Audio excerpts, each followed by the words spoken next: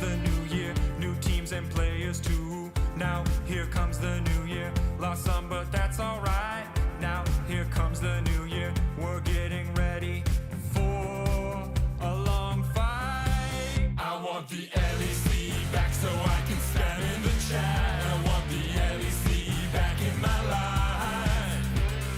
Rap battles, very, very feeling alright. I want the LEC back tonight. I want the LEC back. I want the LEC back in my life. I want the LEC back. I want the LEC back tonight.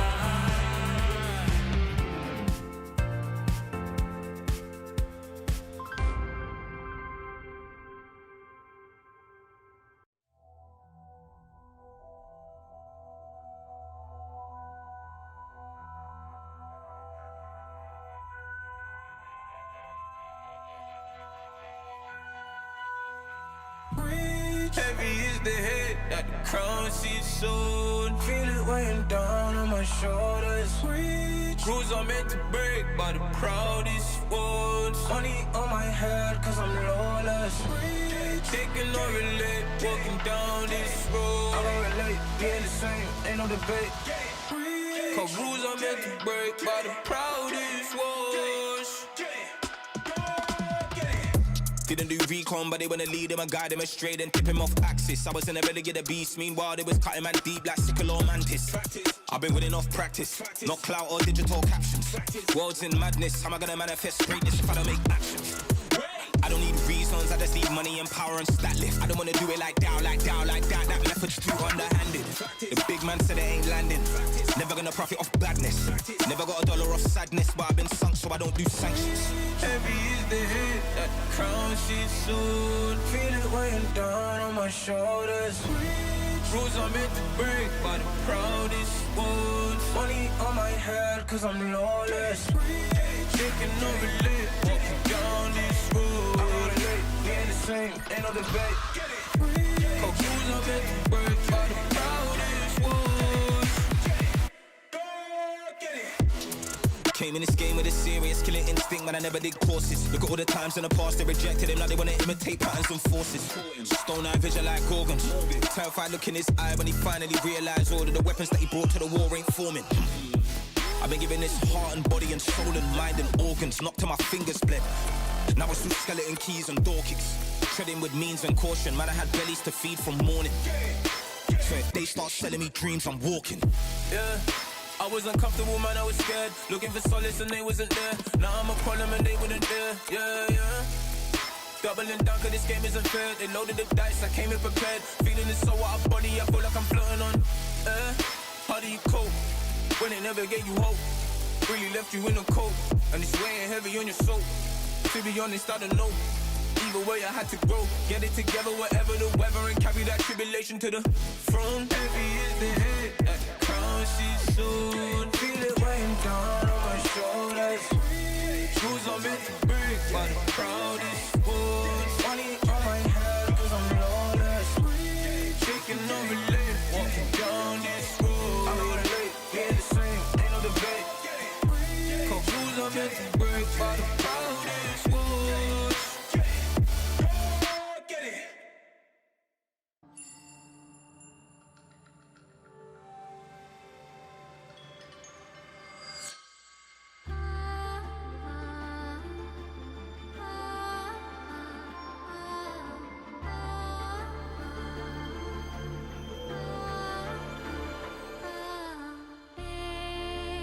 From beyond the past, the seed is sowed, the spirit knows, may it guide me, for I again will wander far and shape the path to meet again on late horizons.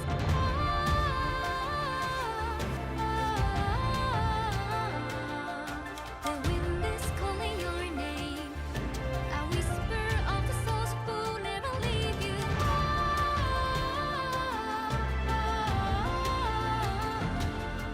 Collect your silver tears,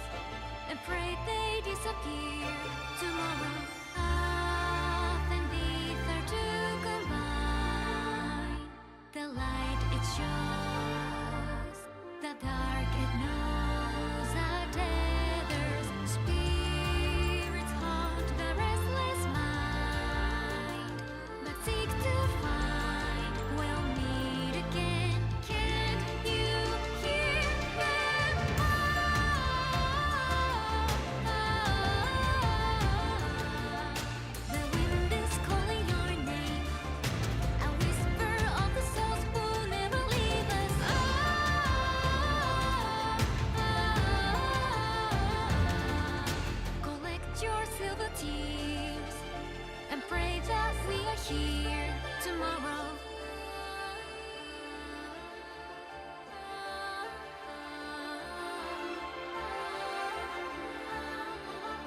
Can't you hear the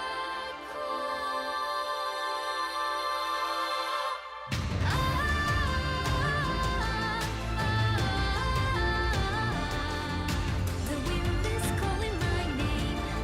A whisper of the souls will never leave me.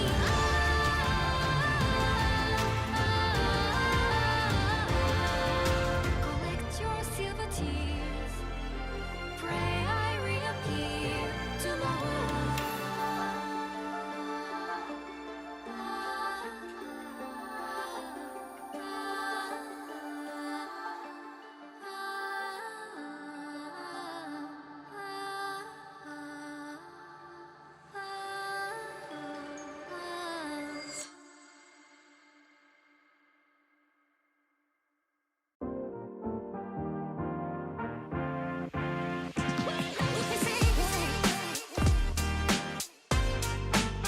Am I ready for you? I'm ready 100%. Ready? I'm so ready for you.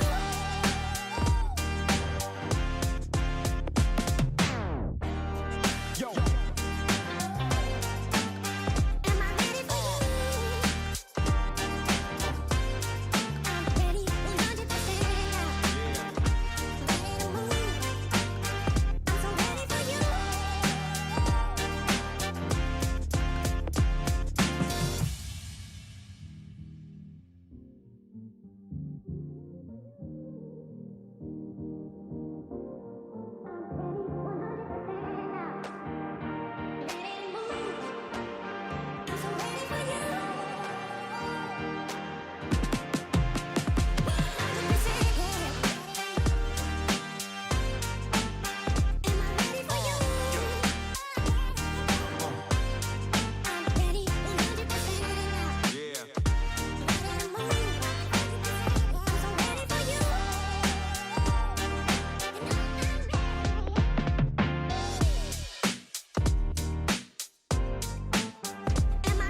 you?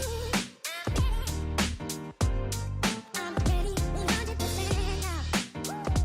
Ready to move. I'm so ready for you.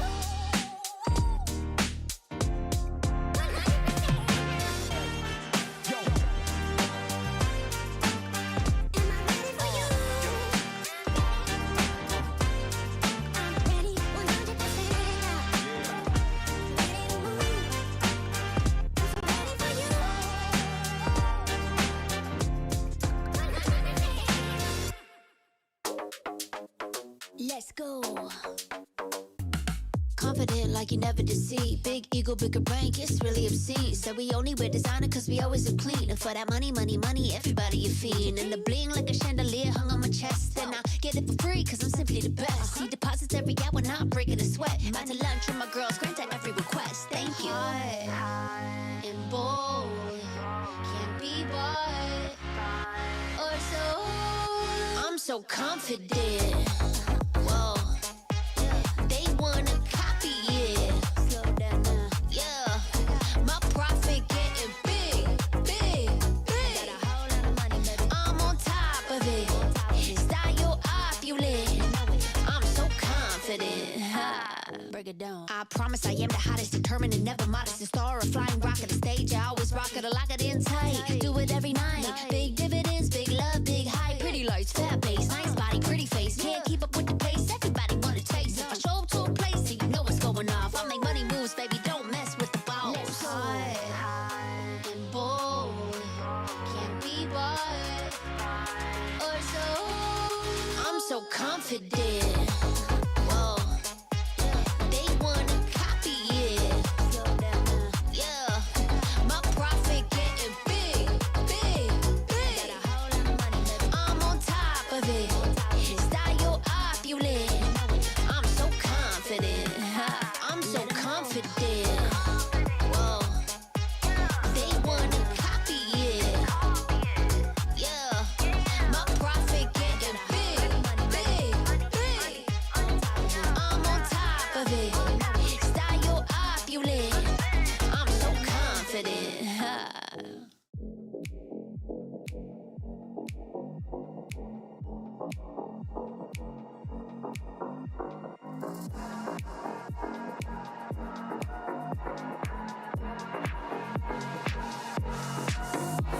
time for a show. Show 'em how you outplay. Go and check the replay. Dubs like all day, boy, you better know. Know that it might be just a little hyphy. Trying to call about these watches go. Cause the games are straight fight. Every team fight coming down to the wire. The whole world trying just to look like us. Take a look at your league. Wish you played like us. Now time to shook reality. You're facing a tragedy when the European legacy comes sucking down your pride to be. Those feelings of anxiety. The future you don't want to see. The wrath of our whole dynasty. It spells LEC.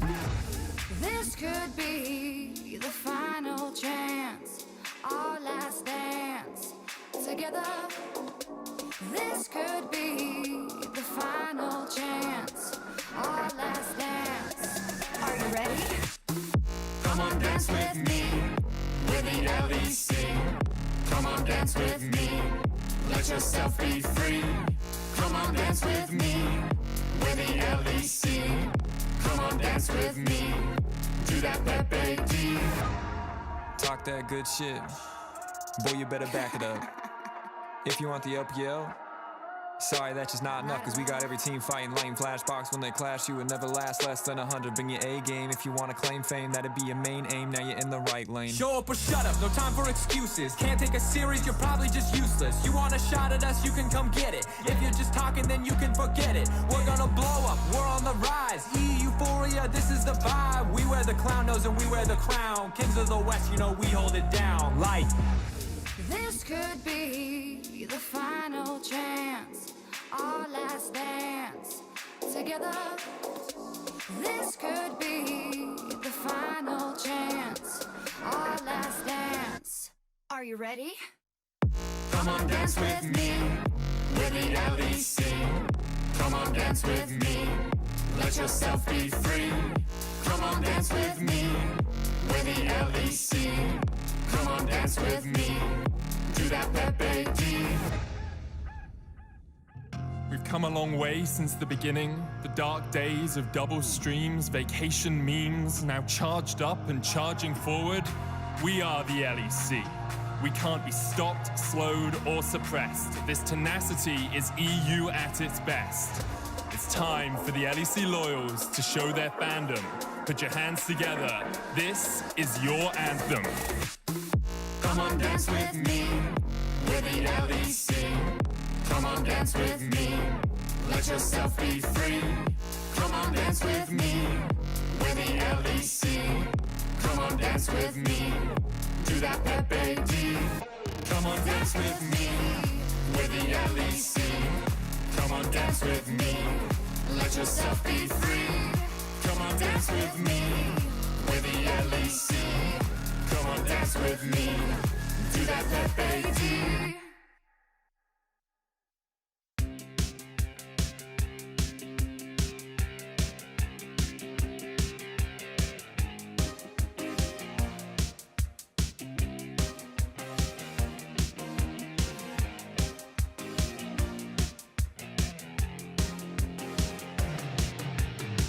you start to think you're all alone, counting failures, you can't let them go. I can tell you need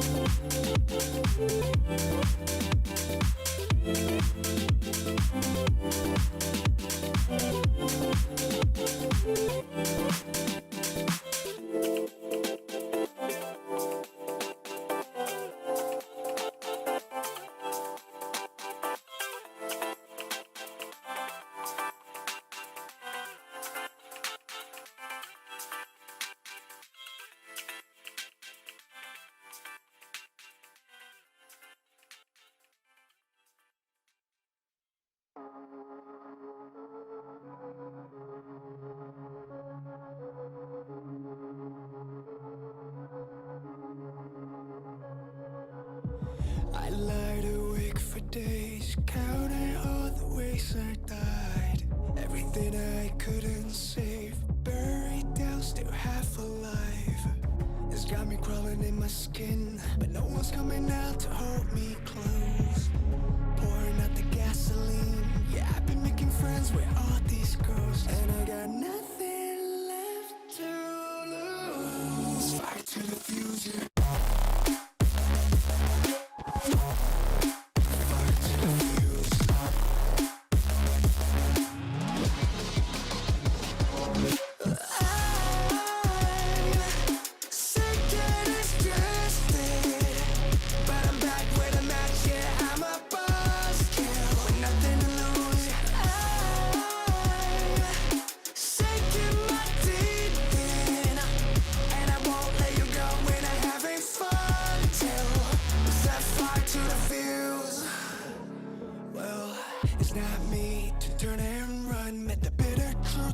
Choked it down, left a bad taste on my tongue, but my appetite's been growing now. I can see you crawling in your skin, but no one's coming out to hold you close.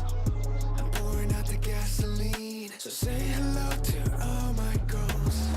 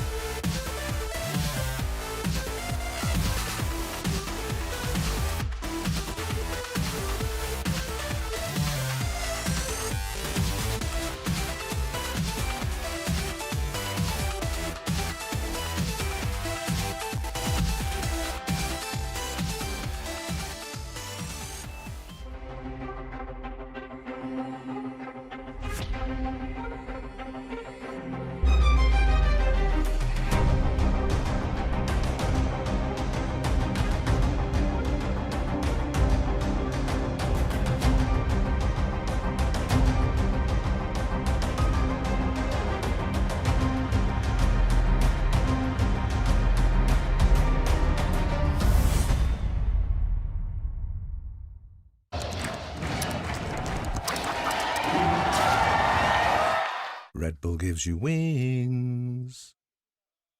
When I was a player, if I was to like make a misplay, maybe it's my mouse, maybe it's my armrest, something feels wrong.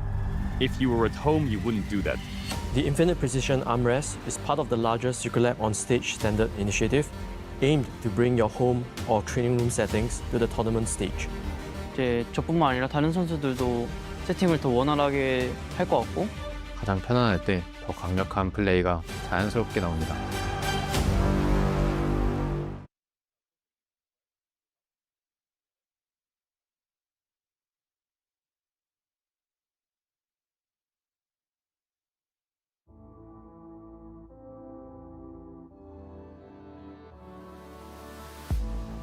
If you had it all, would you look the fall in the eyes? Could you walk away this time? Will you realize, recognize it's never over? And the flame that once had died,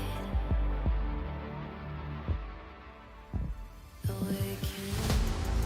Will you rise above the days to come? Will you be enough? Will you walk away this time? Look to your left, to your right, leave the pain behind.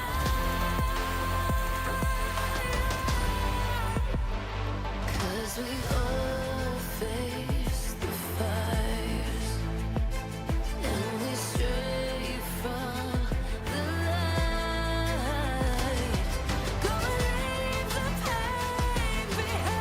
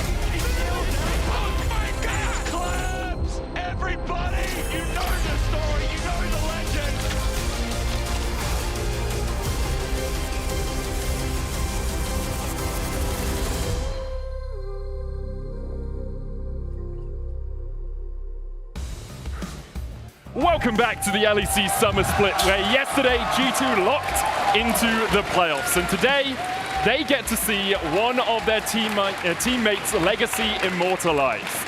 That's right, it's Caps time here at the LEC. I'm Medic, I'm joined by Finn and Hysterics, and we are honored to announce that this year's inductee into the Hall of Legends is none other than Rasmus Caps Winter, a beacon of hope who reshaped what we in the West believed was possible on the global stage. A player that I know for a lot of us are some of our fondest memories of EU League of Legends. There can be no other. As an Australian watching across the pond, I watched Caps for years from his debut up until now. I was impressed then, I'm impressed now. He is the GOAT of League of Legends in Europe, and he is the king, well deserved. And as someone that has competed against him on multiple occasions, he just always seemed so inevitable. No matter how ahead you were in the game, you could always count on Caps to make it hard for you. My first ever game I played, he was playing Kiana, and he just killed my entire team. I look over to my left, and what is he doing? He's dabbing and giggling, and that really like shows what kind of player he is. It really is. He's the smiling assassin, isn't he? And across the years, 17 LEC titles, 12 MVPs, 17 All-Pro appearances,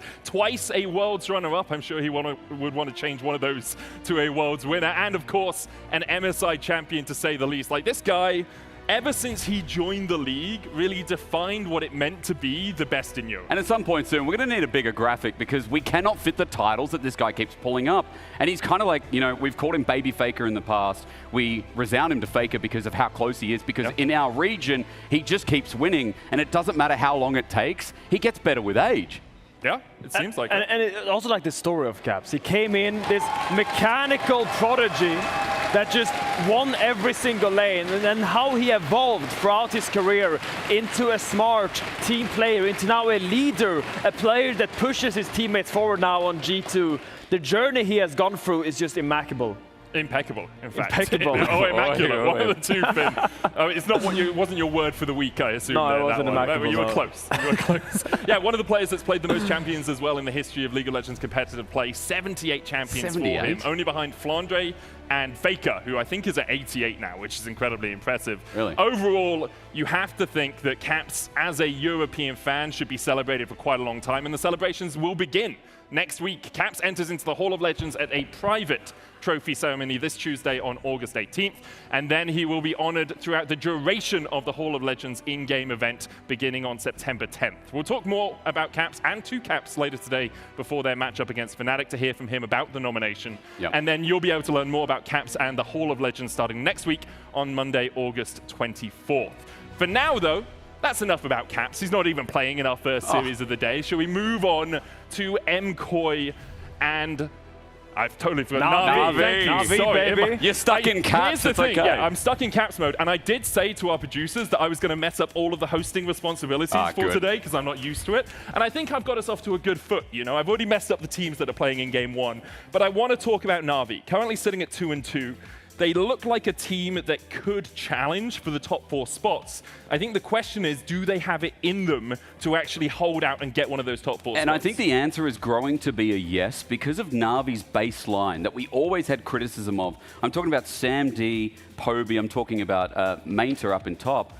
How they play their laning phase has only gotten better with age themselves. We're talking about Caps, how he's getting better over the years. I feel like Navi towards the end of this year is only getting better with that baseline, where that support jungle that we talk about every damn broadcast is continuously hitting highs. So they should be a top 4 team in my opinion. I mean, to me, what is impressive about Navi Summer is that they came into Winter and we were like, they know how to stack dragons, great. And we didn't see a lot of evolution by Navi, but now coming into Summer, they have really solidified themselves as one of the strongest early game teams. And I kind of want to highlight exactly because it really starts from Paris and Reledge, how they work in such good tandem. So I'm going to increase the minimap here a little bit to kind of paint the stage here. Old man eyes. Reledge is now going to full clear towards bot. And Paris has his time right now. But what is Paris doing? He wants to play with Reledge. He wants to link up with his best buddy, but he can't right now. So he's going to sit here, lean around, and try to make himself useful. Why? He's delaying his tempo. He wants to make a play at the same time as Reledge, because if he goes to make a play now, he would just have to walk back bot and just do nothing. That would not be fun. A lot of supports do this, so what makes him so special? What's the difference here that bridges him into one of the best best supports in the league. Now, a lot of supports, they would just walk down this path and then just start laning bot here against the Sigs. But the luxury you have as a support against the Sigs is you don't really need to be there all the time, because you can't really kill the Sigs, he's going to clear from long wave. So how does he make himself useful when he can't get a lead bot? Well, he goes to the top side. The crab is spawning in circa 15 seconds, and you see now they have linked up in the mid lane to walk into this topside crab together and secure the second crab respawn.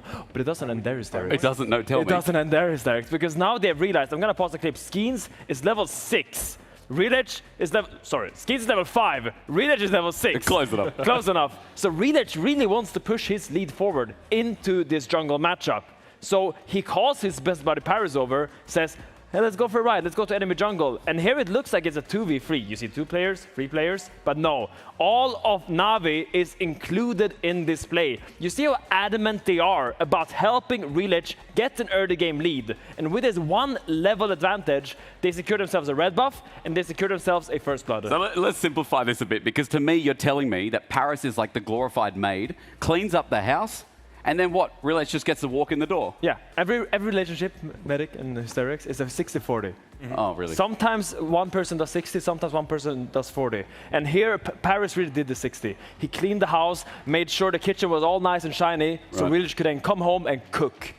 It sounds more like Paris did like 80 and Reledge did 20. As a roaming support player myself, I feel like perhaps the support undervalued you can make the numbers you want, but either way, I think it really highlights that Na'Vi has developed into this super strong early game team, and that's really where I look for them to make the to make the plays happen. And I think this heads up from Paris, from what you've just taught me as well, kind of shows they're in that upper echelon just within support jungle synergy. A lot of teams from LPL, LCK, you see this a lot. You see the depths that they go in the early game between that synergy that I'm talking about. And this is what we're seeing with Na'Vi, and that seems like their win condition. And it's what we talk about every broadcast for a big reason. It definitely seems like an evolution, though, from just let Reledge carry into facilitate Reledge it's gotten a lot carrying, better, yeah. right? So it's that level up, and you can see behind us Na'Vi making it into our top 6 in 68.8% of calculated scenarios. Pretty big. Top 4 is still a possibility for them. Obviously, Vitality and GX kind of standing in their way, but a team that we expected to be in that top 4 that now is tumbling down the table a little bit is MCoy. And I want to talk about exactly what is going wrong with this team and how I think it might be at a step above just team problems and more a holistic problem. Let's hear what Ibai had to say about it. No sé qué deciros, ¿sabes qué es esto, tú? ¿No defendemos? ¿Qué coño vamos a defender? Para lo que hay que ver. Bueno, es un nivel lamentable, gente, os pedimos disculpas. Es un nivel absolutamente lamentable. Esto es una cosa para volverse loco, tío. Hostia, por Dios, va. Hostia, por Dios, va. Esto es aberrante, coño. Esto es aberrante, hostia. Y ahora comértelo aquí en el co-stream como un hostia, esto es aberrante, tío. Se puede ganar o perder, pero por Dios, un poco de honor y de orgullo, tío.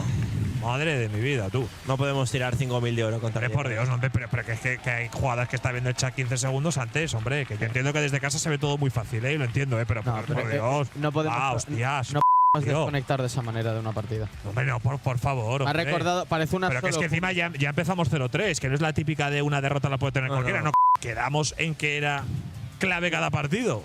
And I think the important takeaway from this is obviously Ibai is upset. He's a bit upset. A little bit upset. Very agitated. And understandably so.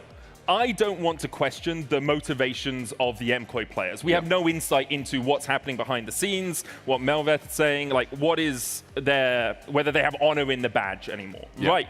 But we have seen over the last few weeks, especially in week 1, a struggle for MCoy to find the form you would expect from 5 players of this caliber. Finn, do you have any insight as to why you think that's happening? So we've got to look about what MCoy looks like at their best. They're a team that's decisive. They're a team that commits with every single player in their team for plays. Every single play is a 5-man play. And what we see now, what we have seen from MCoy in the summer, is a team that lacks confidence. And when a team's strength is centered so much about these decisive engages, these 5-man plays, losing confidence means losing your identity and losing your grasp on what makes you a good team. And I really understand Ibai's concerns and agitated commentary, because I also expect so much more from MCoy. I expect this team to be top 3. They have shown it consistently that they have what it takes, but they're not living up to it right now in summer. It's disappointing. For me, especially, going back and watching the VODs ahead of today, I was like, when did it all go wrong? And I look back at like week 1, day 1 versus G2 at the Roadshow, and I saw an interesting Camille game at first from Alvaro, but then you talk about that synergistic, medic, help me with the word, synergistic? Yeah, that's right, yeah. The play as 5, and it never came through outside of game 1 versus G2. After that, it went downhill with Alvaro getting called out. For me personally, I think maybe the meta wasn't the right fit. Alvaro is fantastic with engages, but maybe these skirmishing, short balling, level 1, 2, 3 supports that never really stay in their lane wasn't right for him. This is speculation, but I'm thinking now maybe with a new patch, it could be different. That's my hope. It definitely feels like they're not on the same page. Yeah. Especially compared to where they were, say, in the middle of last year, where everyone seemed to be firing on the same cylinders. They're 2 and 4. We've seen their remaining schedule. They have Na'Vi, they have SK, they have Heretics. Expected wins versus SK and Heretics, you would say, but it's still a struggle to get even into the top 6, never mind the top 4 for their roadshow. We had Perks on yesterday here on this very couch that we're sitting on right now, and he said MKOI's mid jungle is too good not to make playoffs. True. And frankly, I agree with that. They have a lot of games that I would expect MKOI to win. Yeah. So it's still within their grasp, and I think a game win today against Na'Vi is that crucial stepping stone for them to make playoffs. I think we've given benefit of the doubt of G2. Granted, they've deserved it a lot more because they've been in the league for so long and have been able to overcome the hurdle. But MKOI, because of what they've done in the past couple of years alone, I would say we should give them the benefit of the doubt for now, despite being negative and seeing them at 2 and 4. It's also very front-loaded, their schedule. They have a lot of hard matches to start off with. Let's see if they can close it out with 3 wins, in which case they would definitely be in our top 6. Jake also spoke to Alvaro earlier today as he arrived at the studio, so let's take a listen. I'm standing by with MKOI's Alvaro right before a crucial game up against Na'Vi. Alvaro, welcome. It's good to see you again. You're looking good. You're looking healthy. How's the mood right now in MKOI going into this game, but also with how the LEC started so far? I mean, I think we are really conscious as well that today is really important, mostly because we are increasing our chances to go for our own road trip, because I think Na'Vi is a strong contender as well for the top 4. But overall, I think we are just focused on ourselves. I think during this last week, we have been putting a lot more hours. I think the effort of everyone has been like really good. So yeah, I'm just wishing to actually be able to play today and to show. And the mood's good. You guys are happy. Like you guys feel like you're in a good place. I think right now we are also really willing to actually play because everyone wants to prove ourselves and to each of us that we are capable of coming back from this bad start of the season. But yeah, I think we had higher challenges already in the past that we were able to go through. So I think also you guys have the faith from the fans at the very least because you've done so much before. What about 26-16? The new patch coming in, support's changed a little bit. You've got to stay in lane for more experience. Does it change your gameplay and the way that MKOI want to play? Obviously without revealing too much. Do you feel like this is going to be a better patch for you? I think it depends. I think, for example, now maybe some enchanters also come more into the game because usually bot lane are like more paired together for a longer time. And I think also Na'Vi game style is also kind of roaming, so I think we will be able to match it. And yeah, I think the changes are actually better because I think, for example, Camille now is also more nerf. You need to stay in lane. So we will see as well what they have to show today. I mean, also your engages in the past. I think about your Nico all the time. That's one of the best engaged supports we've seen in the LEC. So looking forward to that. Hey, not trying to compliment you too much before we get into the game. Finally, as well, you just mentioned Paris. He actually said recently in an RFT interview that he thinks he and LEC are the best jungle support in the league right now. You care to comment on that, especially since we knew Alvaro and Elyoya were the best jungle support in the league for a very long time?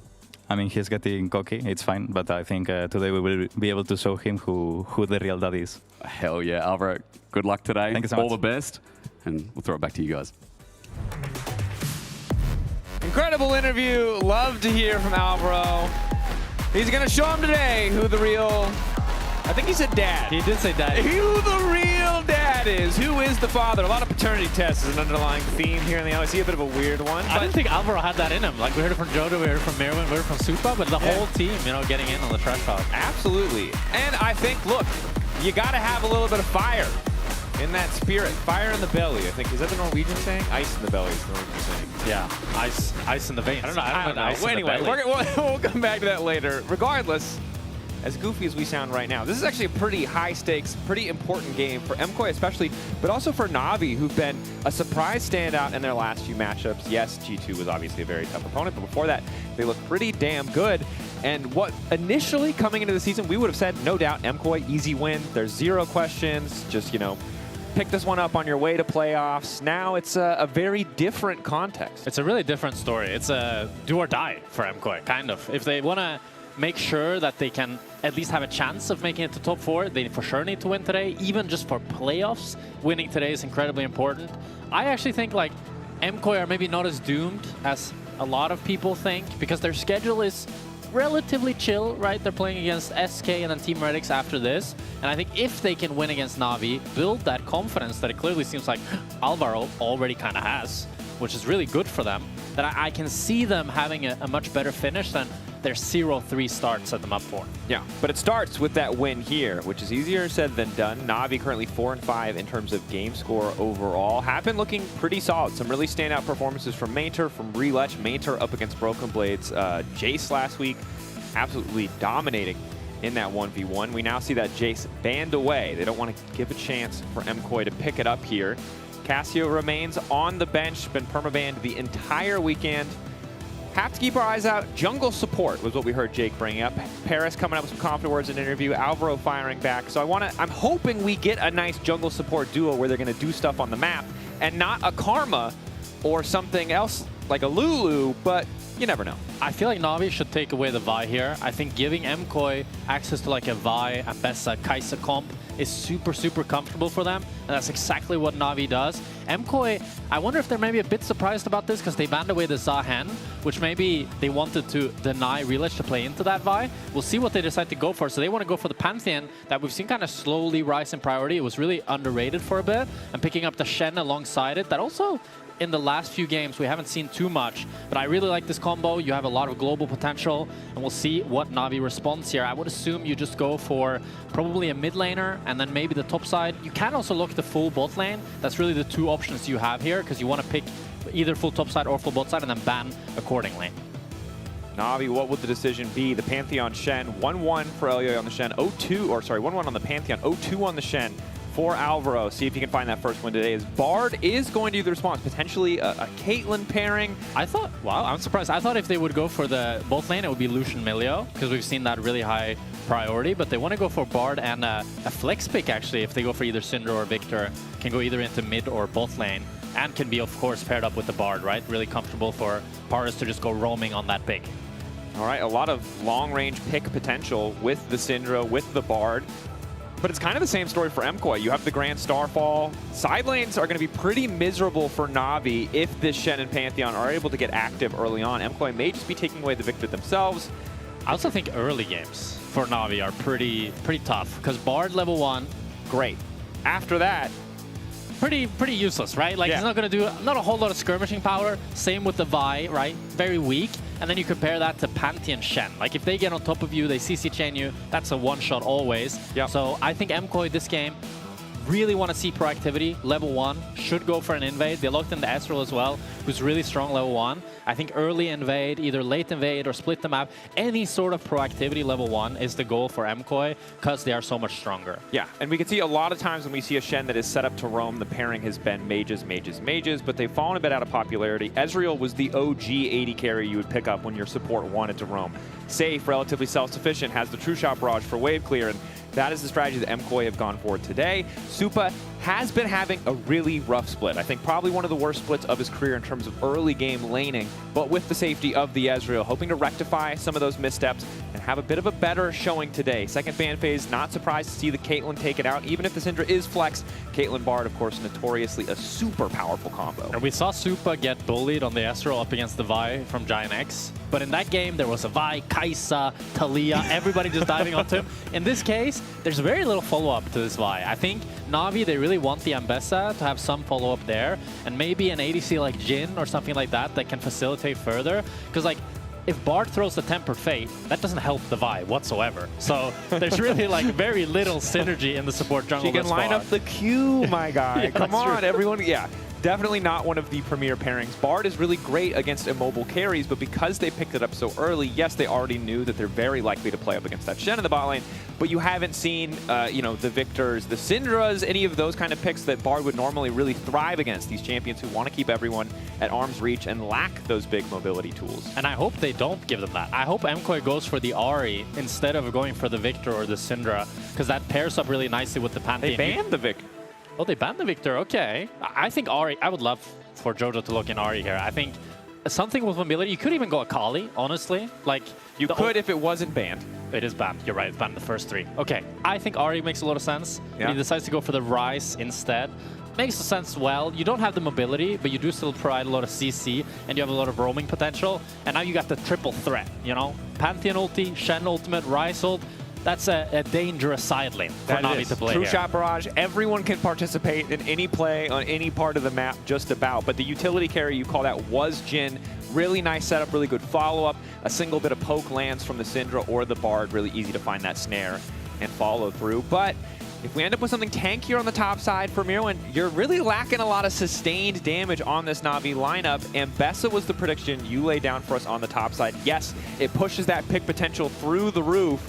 But is it what the composition needs? And I think they'll go on Bessa or Cassante. Those are the 2 options I would be looking at if I was Na'Vi.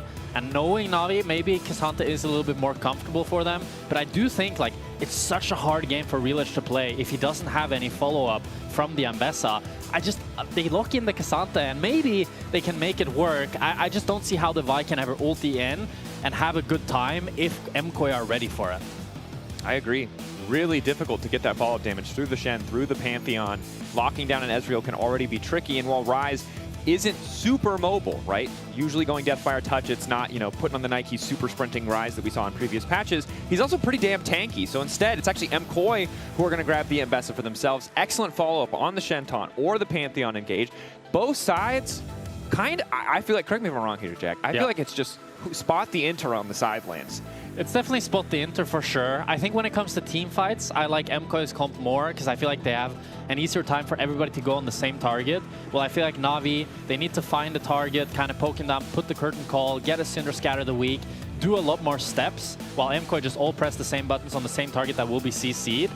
Early game, heavily favoring for MKOI. I want to see Elyoya be proactive. I want to see them make something out of it. And I think if Na'Vi can reach like a decent time in the game, if Relich, especially if he gets ahead, then I think he can have a lot of agency. But if the game goes how I think it should, with Relich falling behind, I could see MKOI just slowly steamrolling this one, to be honest. Steamroll, something we've seen from Movistar KOI in the past, right? We know this is a team that love to fist fight, love to skirmish, take these big engages. You heard it from the desk earlier. When they're playing well, they're playing together as 5. Decisive calls, even if they get a little bit crazy on occasion. So we'll see if Na'Vi can weather that storm, get this Vi safely to level 6, and if some of that level 1, you know, invade kind of plays come through here from the side of MKOI. So we get into our first game of the day. Fun fact, Samdi, 44 games on Jhin. Wow. Nice, lore accurate. Unfortunately, this is his 45th. So, kind of ruined it. He's 50% win rate, so he could make it 44% win rate. Oh! That's rude. Paris in trouble. Bard level 1, no! He's exhausted! Oh, he's running. He's trying to sidestep, but it's first blood. You said level 1 would be important. Yep. And he wants to make it 44. Yep. That's a rough start for Paris there. First blood for Supa. He gets it with the lethal tempo. And one of the things that I didn't mention that I feel compelled to say is that MKOI's comp, they're quite short range. So I was thinking if Na'Vi can just scale up and then play the range, play the scatter of the weak, have that Jhin utilization, that can be really nice for them. But now with such a big lead in both lanes, Supa should be able to zone Samdi off of XP level 1 as well. This might be the straw that broke the horse's back. All right, but yeah, I'll just give you that one. We'll see if Relich can get comfortably to level 6. Unfortunately, the range that Na'Vi played that level 1 at was melee range, so hoping they can get a bit more space here. Mainter versus Miro, and again, historically, this is one of Mainter's more comfortable champions. I'm not used to, I know in spring he really leveled up and showed a lot more in his pool, but I'm still used to the Mainter of tanks, of Sion top, while Relich was cooking in the jungle.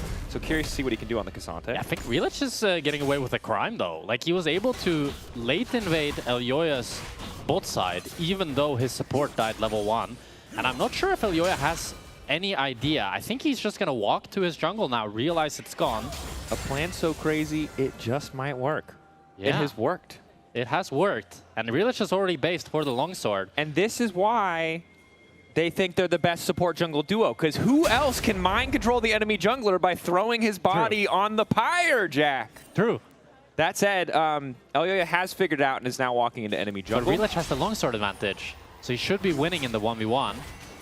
But it won't be a 1v1. Red buff, and there's an Alvaro on the way. And wow, I swear it's not scripted, but this is exactly what our graphic is talking about. These are supports and junglers who spend a ton of time together. Thank you, gentlemen, for proving our point. So Smite goes down, a good binding, but again, bar level 2 isn't real. It's a tiny heal, and Alvaro, though, may have overstayed. Heal away, Wallbreaker doesn't connect, and that's going to be a bit of a rough one. Supa was here, that's why Na'Vi wasn't able to play so aggressively as they wanted. Poby decided to move as well. I don't think Supa lost too many minutes in bot, but it doesn't look like MKOI can get anything more than the Raptor. So still a pretty good early game for Relich, all things considered, given the fact that he got 3 bot side camps from Elyoya.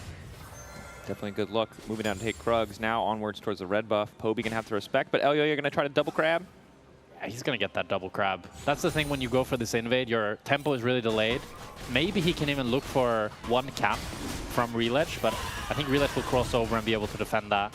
Although Mainter is really low on the top side, so maybe they could look for a skirmish in mid. Alvaro can look for the taunt here. Gets the flash out of Poby for free. Poby not going to risk going for the scatter, not even sure if he had the cooldown. So double crabs, Poby down a flash, and now Elyoya kind of has that permission slip to start invading, because top lane already pushing in his favor, mid lane pushing in his favor as well. And fortunately for Relich, team falling behind kind of nullifies the success of that first invade, because there's no one here to back him up. Yeah, the top lane prio is so heavily in MKOI's favor, and the fact that Shen is stronger than the Bard means that, oh, taunt flash! Paris now in trouble, lays down the magical journey, just barely making it through. Elyoya's gonna follow! The Comet Spear, the flash over the wall, that was psychotic, but it paid off. Yeah, I didn't think they had the damage to kill Paris there through the tunnel, but they were able to take him down. 2 deaths now for Paris. A really tough start for him in this Bard game, but they're making use of the early game skirmishing power of this MKOI comp. And I do want to be clear, if you're a new League of Legends player, don't go through the Bard tunnel. Just because it worked. It worked. But you've been that guy. I've been that guy. We've all been that guy. It's a free stun. The worst is when you like misclick it, and then you have the feeling of shame as you know that it's really bad. The worst is when he doesn't go through and you panic click it and go through and you just get completely juked. Right. Yeah, I've been that guy. I'm hoping everyone's been that guy, but maybe not. As MKOI continuing to build the gold lead. Now, it's not quite in the way that we expected. A lot of times it's more explosive skirmishes, but again, it's level 1, taking out Paris, grouping, getting a little bit more prio in their lanes, and taking out Paris again. Unfortunately, Alvaro clearly took what this man said personally, as he's been a part of killing him twice now. Yeah, love to see it. Not a big lead in the jungle department, though, so that's one thing to keep our eye on. Relich should still be able to get level 6 the same time as Elyoya. And the support is like the player that can die the most without it having much influence on the game. Like, Paris is still pretty equally leveled with Alvaro. The biggest question is, like, Supa got the first blood, so that's a 500 gold lead. How can he transition that to get a faster spike? I like the fact that Samdi was able to pick up the BF sword. I was going to say, yeah, he did not transition that into a faster spike. He transitioned it into Call, tier, scaling, investing in his future. The man bought a college fund. Yeah. Could have gotten... That's the ADC way. Come on, you got to invest. I don't know. I kind of like, right now, I kind of like Big Old Sword a little bit more. That's but we'll true. see. We'll see which one works out better in the end. One interesting thing with Jhin is a lot of people have been going Yumus first and then into Stormracer, because Stormracer build path is super bad. But I do think when you can just get the BF sword like this, it's a real luxury. As Jojo is thinking about trying to get the Scuttle. Okay, the 1v1. This is the going lead. in. BF sword. Samdi only has one more bullet. He's out of ammo. Reload, Samdi. Reload! Flash in. Auto. Root doesn't quite get him. It's clean from Supa. Mainter not going for the all-in, but Mainter is unstoppable through the direction of the public execution. Mirwin debating if he can follow up. They both have really long cooldowns, so fight, bit of a nothing burger in the end there. And it looked like Supa predicted the flash there with the W on Samdi, so he was able to follow him and get that kill. Really nicely played there. And, you know, that's the lead. If he didn't have the call, he probably couldn't have killed them. And I got to give credit to Supa because, again, we have been so critical, I would say rightfully so, of his landing performance. An immense amount of isolated deaths. I believe he went up to 8 last time I checked in the first 8 minutes of the game.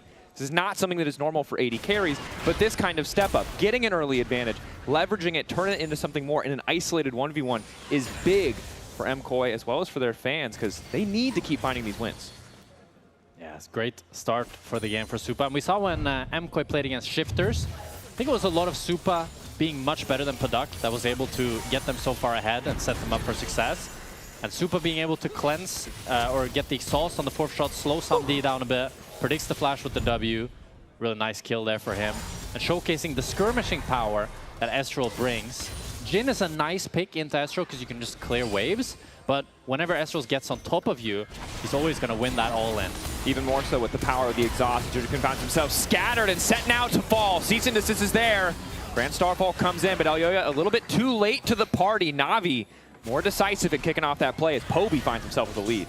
Really nice how Na'Vi pulls the trigger there. Complete CC chain for Jojo. Not able to flash, not able to do anything. And even though MKoi wanted to try to assist him, the fact that he died so fast, it looks like MKoi might be able to pick up the grubs though, with the fact that Paris had the base. And it looks like Relech is going to give it up and just go for the Krugs. Mainter just kind of taking pressure here. The question is, can Relech pick up the Dragon? I don't think he has the time for it, but that's what Na'Vi is thinking about. But it looks like he's just going to go for the Krugs instead. Yeah, focused instead on his own camps there. Of course, in the context of that play, Relech did burn both the ulti and the flash, so his actual playmaking potential to get anything else on the opposite side of the map is a little bit more limited, as MKoi trying to make the most of losing Jojo Pune in the mid lane by taking topside objective and now setting up for the Drake as well. I think there is a case you could argue that def is kind of worth for Jojo, because he only lost 1 wave on mid. You get the grubs, they didn't get any Drake pressure, and they didn't really get anything out of it, and they invested the flash and the ultimate, as you said. Alvaro, nice dash back from the captive audience. It's a good point. I think the biggest thing now for the side of Na'Vi is to make sure that gold advantage, that kill turns into something more. If Poby's able to start a lot more of these picks with the scatter of the week, it's going to feel worthwhile. But if not, I'm inclined to agree with you. Grubs are going to give a lot more incremental value over the course of this game. We'll have to see how it pans out. Mainter, I think, could potentially look for a dive on Mirwin. But it looks like MKoi wants to do the same on bot. Just go for the Dragon. It is on a ward, but with the fact that Relech is top side, Paris is pathing top as well. I think Mirwin might be in trouble here. The cross map is looking at top here. Mirwin very low. They just need to crash this wave, but Mirwin has to be aware of it. His team is doing Dragon. Alvaro's going to open top side, but he's too late. Mirwin might be dead. He's going to get out in time. Dashing out. Relech, still no ulti, still no flash. Cannot afford to commit. Really clutch pink ward there. Spotting out Relech. Yeah, now Alvaro's going to try to pick up what experience he can, or maybe just trying to cover, as Mirwin does have access to the TP. So wants to give his team, is a living ward at this particular moment in time. Just trying to give information over. Good defense by Alvaro, making his top laner feel more safe and trying to delay the take of the jungle camps from Elyoya. I think Elyoya can feel fine here. He gets the Dragon, loses 2 jungle camps. Pretty happy with that. How does one man wear this many vests? Like, what does that fit look like? That's a helmet and 3 vests. That's pretty crazy. These are the things that keep me up at night, Jack. How does one hold all those swords in an AD carry build? I mean, I've seen some like NBA players, their fashion can be pretty crazy. That's true. Have you seen Jake wear the poncho? This is Jake with the poncho right here. This is... I mean, to be fair, if you wear a shirt and a jacket, that's like 2. That's 2. Where's the third one? Actually, if you wear a suit, shirt, vest, jacket. All right. Fair enough. All right, fair enough. Then you just need a helmet. Yeah, I didn't know you were a Cassante man, bro. You got the answers ready to go. You got the deep knowledge. Cassante's really fun. Cassante, well-designed champion. Yeah, of course, because he's tank Yasuo. He's fun to play. Yeah, he's fun to But also, I think if you get outplayed by Cassante these days, that's your bad. As Poby might be getting outplayed right now. Poby getting outplayed by Jojo Pune, getting walked down here. But a nice binding from Paris. Stops any potential follow-up there. And this is one of the concerns about Syndra up against the Ryze, is Ryze does just build Merc Treads and then get to walk at you pretty menacingly. That's true. Poby did also hold the Scatter of the Week up until using it against Elyoya. So that is a tool that he always has. I think Syndra... You want to hear another take on champions? Okay, okay. I think Syndra is like the lowest skill floor out of any mage.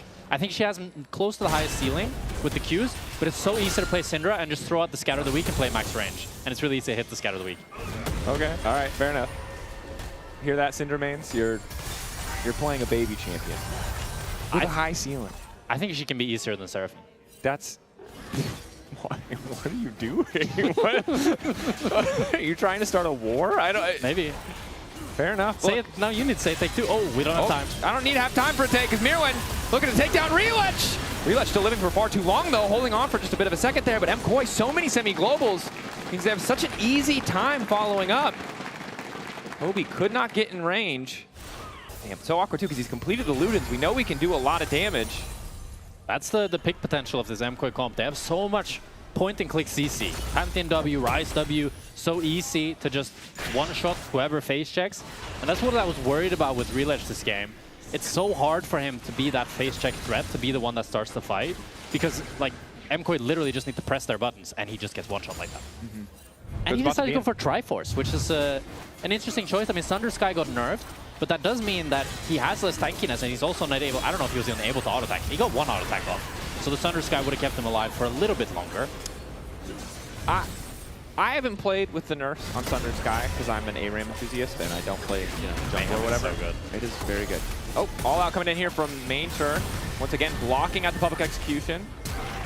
Q3 goes through. Nice sidestep from Mirwin. Drake out step back. Oh, that's nice from Mirwin. Samdi now running. Flashes past the Comet Spear from Elyoya. Fully stacked now here on the Mortal Will. Is going to use it with the Aegis Assault to get the extra movement speed, but there's already a trap there to slow him up. 1v1 in the top lane continues. Mainter, though, has so much armor. The Eclipse is there, but it doesn't beat 3 Vests. The Shen now summoned to try to save the day. Mainter might be dead before anyone else can arrive. Mainter trying to sidestep, gets away from Alvaro. Alvaro base damage might be enough, but Reledge has already taken down Mirwin. Alvaro in the 2v1. I think he could have taken him, but Na'Vi not going to risk it. Poby was there to support the top side, but Alvaro missed the taunt, and now he's dead as well. It's a disaster for MKOI. The good news is Supa is in the bottom lane taking towers, building a gold lead for himself. 2.5k individually. He is massively far ahead of Samdi, but that one did not go well for MKOI. It looked so good for MKOI when the Stan United came through. I thought they would be able to take down Mainter, maybe even Mirwin could survive. But the fact that the taunt misses here for Alvaro means that Mainter survives. I'm guessing Alvaro also, he lays down the W, but I think he lays it down a little bit too fast. I think if he holds that a little bit longer for Mirwin, then Mirwin can buy more time and live a little bit longer. And then Alvaro doesn't expect, I mean, this is just greedy of Alvaro, right? He walks up to farm under tower, he gets stunned, gets one shot, really skilled. That's what level 100 mastery looks like on Syndra right there, buddy. That was really skilled. Don't talk trash. Oh, good for Poby, good follow-up. Jojo now the one who's locked down. There's no cease and desist for Reledge, however. You can see a lot more burst damage on that initial combo from the Trinity Force, but a lot less sustain as Samdi finds himself exhausted in the mid lane. Supa getting aggressive, and I think trading the exhaust for the cleanse, pretty nice for any potential follow-up plays. And half HP from Samdi taken as well with the Mountain Dragon up. That's just free for MKOI. Supa looking really comfortable in this game, putting Samdi further behind. That is the player to look out for to carry this game for MKOI. So it looks like Na'Vi wants to try to go for a potential Herald cross map, but they're not willing to go for it with how fast MKOI took the Dragon. MKOI incredibly fast. Now sending Mirwin at least to the bottom lane. They have had to concede pressure on the top side. They can't get everything for free. So it will cost them a top lane tower, and it will extend Poby's individual gold lead to almost 1,000, as Na'Vi will be able to grab this Herald. There was a bit of an invade on the bottom side as they're just trading blow for blow. It's a lot of cross-mapping happening and not a lot of grouping up and fighting here. Ends up being a much better cross-map for Na'Vi than I initially expected with the fact that they got both the top tower and the Rift Herald. So the top side of Na'Vi, decently stronger than the top side of MKOI. Do you think Mirwin, as he continues to get more items, will start to outscale Mainter in a side lane? Unless Mainter gets that classic crazy good all-in that Kisanto always looks for, but in the shorter trades, it gets easier and easier for Mirwin to play, especially with the buffed Eclipse, with how much damage that deals now. Yeah, it's a pretty significant buff for Eclipse overall. I think it's safe to say. Obviously, one of 3 of the big bruiser items that was changed this patch. I don't think we'll see a Sterix or a Black Cleaver for him, but Eclipse always was a solid item, so nice to have that buff overall for her as a champion. Is Na'Vi now going to look to leverage that power of the Herald in the mid lane. MKOI moving to cover, but this isn't going to be... I always, I'm always so... I want more out of a Herald. Yeah. I think that is one of the things that my expectations are too high for Herald now, because I've seen a Herald drive through 5 people. I've seen, like... Do you remember when, like, a combat Herald was the craziest thing ever? Yeah. When Herald came out. But that's what I like. I'm just saying that, like, just dropping it mid lane and for 2 plates or whatever, I don't know, man. It feels underwhelming. It does feel underwhelming. I do wonder, like, in situations like these, if you can, I think it's probably always better to wait for the next dragon and then use it as a combat herald. Because then you can like go for a crazy play and then just have the heralds like save you. Major, unstoppable. Ulti now going to come through for Mirwin. Shen is on the way. Alvaro going to try and save the day, but there's TP coming in as well. Elyoya has arrived, falling from the skies. Paris buys an extra moment, but it's Major who's now in trouble because Supa is here too. Nowhere for them to go. MKOI beautifully turning the play. And the goon squad of MKOI has arrived. The Supa wants to keep it going. The meaning of that word has changed a lot in the Okay, last few years. You can still say that. That's fair. Hard for me to recover from that one, Jack. I'm not going to lie. MKOI, they spank them. The semi-globals here, and this is you what can say that? I think it's better than Goon Squad, my dude. But we'll let production decide. They probably don't want us to say either. Oh. Poby gets back. The stun still connects. He is pointed. He has clicked. It did not work, however. It was close. It's close. Just barely. The W didn't land. As we watch the replay here, I mean, it starts off with Na'Vi making the proactive play, but it's the fact that MKOI has so many tools. They have the Stand United, they have the Pantheon Ultimate, Supa's already moving proactively very early on. So that means that they can have their numbers faster, and the fact that Mirwin just does so much damage, able to set up the play really nicely. And even though Poby TP is in, too little too late for them. The fact that Jojo, he has the Ghost. He didn't have the TP to try to match, and they still were able to find the victory in that play. Really, really good for MKOI, and then now starts the 3,000 gold lead and the slow snowball for MKOI.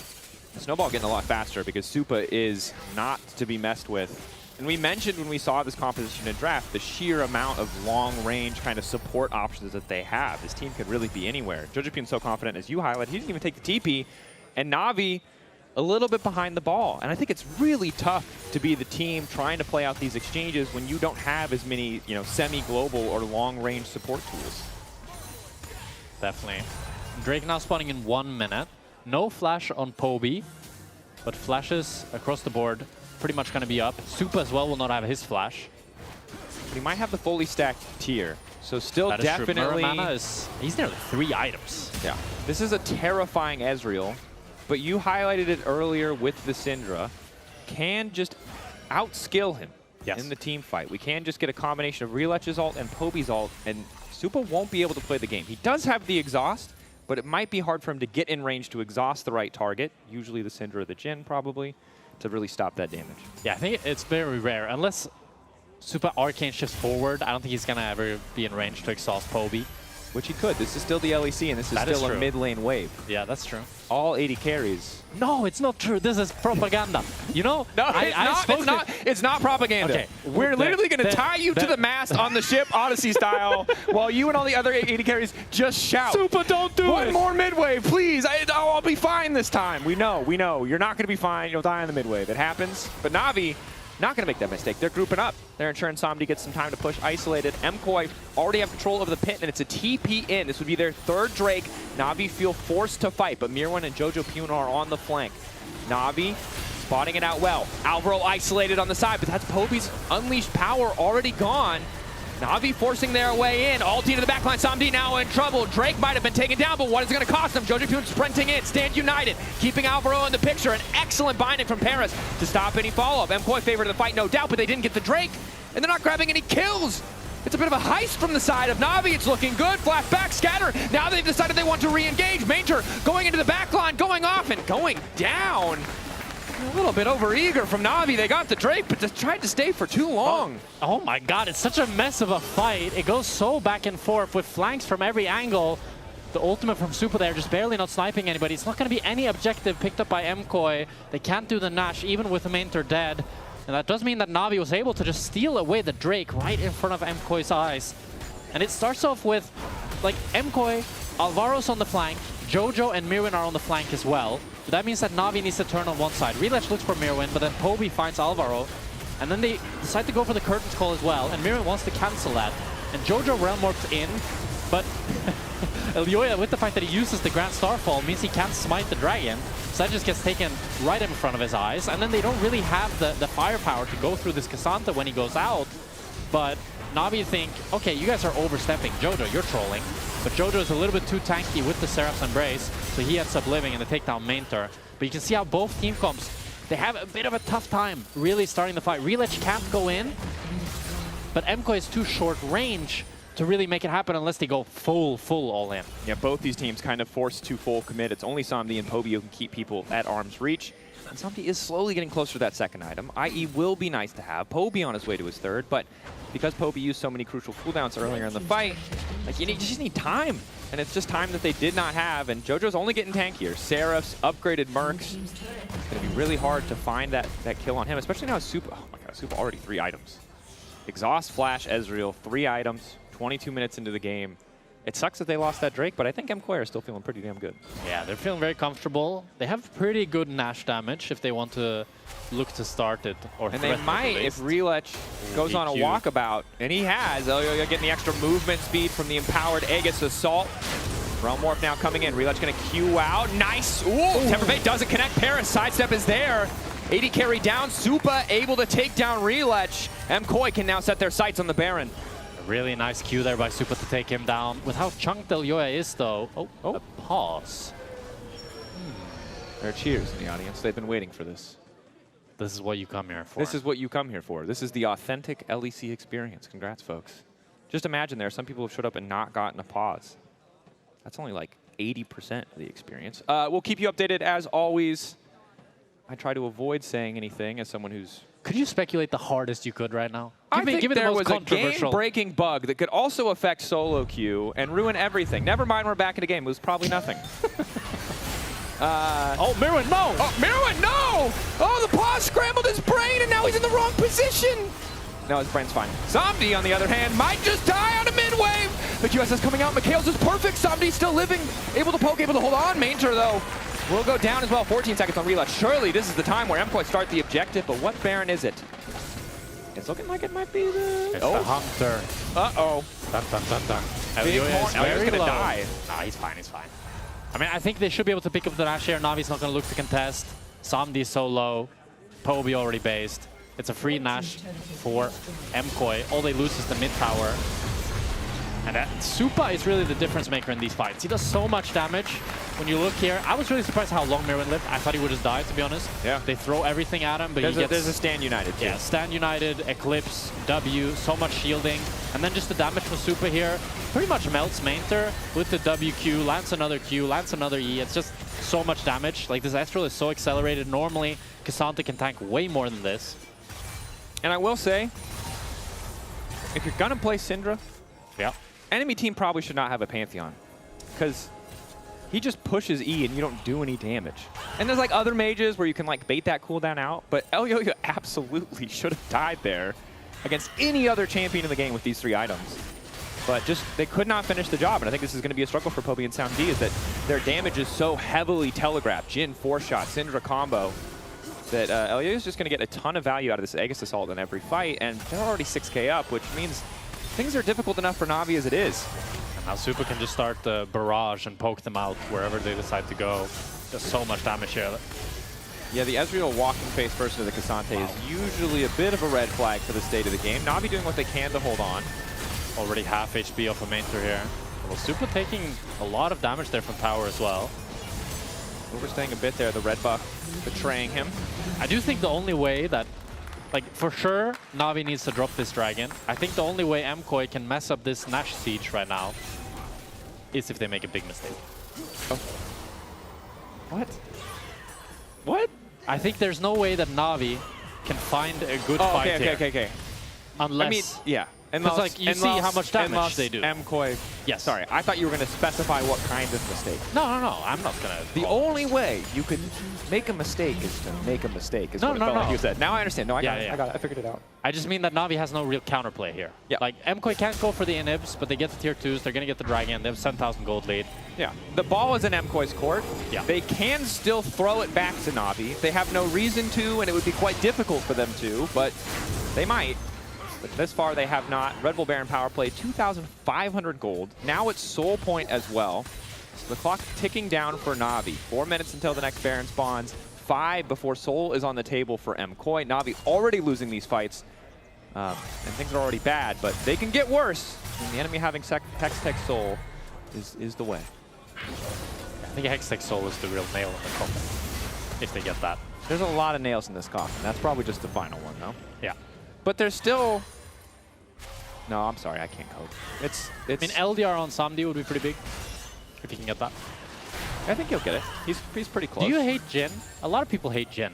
No, I think Jin is overhated. If we're to continue with the champion takes. I think my problem with Jin. Oh, Relich now in trouble. Getting burned down. No time to talk about Jin. We're supposed to be talking about Supa and his incredible Ezreal performance. Although he's getting rooted up. Now we're going to talk about Jin. It's curtain calls. But it's a one-man show and it's not doing very well on Broadway. The damage not there as Mirwan just chunking Mainter out. Supa following up as well. Supa steps too far forward. Poby still has a good angle. Supa's playing this line really nicely, doing so much damage, stepping forward, understanding the threats, understanding the assignment, really. And it's all a ruse, as it's Jojo Pune in the bot lane splitting.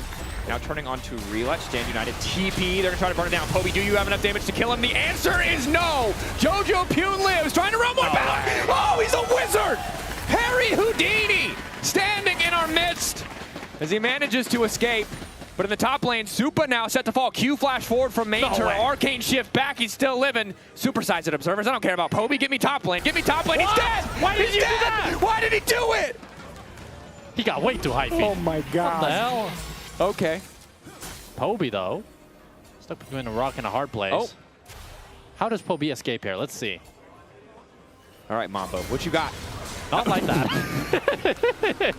Poby! Got dunked on. Got dunked on. Of course, to be clear, like, this couldn't really outplay them. They're broke boys right now, and it's the struggle. The fact that they got that shutdown, though, is it was messy from Supa, and it's the kind of mistake that doesn't matter if you win this game. Yeah. But if we go another 10 minutes, and it's like to Elder, you're really going to regret giving up 1,000 gold, because now the Lord Doms is there. The man has the delayed onset muscle soreness. He is ready to take over the fights. As we see there, it starts with Samdi actually just flashing over the Astral Q, and the Supa gets a ton of damage, kites it out. Mainter, I'm guessing, flashes as well? Yeah. Oh no, he just lands the W. Q flash. Yeah, okay. And then he cancels the Kazant ult with the Arcane Shift. But then here, I mean, Supa's just like...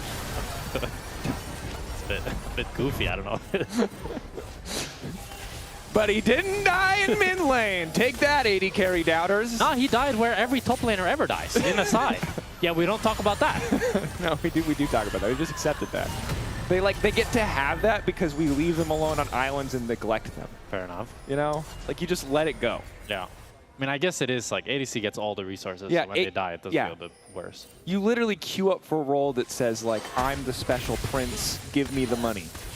Right? Like, yeah, what can I say? It fits me. Feels good to be the special prince. What can I say? Which brings me back to your Jin point, which has nothing to do with this. I will hold that thought, because every time I try to talk about Jin, a fight breaks out. Relich getting things kicked off. Oh, yeah, nice flash back. Effort Fate only going to get the Arcane Shift, so it gives a very tiny window if Na'Vi want to force an engage, but they do not. Flash burn from LEC. They do still have full Nash control here. It's going to be hard for Na'Vi to face check with how much damage Supa still does. The game is, I would say, getting easier for Na'Vi to play at this point. Like, at this point, as I say that, Mainter takes a bit of damage. But I think if the Scatter the Weak lands on anyone, even on Elioya, it's going to force the GA. So, a lot of weight on Poby here to try to find those angles, especially now with the Tempered Fate being down. And look, he's fully stacked in the Splinter's Wrath. He has the bonus AP, the execution threshold. Those are huge. That means the timing on these shields has to be clutch for MKOI. But again, they're going to kick off the Baron here. Which are going to be A-okay. Can Na'Vi contest? They're TPing in with Mainter. I think they feel like the writing is on the wall if they don't go for this one. Bot wave is in a state, though. If they lose this fight, they likely lose the game. Realm Warp coming in behind. Grand Starfall coming down on top of him. Elia about to get caught out, but he still has access to the GA. Mir went into the back line. Alvaro running forward. Supa continuing to free fire here. True Shot Barrage connecting on Samdi. A massive chunk of damage. Stun lands on the Mirwin, though. Mainter might be able to get one back, but he simply cannot. The damage not there for the side of MKOI. Na'Vi running for their lives. MKOI set to end it here. Supers in the base. MKOI racing to finish. A great turn by MKOI. Elioya wants to pick up the scavengers here. Doesn't have the GA, so he might just die. Oh. Yep, he did. He did die, but the game is over. For a greater cause. Yeah. Oh. There you go. Style points. MKOI Level 1, they find a kill. They snowball through their bottom lane. Supa, the superstar of this game 1. And a full court press from MKOI as they dominate here in 31 minutes. Pretty damn clean by MKOI. There was like tiny oopsies, but there wasn't like a big, ooh, they threw type of moment, which I think MKOI can be pretty happy about. They had the gold lead the whole time and was firmly in control. All right, let's see what Jakey and Elyoya have to say. Yeah, I'm standing here with Elyoya after a big Game 1 win. That was a stomp, that was dominant. People keep letting Pantheon through, and I know you've been picking it up more and more. In this patch, how do you feel about the champion running through? Yeah, I mean, I think it's quite strong. You know, having globals, you can make up for the mistake of your teammate, which in my teammates happens a lot. So quite good for me, you know. Okay, you're humble about them as well. Also, before I talked to Alvaro about how he's running into support jungle of Na'Vi here today. Support jungle of Na'Vi think they're the best in the league right now, especially in the early game. How do you respond to that, and especially with what Alvaro said, where he's going to show them who the boss is today? Well, I think support jungle is the most broken combo in the game right now. Like, I think if you have a strong support jungle, you kind of have like 80% of the game going. And, you know, if they are the best and they are still not winning, their carries have to be bad, you know, like, they need to be bad, their carries. So, I don't know, I wouldn't say that about my teammates, but Rilech and Parus did, so yeah, it's on them. That's a statement, Elliot. Congratulations on Game 1 win. We're going to go to a short break. When we return, we're going to go to Game 2. Or we're going to throw it at desk. I'm the new interviewer. Let's go.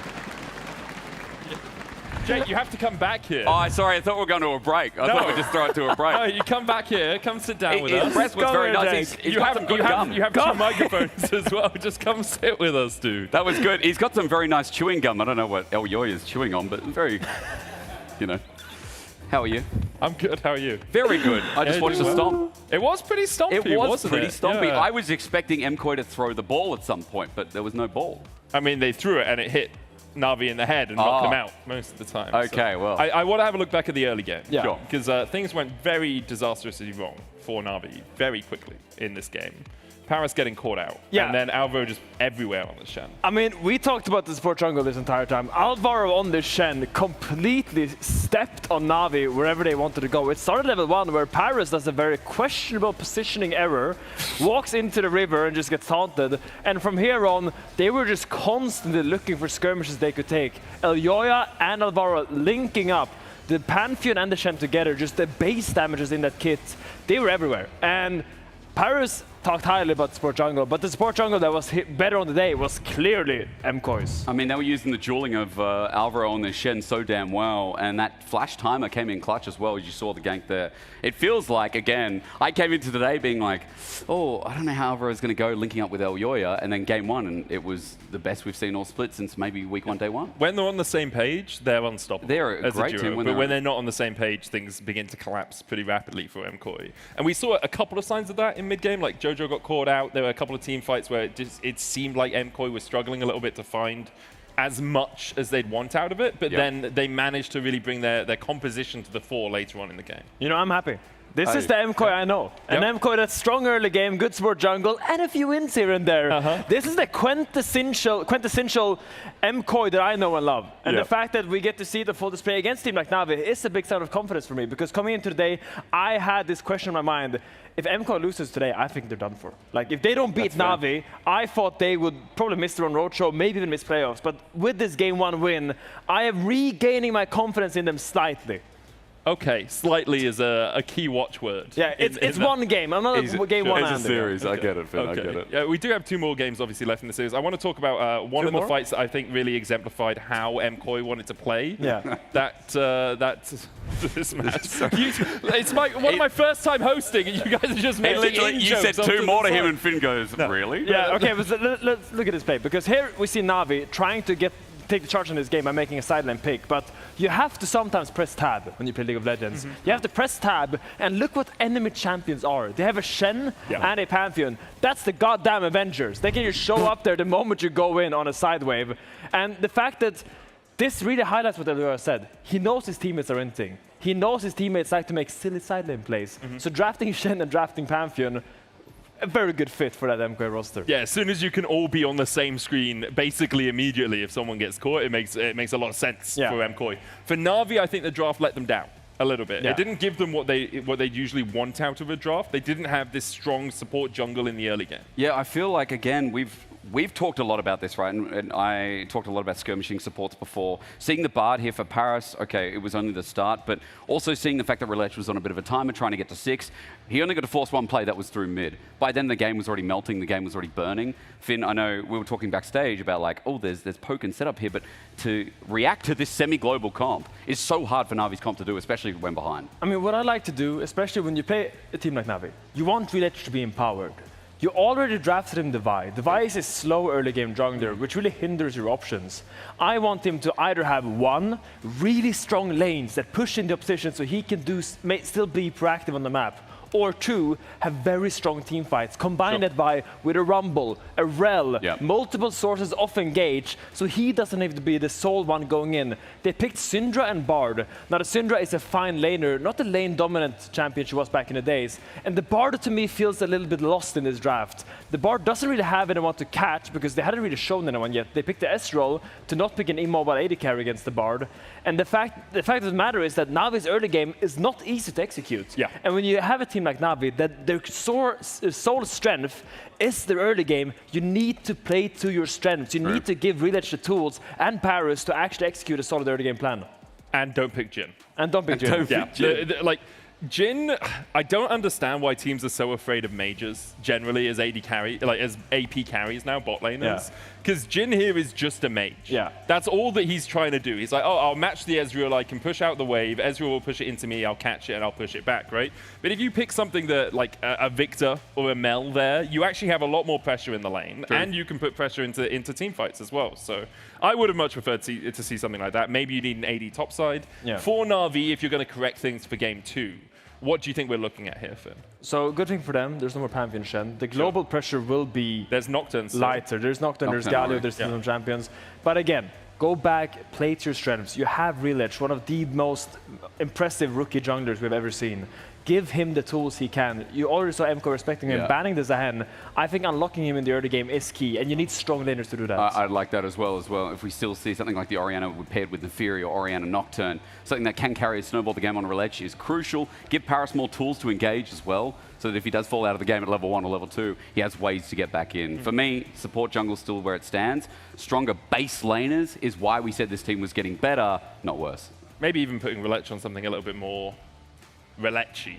I know it's weird, but like his Aatrox, his Zahen, like give him Kiana, give him Neferi. That's why I said the Kiana, because not Kiana, the Neferi, because for me, again, that's like to push the boundaries, to push the limits. That's what Relech is so good at. To me, he's like an LPL jungler. It's all I can confirm to as being an LPL caster in the past. He is much like an LPL jungler, where he is looking to 50-50 the game at level 3.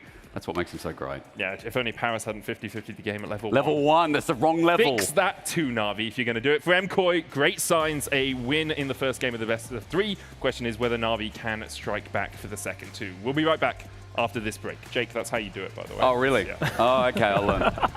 Can I sing in the laning phase? No, bro, I'm fighting in top lane. No. Like, enemy top laner moves, my AD carry. Paris now in trouble, lays down the magical journey, just barely making it through. Elioya's gonna follow!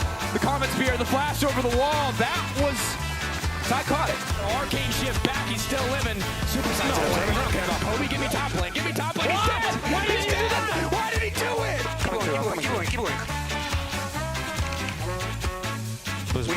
We are both way.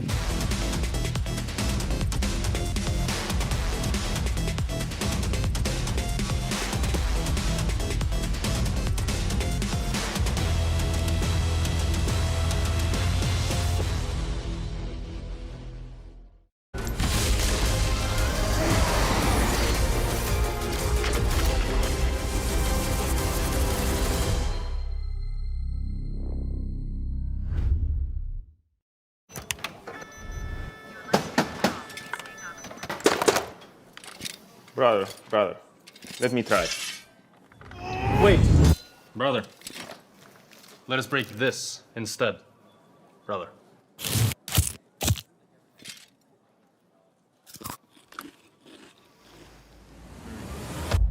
Have a break. Have a Kit Kat. What is this, brother? Perfection.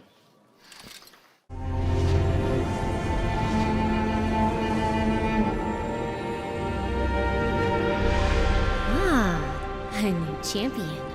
Welcome to my shop. You'll need the right build. Choose wisely, because every upgrade brings you closer to the next level. So tell me, how will you level up?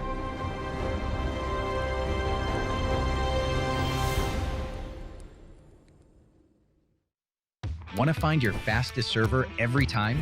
Express like a pro and optimize your connection in one tap. Express in game without ISP throttling. Express and shield yourself from DDoS attacks. Express and choose the VPN trusted by gamers everywhere. Express VPN. Experience gaming the Express way. Fast, stable, competitive. Outplay the world. It's time to Express. Unlock free Hextech rewards, exclusive skins, and more. Scan to subscribe. In your best man speech, you said my wife is funnier than me. That's factually correct. Okay. We're in range. Nah, it's fine, man. It's fine. Relax. I've got this. I have years and years and years of experience. Yeah, but it's gonna last. And there we go. Look at that. What are you so worried about? Oh,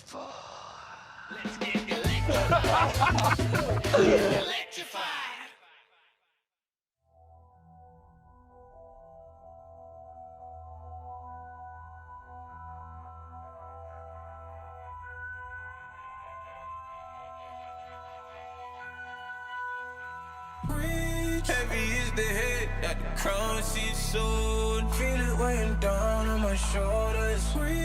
Rules are meant to break by the proudest ones. Money on my head cause I'm lawless.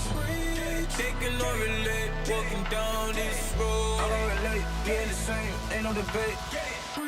Cause rules are meant to break by the proudest ones. Didn't do recon, but they wanna lead him and guide him astray, then tip him off axis. I was in a renegade beast, meanwhile they was cutting man deep like sickle or mantis. I've been winning off practice, not clout or digital captions. World's in madness, how am I gonna manifest greatness if I don't make actions? I don't need reasons, I just need money and power and stat lift. I don't wanna do it like that, that method's too underhanded. The big man said it ain't landing, never gonna profit off badness. Never got a dollar off sadness, but I've been sunk so I don't do sanctions. Heavy is the head that the crown sees soon. Feel it weighing down on my shoulders. Rules are meant to break by the proudest ones. Money on my head cause I'm lawless. Taking no relate, walking down this road. I don't relate, being the same, ain't no debate. Cause rules are meant to break by the proudest ones. Came in this game with a serious killing instinct, man, I never did courses. Look at all the times in the past they rejected him, now they wanna imitate patterns and forces. Stone eye vision like Gorgons. Terrified look in his eye when he finally realized all of the weapons that he brought to the war ain't forming. I've been giving this heart and body and soul and mind and organs, knocked to my fingers bled. Now it's through skeleton keys and door kicks. Treading with means and caution, man, I had bellies to feed from morning. So if they start selling me dreams, I'm walking. Yeah, I was uncomfortable, man, I was scared. Looking for solace and they wasn't there. Now I'm a problem and they wouldn't dare. Yeah. Doubling down cause this game isn't fair. They loaded the dice, I came in prepared. Feeling it so out of body, I feel like I'm floating on air. How do you cope when they never gave you hope? Really left you in a coat, and it's weighing heavy on your soul. To be honest, I don't know. Either way I had to grow, get it together whatever.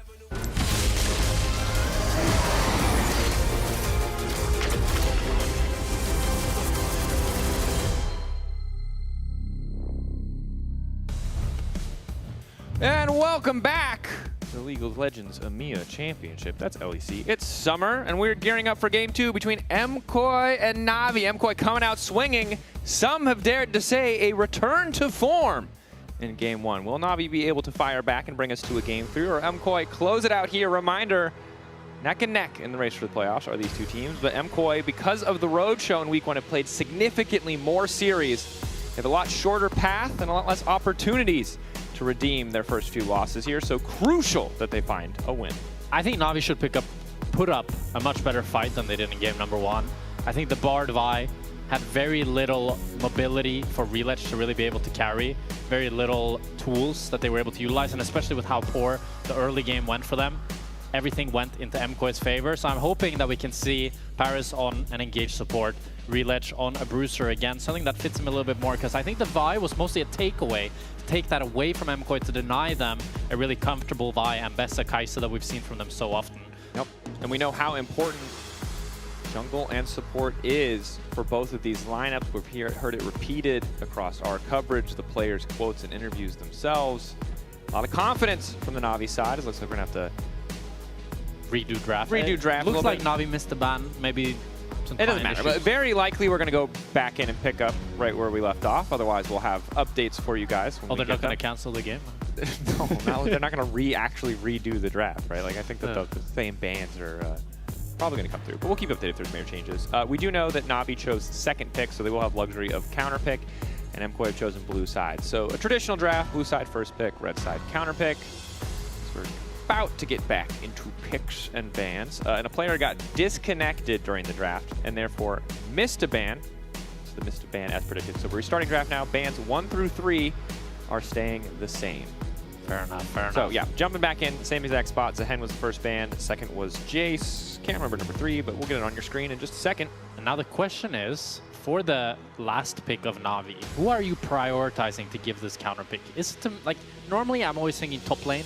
That's a lot of priority, but Mainter isn't really the counter pick guy, you know? Yeah. He's more the Rumble, K'Sante, relaxing.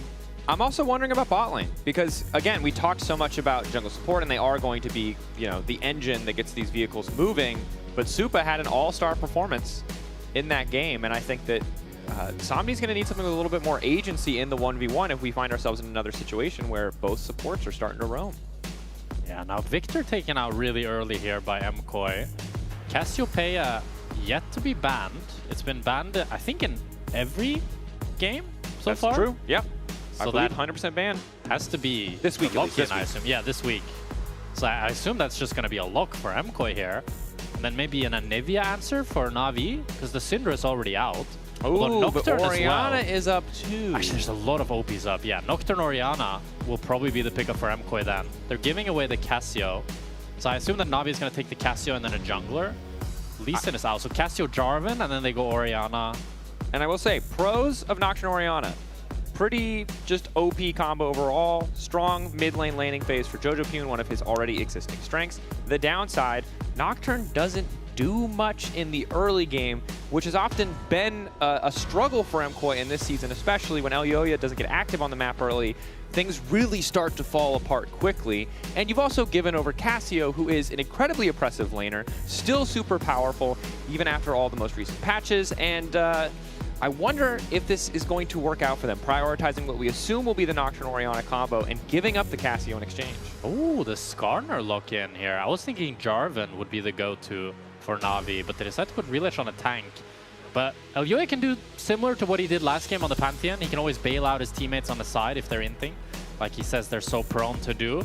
Now, you have to assume that it's going to be the Orianna locked in here, and then maybe you could either go for the Gnar or a support lock would be my presumption. Oh, Olaf. This is... maybe. A little premature. You could blind pick Olaf, but you're not really seeing a whole lot to blind pick it. Like, I guess it's good into Skarner. I don't really know. Yeah, I guess it's good. I guess. But is it good into Cassio? Isn't Cassio kind of chilling because she has so much DPS? And so much movement speed? Yeah. I would have thought that's not the greatest Olaf thus far. But maybe they just decide to lock it in. It has really risen in prio recently. And they feel like if they're going to blind pick anyway, they just want to secure that. But it doesn't have to be locked in. Yeah, we're getting just went for Leona. Okay, Leona. Makes sense. And now Rel probably for Na'Vi would be my guess if they want to. I think you can either go Rel or you go Gnar here with 2 top lane bans. Those are like the 2 best options that make the most sense. I think I prefer the Gnar because you can drop support and you should be able to be relatively comfortable. I think Rel is by far Paris' most, like, his best champ. But when you have the tank in Skarner, you can go for an Enchanter. You can go for... Oh, they decided to go for the Olaf line pick instead of the Gnar.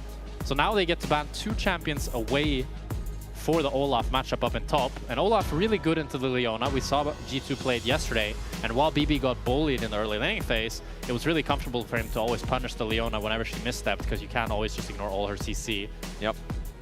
Really can be important. Getting through the lane phase, though, it's often not necessary, which is actually kind of crazy, because I think historically when you look at Olaf as a top laner, he felt very feast or famine. But the changes to his ult, the fact that you can sustain it indefinitely, mean that as long as you get enough gold under your belt, you will eventually become a problem that is nigh impossible to deal with. For top lane, though, we are banning the Vayne on the side of Na'Vi, trying to limit some of the options here. I guess the question now in my head, Mr. Spectra, is Skarner support? I don't think so. Could be crazy. I have a question as well. Sure.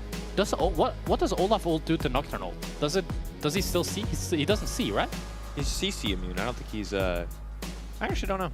Because I tried to look it up in the wiki and it doesn't say anything. I think he's just immune to crowd control. I don't know what Nocturne ult is coded as. I know you can spell shield it. Yeah. That's cute. We need Finn up here. I haven't played enough Olaf. Where's Finn? Not at his post. Yeah, he'll probably come and gank us. Yeah, we'll find out. We'll find out. Yeah. Hayden might know too. Trundle and Vayne, the bans here. Okay, and we're also seeing the Callista and the Xayah. So really trying to take away the defense. AD carries with a lot of agency and defensive options. Obviously, Callista can save her support if you see yourself against the Callista Renata. Renata fantastic into this kind of dive combo. But Alistar is the call out here from Paris. And it's going to be Kai'Sa for Super here, would be my guess. It's his best champion. Fits well with the Nocturne Orianna diving in.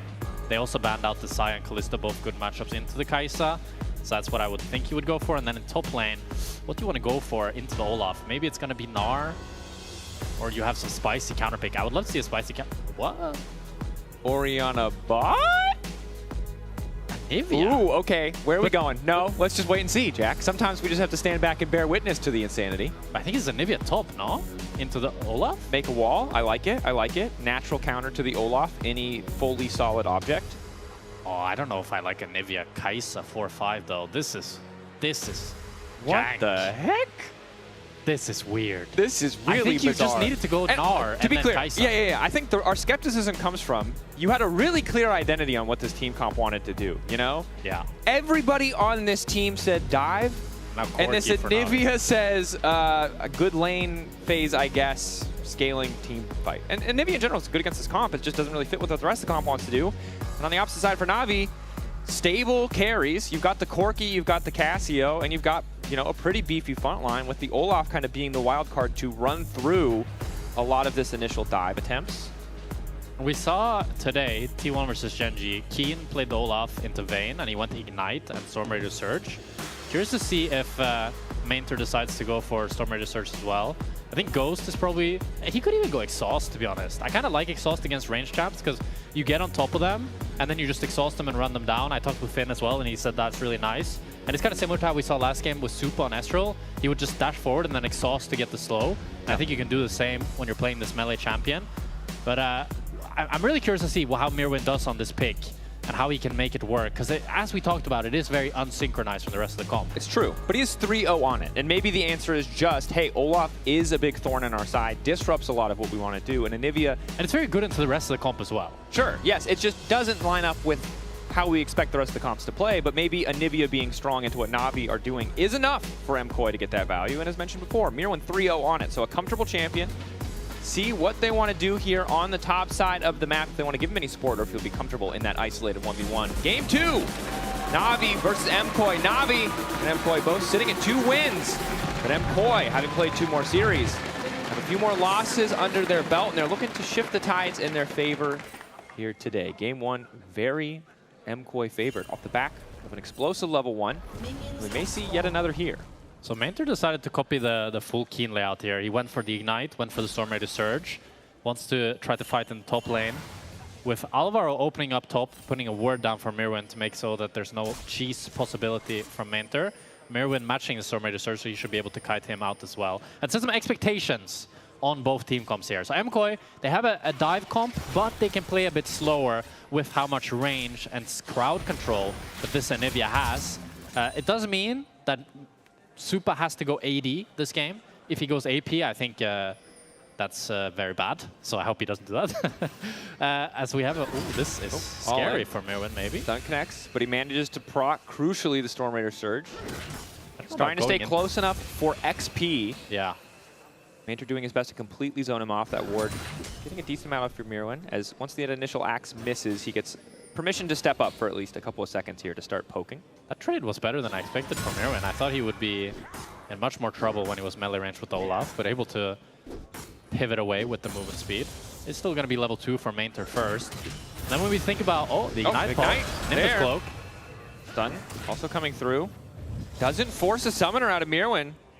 Mirwin has the teleport, so as long as he doesn't end up going down, he can utilize that to get an extra base and be really comfortable. Minter also needs to be careful. He's put down the ward now, and Elyoya is pathing bot, so isn't in any immediate threat of the junglers. Really good vision in general from Na'Vi, since they put a ward here and here to deny any sort of cheese gank from Elyoya. We are seeing a, well, it's not even an evade. Relutch hovering around mid lane. Showdowns now forced to move upward, but Command Shockwave gonna walk that one off. So some wasted time there for Relutch, putting himself up behind in the jungle clear, so he just continues to power through. But Mirwin stepping way too far forward. Mainter gonna look to line up one more axe. The wall is there, though. He forces the flash. That's a nice bait by Mirwin. Flash for egg. I think he can be pretty happy with that. And Mainter as well. His tempo is so delayed that Mirwin can just hard push his next wave and then get a free recall. I mean, he kind of got styled on. He lost flash. Mirwin just waits for that little bit of damage to come through once he's under the tower to ensure tower aggro's there and pops at the wall. Like, credit to Mirwin. I'm becoming less skeptical of the Anivia. I'm still concerned when the cooldowns are back up. Yeah. But this man gets to play with flash and TP up, can use TP to come right back to lane, weathered the storm of those first few levels, and Mainter's broke, man. He just bought a pair of boots, that's it. Yeah, he's going to be able to pick up this whole wave at least. And with the fact that Mirwin had Prio on top, Elyoya was able to force Relutch away and get that top scuttle. And now Relutch is pivoting down towards the bot side. So what Na'Vi comp has is they're way tankier than MKOI. If it's a straight-up brawl and both teams are just going at each other, no Nocturne Orianna combo lands on the carries, Na'Vi just have more damage and more tankiness, so they're always going to win that. And that might be why MKOI wanted to go for the more creative pick in this Anivia, to be able to have more disruption and more control in the fights, to not allow Na'Vi to get that straight-up 5v5. Yep. Really excellent disengage tools and kind of punishes if Na'Vi overcommit. Corki does have some range in the form of the poke, but the rest of the team, really short range, really high commitment. There's no getting in, getting out on this Na'Vi lineup. Once they're in, as Parrish is going to punt Alvaro back. They're trying their best to catch the wave here, but Jojopyun had already burned the TP previously, so we'll lose a little bit of experience and gold there. Yeah, really good early laning by Poby, and also showcasing just the strength of the Cassiopeia. The fact that she wins so hard in the early game against nearly every champion. Like, it used to be that you'd pick Cassio and you'd be really scared of the Syndra, really scared of the Orianna, because these champions would bully you from pretty much the whole game. But now it's like, yeah, maybe like later on they can keep their range and annoy you, but you're still always pretty strong as the Cassiopeia. Yeah, it turns out being able to buy tenacity does a lot for a champion against, you know. Yeah, and good movement speed. Movement speed, good CC setup champs. You don't have to wait for that to scale up. Definitely nice to have. I will say, remember when we look back to the draft that this Nocturne Orianna combo, the price that MKOI paid to secure this was giving Poby this Cassio. And so far, Elyoya has built up a decent lead in the jungle. He's been feeling pretty comfortable. So once they get that combo rolling, we'll be able to really clearly evaluate if they made the right choice, if they made the right investment in pick ban. What is that Leona skin? That's crazy. That's kind of crazy. What the heck is going on? Okay, gank in mid. Flash for flash. Positive trade for Na'Vi. Excuse me, I was going to say MKOI. Absolutely not. Jojopyun losing the flash is going to make him quite vulnerable to any follow-up plays. Relutch still quite far away from level 6, hoping now to take over to level 5. Yeah. Poby getting level 6 here, being able to push in mid. Grub spawning in 2 minutes. Drake already up. It's a little bit harder for Supa in this game too, but with Alvaro on the way, it might get a little bit easier. Zenith Blade dodged out by the Valkyrie. MKOI at least going to be able to get Prio, but Supa doing a good job to build any kind of gold lead in this early laning phase. I remember it was probably even a Corki rework ago, Jack, when we first talked about this matchup. It's supposed to be pretty unplayable for the Kai'Sa in the early stages. This matchup has really changed. Corki used to be insanely OP in the early game, and then they slowly just kind of made him be more of a generic ADC that just like scales up like everybody else. I think as well, when you have the Leona and Talistar, you're always winning level 1.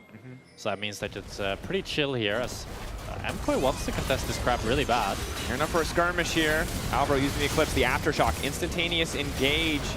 Going in onto Poby. Shockwave is there, but the pun back stops him from connecting, so Poby sitting pretty. Petrifying Gaze dodged out. He gets the slow, but not a lot else. MKOI still fighting their way through and controlling the Dragon Pit, but Neither side able to find a kill. I'm not gonna lie, Driggs, that was a bit ugly. There were so many skill shots going different ways. Everybody knocking each other away. 5 different targets being focused at the same time. Means that nobody's gonna even burn a flash. I think maybe, did Alvaro burn a flash there? I think he burned his flash. Hard to say with the Hex flash up, but maybe we'll take a look back. Back here, though. The re-engage. Nocturne wandering forward. Pear's only level 4. The fear doesn't connect. Luckily still had the aftershock, so he's not too afraid. But now Relech looking to bring him right back in. Elyoya needs to be careful, but Relech has stayed a little bit too long. Jojopyun now looking to follow, but Poby's on the chase. He's going to pick up 1. He should be able to pick up Alvaro as well. Jojopyun isn't going to kill either. Oh, it's an absolute disaster. Knocked back into the tower. Oh my God, that was terrible. Poby playing clean, but MKOI. Wow. Yeah. Man, that was forced.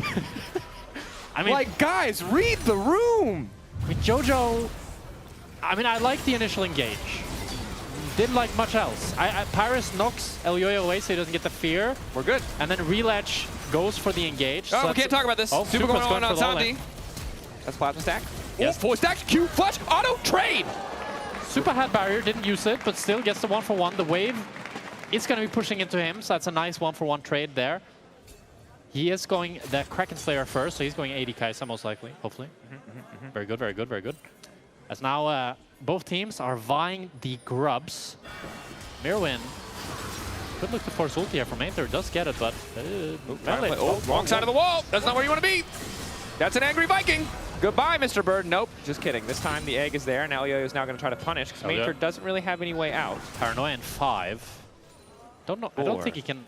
3. But will he ult the tower under the tower anyway? This game feels so like, what is happening? Yeah. Relech. Oh. Lock up into the wall. Ulti there. Now hand delivering him to the cow. They're trying to make burgers out of the Nocturne, but that's not working super well. He delivers to Poby instead. Poby is eating good. Poor Elyoya, man. He wanted to do the grubs, and then he's like, I'll help you, top, I guess. And then he just goes back to the grubs and gets killed because the whole enemy team is there, man. This is a weird game. Yeah, look, sometimes the English language fails me. And I don't really speak any other languages good, so I just don't know what to say, Jack. They have a word in Norway for this particular set of circumstances? Rart. All right, I can't say that word again. I don't know what it means. So it's weird.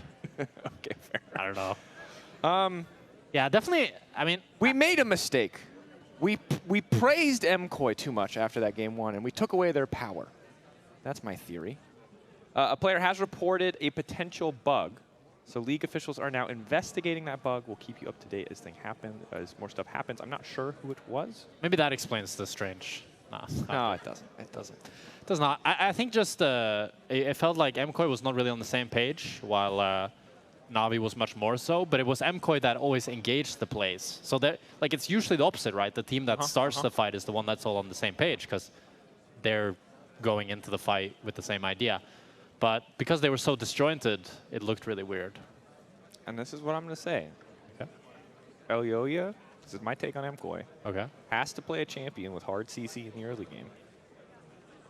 I just think they need it. I think that the math in their heads, I feel like they must just do it assuming enemy champ stands still. Because they just walk in. To be fair, he has a fear this game. But he never gets it off because Paris keeps headbutting him always. That's true. That's true. And credit to Paris, the headbutts have been good. He did punt back Elyoya to deny the first shockwave that was nice. combo. And then he punted Jojo into tower. And now he punted Elyoya into his death. This man's doing great. Really good headbutts. Yeah. This man could have scored a lot of goals in the World Cup if he was allowed to compete. Or saved a lot of goals. Okay. League officials have received a report that Nocturne was pulled via Skarner E despite having Spell Shield. So that was the initial assessment from a player. However, they reviewed the footage, and he got smited, which removed the Spell Shield. Of course, in the heat of the moment, a hard thing to see. So the pause was to double-check and make sure that Spell Shield had worked as intended. It did. Might not have blocked the spell that Elyoya would have preferred it to block, but it did block that smite, and it was well played. Obviously very standard in pro play to see a smite take away a Spell Shield, but if you're uncertain, totally valid reason to pause. Yeah, it started, I remember, with Sivir being played a ton into Vi, and then people figured out, wait, as the Vi, I can just always smite before the Spell Shield. But then the Sivir could like time it really well right before the Vi ult, so you could get both at the same time if you did it really well. I wasn't able to do that. I was kind of noob silver. Yeah, I don't. What I really love is Ezreal into Vi, and then you buffer the Vi ult, because that one is really easy. And the Vi can't, even if she smites you, it doesn't do anything. I like that. 50 damage. I like that. That's some tech. Yeah. Well, we'll see if Relutch keeps it up on the smites. Now it is a 1,400 gold lead for Na'Vi. They do have a really short range but really powerful composition, and they're in an excellent position in game. It is kind of all eyes on Poby. Last game felt very all eyes on Supa in terms of damage output. But if Poby gets to play fights, this is pretty just miserable for MKoi, no? Yeah, and especially with how tanky, like, the thing is, if it was Samdi that was this strong, yeah, you're gonna get the Trinity Force, but you can still get one-shot pretty easily. But with the Fed Cassiopeia, getting the Murktreads, getting the Road of Ages, it's just gonna be so tanky that unless they can, like, the Nocturne Orianna ulti combo is not gonna be enough to ever take down this slithery snake. It's gonna be a lot more than you need. Yes, the slithery snake, indeed. Quite scary. This is without the Murktreads. The Murktreads are on the way. Mirror on the top lane staying even, but did lose Egg in that last play. It's just a reminder of how tight the margins are in this matchup. He has walled the minions. He has walled the minions. They have gone a completely different way. Be free, minions. Run. No, don't go back. You'll die there. Damn. Well, you love to see it. We're Dota now. this is how things work. And this is why initially Anivia top became a thing, because she could manipulate the wave like this and get it so close to her tower that she can always farm safely. So nice of Mirwin to utilize that too. Those poor minions. They were almost What, to he the river. delayed their death at least. Well, okay. Those poor minions. So yeah, they were almost that's free. their scent to they the didn't know slaughterhouse. if they just ran to the river, they could have just kept going. No one would have stopped them. But now, as much as the minions have been saved, the tower cannot be saved. Samdi reassessing, moving up to the top side of the map. Yeah, Na'Vi, getting some free plates. The MKoi tempo is so delayed. Like, Supa's still pushing minions. Not able to hit the tower just yet. Yeah, I was so locked in on the journey of the minions trying to run for freedom that I didn't really see why the lane setups ended this way, but Supa behind the push here means he's only going to get that single plate, very likely. Yeah, won't be able to get... I mean, he can get some hits on the tower, but does need to be careful if Mentor lands an axe. That probably is the end of Supa. Flash still down for 20 seconds, and the Killer Instinct is not very good as a escape tool. No, maybe it lets you dodge one axe, but as long as he doesn't grievously miss-aim. We often see Olaf's throw the axes just a bit too far in the heat of the moment. Jojo going for the blade, taking some damage, but he's going to be fine. The gold lead is pretty much completely equal. 1 grub to 2. So despite the early mishaps from MKoi and the kill score being in favor, Supa is still up 1k gold. Yeah, the cold printing a little bit of money there to help even things up, it would seem. Yeah, also, actually, it's a bit fake because Supa has the roll quest, and Samdi is probably about to get the roll quest. So once he gets that, the gold lead should be a little bit closer. Although Supa's about to catch in the call. So, back and forth, the roll quest, some bonus money, a lump of gold. The Na'Vi setting up for, wow, the first break of the game. Very slow game. Very slow game. There's the dragons. Na'Vi getting the Drake stack. We'll see what the second Drake is. Hex stack is the first, so we don't have that on the board. What would be the best? So it's going to be Infernal. So it can be either Ocean, Cloud, Chemtech. Quite a few options, actually. They're all kind of... I think Cloud would be ideal for this composition. I mean, Cloud for, like, Olaf and Anivia is pretty crazy. Yeah. The minions have once again... I don't know, is it more cruel... to delay their death? I think it's kinder, no? You know who's probably thought about this? Vegans. Vegans, when it comes to animals, is it more cruel or less cruel to delay it? Let us know on Twitter. But isn't... I haven't thought about this. If you think about all life is delayed before death. What? Because we're all gonna die. Yeah, okay, bro, come on. We're casting legal edges right now. Let's take it down a notch, all right? Fair enough, YouTube philosophy video, calm down. I'm 14 and this is deep. Just because it's right doesn't mean you have to say it on the broad. This is how people escape from the real world. Jack, we don't need to be talking about that. Anyway. Plates. We've already talked about the state of the game. And the state of the game is it's pretty even. I guess we're really just waiting for a minute. Up in the corner, you can see that's the timing on the Herald. That's the next big objective that might start a fight. Can you give me some really controversial champion takes? I gave a few. Like, what is an opinion you have about a champ that you think will get you hated? I don't really have that many strong feelings about a lot of champs. I mean, last game we could have talked about Jhin. My opinion on Jhin is that the #1 proof that AD carries are like mega privileged and don't understand it is that they'll complain about playing mages and then they'll queue up Jhin, who is literally just a mage. But Jhin is fun. Jhin is very fun. Yeah, but it's like... And you do damage with all If effects. Syndra just had 2 stacks on her auto attack and both of them were little balls she dropped on the ground, you'd suddenly be like, wow, oh, this is so compelling. Maybe, yeah. Fair enough, bro, but like, that's it. But I don't think that's a super bold or controversial take. Yeah, we're going on relatch. He's kind of tanky, though. Very scared boy. Forced to flash out as Supa full commits there with the ulti. So they do manage to get Relatch's flash, a nice thing to have, no doubt. But Supa burning ulti, Alvaro burning ulti means for the next fight, for the Herald, I don't know if they want to full fight this. Oh, but Na'Vi are the ones able to retake some control here. With Mirwin having used the teleport, it does mean that Mainter now could base and then look to TP, generate a numbers match for Na'Vi. It does feel like Na'Vi have to play through top lane, though. They would love to have mid push, but because they put Samdi there, the advantage that Poby had built, it's allowing them to get top push, but Samdi is not stronger than Jojo right now, so, or at least struggling to walk up. Na'Vi. MKOI, they dropped the Herald just because of the fact, or biggest reason is because of the fact that Mirwin doesn't have the teleport. They recognize the risks that are involved if you want to try to contest this. So that does mean that Na'Vi can pick up this Herald uncontested. And in terms of objectives now, they remain firmly in the lead. And we'll have to see if we can get a more satisfying Herald than we got last game. Maybe Combat Herald, 2 minutes until Dragon.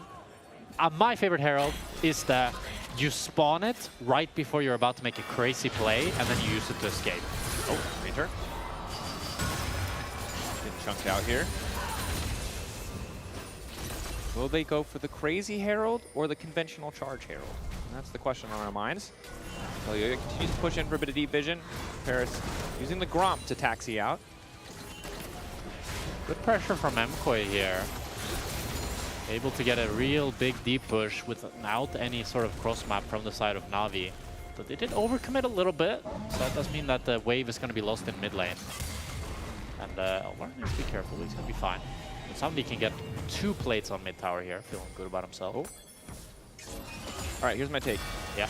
Skarner, way more interesting before the rework. Is he a better champion now? Yeah. I think he's way more interesting now. Nah. But what did you find interesting about the old one? I just think you gotta push more buttons. You gotta get more active on the map. You have to E, you know. But I think the new E is super cool. You just go really slowly through a wall. Yeah. And you can you can take someone and like decide where you want to go with them. No other champ really has that. Like Cassandra kind of has it, but not really. Zach used to, and then people were really bad at using it. That's true. So they had to change it, because, but I miss Kidnap Zach. Bring him back. I think old Aatrox deserves to be in the game. Kind of. Isn't Zehen basically old Aatrox? Yeah. But he doesn't have high attack speed. Fair. There's some fighting happening, but no one's going to full commit any resources here. Yeah, 10 seconds until Infernal Dragon. That's the objective both teams are playing for. Par is half HP. Jojo is basing, doesn't have TP. Na'Vi should be able to transition this mid lane control into Drake and potentially... I don't think they're in position to rush it, so Jojo should be able to run over here and I think we got a 5 versus 5 on our hands here. Gearing up. Flash is up across the board. Only Relatch is missing. Nocturne Orianna combo, that's what we're looking at. Most certainly on the side of Na'Vi, though. Not doing a very good job of controlling these chokes. Wall going in the wrong position. Poby isolated. They're going to try to burn through this cast as quick as they can, but the Seeker's arm guard is there for Poby. Gets an extra second. Ulti not stunning anyone. And all the gold lead Na'Vi built in the early game fades to dust. MKOI beautifully played to take Poby out of the equation. Shockwave Bass. Relatch moving through the wall will be able to escape. Using the Skarner to get out, but it's a beautiful engage by MKOI. They punish the misposition by Na'Vi, how split they were, and they find Poby on the back half here. As you can see, like it starts off with Na'Vi not really sure if they want to commit to contesting the mid wave or contesting the bush. Poby and Powers are contesting the bush, and that allows MKOI to find their weakness, isolate both of them, and with the fact that Supa doesn't get stunned, Poby has no counterplay, and then on the back half, they tried to go into relay, not able to get him, but that means that Dragon now and Cloud Soul that we were talking about earlier, Draco, so overpowered on both of these teams. Really, really strong for both these lineups. It's going to be a long game, though, if it goes to Seoul. As it was I 20 don't know minutes. if we're going there. A bit unfortunate that Poby did opt for a defensive item in the form of the Seekers and then have to use it in that fight. Of course, he's only the combined cost off at 500 gold. They've changed it. They changed the game. Let's see this Herald. Here we go. Boom! I like Will how they finish both the of us tower? was like. It's exciting. Timing. It's like it's a high dopamine moment in the game of League of Legends, and they do get the tower. So good luck for Navi. This is one of the closest games I think we've had all season. It might not be though. If Elyoya just immediately gets comboed, forced to flash away.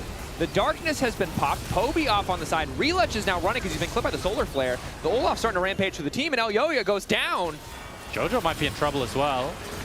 Or Relech. Relech might be in trouble. Somebody over the wall. MKoi not going to follow. A bit messy from both sides. The stun! Hidden in the wall by Mirwin. You like to see it. Forces the cleanse out from Somdi. Okay, both sides chipping away at cooldowns, but it's Elyoya who falls first. This Nocturne trying to fall further and further behind. 1.5 items, not terrible, but 1-3-1, definitely not the scoreline you want to see as Somdi has to be careful. Hex Flash over the wall. Alvaro here. Navi got the kill, but MKoi, you can see how much stronger they are, despite the fact with how much was invested into killing Elyoya. They get the flash from Relech, the cleanse from Somdi, they get plates on mid, plates on top. Although Mirwin might have overstayed here. Knocked into the wall. Just don't auto the Skarner. Okay. Opted to hit the Skarner, which is fair, but that did pull tower aggro, so he did immediately have to flash. Likely would have had to anyway as the wave was about to fall. Will he greed again though? No way. He thought about it though. He thought about it, you can see. Oh, Zupa! Oh, caught. Zupa. Miasma down? No, good. Instantaneous killer instinct. Making sure he could back up there. Wouldn't have gotten a chance to cast it if Miasma had come through. Relech now invading into Elyoya. Gonna smite away. This is a big mistake by Mirwin here to stay for so long. It means that Navi gets so much control of this top side. Luckily, Elyoya was able to get his camps before that invade came through. So those are the type of mistakes that we see from MKoi sometimes that can cost you. If Elyoya got caught there, they could have been Nash for Navi and completely turned the game. But it's not going to pan out to be too much of anything. So we see Super now closing in on 3 items. Next flash. Maybe he should be completely fine. He's so mobile. I mean, this is part of the beauty, right? He played Ezreal game 1, Kai'Sa now game 2. He has so much mobility that it's literally impossible to get caught on mid waves. Okay. I hear you, Mr. Caster Curse. I hear you. I will say, despite the fact that he's the only member of his team with a gold lead, in terms of relative item spikes, the Corki is strong now. That's true. Supa's going to have to pay a little bit of respect, especially when there is a red buff there. So MKoi were getting prio before the second item was completed from Somdi, but with the tier fully stacked, he does hit hard if you can find that isolated target. In the game, well, it's slowed down a bit. We got the split push top lane from Mirwin. Has to be careful about staying too far forward because, again, he did lose the flash in the previous play, but Navi going to trade back with the tower of their own. It's a very slow game, and who do we prefer scaling-wise? I think Navi I prefer scaling-wise. I feel like with Nocturne Orianna, it always feels like you don't scale that well because as the game progresses, Poby now has stopwatch. I hope Somdi builds better than Karsi did, because Karsi went Maw into the Nocturne Orianna, which I think is useless. You should just go Sonia's, and then you just press the button, and they can't play. Or you go GA if you care about the fact that you want an AD item instead of an AP item, and in which case you at least survive. What is he building now? This looks like shield bow, no? Yeah, I mean this is normal. He doesn't need it yet, but Karsi was like full build with Maw. So I hope once he completes this item, then is he going shield bow? I think he is. I guess he is going shield. No, he's going Hex Optics, no? He's probably going Hex Optics. Yeah. All right, there's runouts now for Supa, so if it does get scrappy against a lot of these short range, can get a lot of value out of the Plasma Procs. Interesting thing to keep track of, and as you highlighted, fully depleted Zanya. So Navi pretty comfortable in terms of their defensive items. I think I agree with you. I will say, though, I really do like having a reliable way to instantly start a fight if it is a close game. That is true. And Anivia puts a spanner in the works, for sure. True. As a Cloud Dragon now, both teams vying for it. We got another 5v5 on our hands. Alvaro potentially too far forward. Mirwin stepping off onto the side as Mater just runs up. Yield to sidestep the axe. Maynard just continues to walk into Alvaro. There's really nothing that Alvaro can do, and now McCoy now need to try and find the counter engages. Already they're down. Paris finding the re-engage as well onto Mirwin. Unbreakable now as the Skarner continues to run up. Caught out is Mirwin. Na'Vi decisive in this fight. Shockwave onto 2, but they will not find a single kill. Supa now has arrived in the fight. 3 items, desperate to make the difference. Trying to burn down Zomni, but Maynard is there to cover his AD carry. A double for Povey as Na'Vi turn to the Baron. And Na'Vi, they see how split MKOI are and they punish. Supa wanted to make the miracle play, but it's just more kills in the grave. And that means a Nasher for Na'Vi. And the game is starting to slip out of MKOI's hands. This starts off, they're so split up. Alvaro and Supa are so far away from the rest of the lineup. And Leona and Olaf, you can't do anything. You have no counterplay, and then after the fact, Paris recognizes, oh, I can go on Mirwin, I can keep this fight going. Mirwin gets one shot. There's no angle to get a huge Nocturne Orianna ultimate, so Jojo has to use the Shockwave. And I get it, Supa, you want to be the hero, but you need to just cut your losses. I think if it's only 2 people who die, you can still contest the Nash, and it's only 1 Cloud Dragon to Na'Vi. It's not the end of the world, but now they're going to get the Nash, they're going to get the Cloud Dragon, they got more kills off the board, 3,000 gold lead, and we'll see how much they can get done with this Nash. Yeah, very likely to balloon even further in their favor as Na'Vi now set their sights on the bottom lane. Maynard set up to take mid lane as well. Tier 2s in jeopardy for MKOI. I don't know if defending them is the right call as Relutch starts to barrel forward. Good sidestep on the ulti there. MKOI still doing their best to hold their own. They have Mirwin here on the inhibitor. They have double control mages, so it's not easy for Na'Vi, even with the power of Baron, to push for more of these towers. We'll see how much Na'Vi can get done with this Nash. I think tier 2s should be a given. Their comp isn't the most insane at sieging. It's only really Corki that has a decent long-range poke. Yep. But at the same time, the wave player of MKOI is not incredibly good either with how low range Supa is on this Kai'Sa. Very true. Committing both their control mages bot lane means it's only Supa here to clear, so at least a few plates going in the favor of Na'Vi's. I'm going to continue to step up. Not going to give up space for free, but do have to be a bit careful, especially Alvaro. Alvaro, I think he's caught here. I think Na'Vi is playing way too cautious. I think they can just go, but I guess they don't know where everybody is on the side of MKOI, but I think you need to play more aggressive to get the jungle control, but now it's MKOI engaging on mid. Maynard CC immune. Start to turn on to Supa. Is continuing to run away. We'll just get shut down. That's the pick. Okay, Na'Vi, you have the man advantage. How do you do with this time? Big mistakes by Na'Vi here. They don't play nearly aggressive enough in the bot side jungle with this Nash. And that means that MKOI have so much freedom to play that they can be the ones to find a pick with the Nocturnal. And this Nash play is negative now. You didn't get anything out of it. And I think the thing that we're seeing across this series so far is that decisiveness is so crucial for both of these teams. The previous fight was a hot mess. Players on different pages on the side of MKOI. That push from Na'Vi, also a hot mess. They clearly didn't know what they wanted, didn't have respect for the Nocturne combo, didn't really have a cross map ready when the Nocturne did engage on mid lane. So has stymied the advantage. But again, MKOI, throwing the previous fight, still puts Na'Vi in a pretty comfortable, pretty favorable position. 5-1-1 the scoreline for Na'Vi, 5-1-2 for Kobe. Their carries are supercharged. The gold lead is only 2k though. It's pretty negligible at this stage of the game, I would say. Not the end of the world. It's actually Supa with the most gold in the whole game. He decides to go for the LDR instead of the Terminus. I think I would like the Terminus, especially since he got boofed. Yeah. I like Terminus. Some scaling. Although I get he goes the LDR so to be like more physical damage, but I think Terminus is just like super good when you already have so much on hit. You do need to get a lot of autos down before you get the full pen value out of it, though. That is true. But I think he will against Olaf, Skarner, Alistar. Very likely. Also, the defensive stats are nice. Yeah. But we'll see if it pays off for him. We'll do the math. In every team fight. That's the level of pedantic I can get behind. That right there. Lightning Jewel as well for Jojo Pyun. So nice to have the penetration coming in. Maynard, not a ton of defensive items yet, opting for the Hex Drinker. And the gold lead now, we said was 2k, now it's like 1k. It's a completely equal game. And this has happened, I think, twice in this game already, where Na'Vi have built a 2 to 3k gold lead, and we've watched it disappear just from MKOI.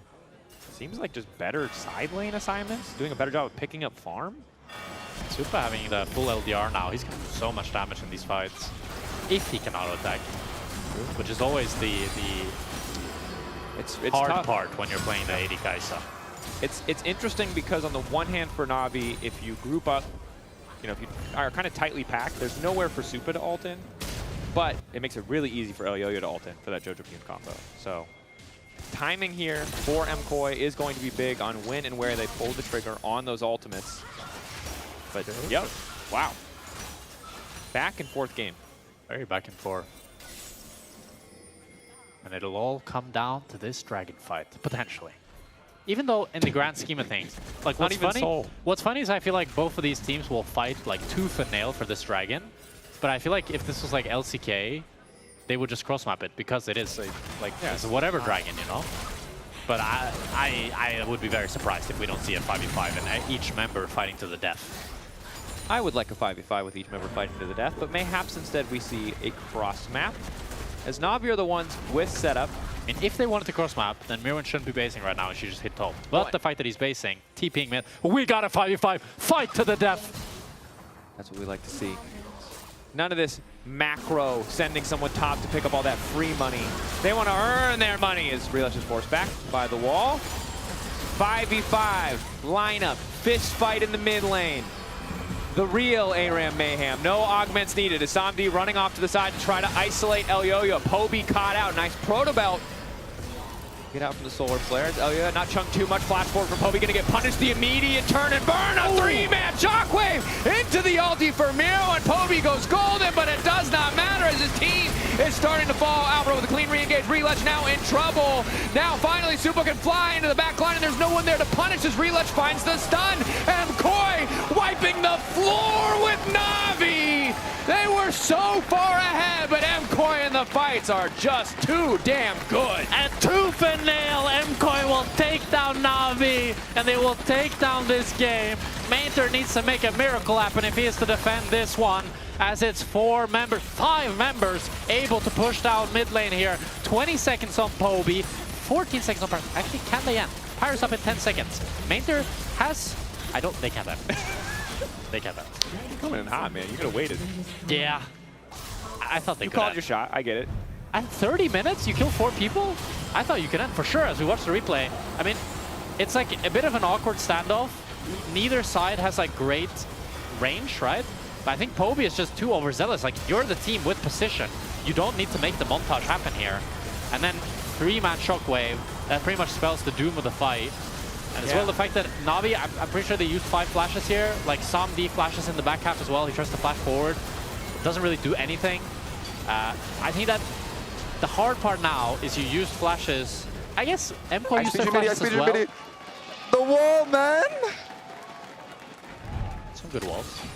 We're seeing the power of the Anivia pick. The Anivia, it's true, and I think this is the genius of the Anivia that we maybe didn't get to give enough credit is it really puts pressure onto Na'Vi in these fights. Yeah. It gives them this range advantage, and as much as you can see that Samdi is poking back, there's so much pressure to find the play and to start the play because they're getting chipped down, they're getting whittled away, and that means we get these crazy moments where Poby, you know, our flashes forward, even though there's no way in hell anyone on his team can follow up on that.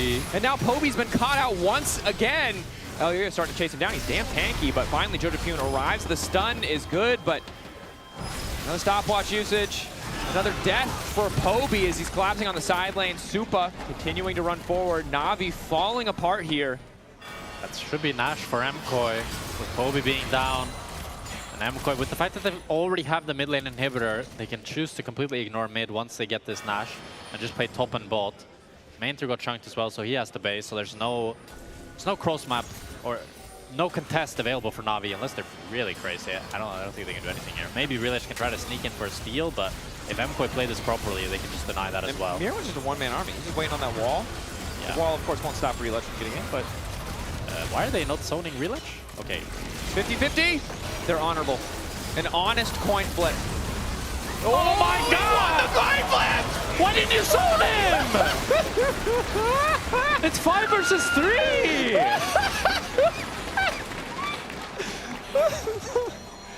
Why? We just can't have a clean series, can we? No team is allowed to be praised in this league without a but. All right. Well, I'm stun blocked. Like, they really wanted Cloud Soul, I guess. You don't need 4 people hitting the Nash. Well played to Realish. Good smite. Good flash smite.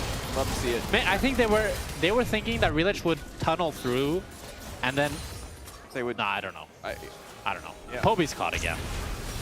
Well, that's going to make this Baron power play a little less impactful. Not that he had it. I think he was dead during the animation, but Poby will die again. He died in the exact same way, man. Are you serious? It was a different lane, Jack. Do not besmirch Poby in front of me. No, yeah, he's kind of running it. It's a tough one. Because he was 5-1-2. The man has not gotten another kill or assist since the last time we checked the scorelines. It's just 3 back-to-back deaths. Yeah, been a rough few minutes for Poby, especially with the fact that he was kind of like... He needed to be the carry. Him and Somni both were pretty fed. Yeah. And even if Supa was slightly ahead, you really expect things to go better, but I gotta give some credit to Mirwin. Obviously, we could look at that Baron and throw some shade MKoi's direction, but credit to Mirwin with this Anivia pick. Didn't immediately mesh with what we thought the rest of the composition wanted to do, but it's been so good at shutting down Navi's composition. Yep. That they really have not gotten to play any of these fights the way they wanted to. Oh, it's been really good, and it's made it so that what would have been a pretty one-dimensional comp, like normally when we think of Nocturne or Orianna, they have one go button and that's it. Yeah, very ooga-booga. Yeah, but now they can actually play it slow, take their time, and really set up for the better angles with the fact that Mirwin provides so much pressure. And I think he's really been the carry of this game for MKoi. Yep, 1-1-7 the scoreline. Not a massive gold lead, but doing well. Shockwave onto 2 here. Doja can involve the Solar Flare, connects onto Reletch. Chipping away at Navi. But this hasn't been the most fruitful Baron power play from Navi, unsurprising, as MKoi have been able to sustain their pressure at the very least. And even now, 1 minute until Cloud Dragon, but as we talked about earlier, it's not Soul. Yeah, with the fact that Dragons were taken so slow, it's not Soul, it's going to be a 40-minute Soul. Wow. We're going 40-minute potential. It's like a 45-minute game, no? 45-minute game? I feel like. Probably.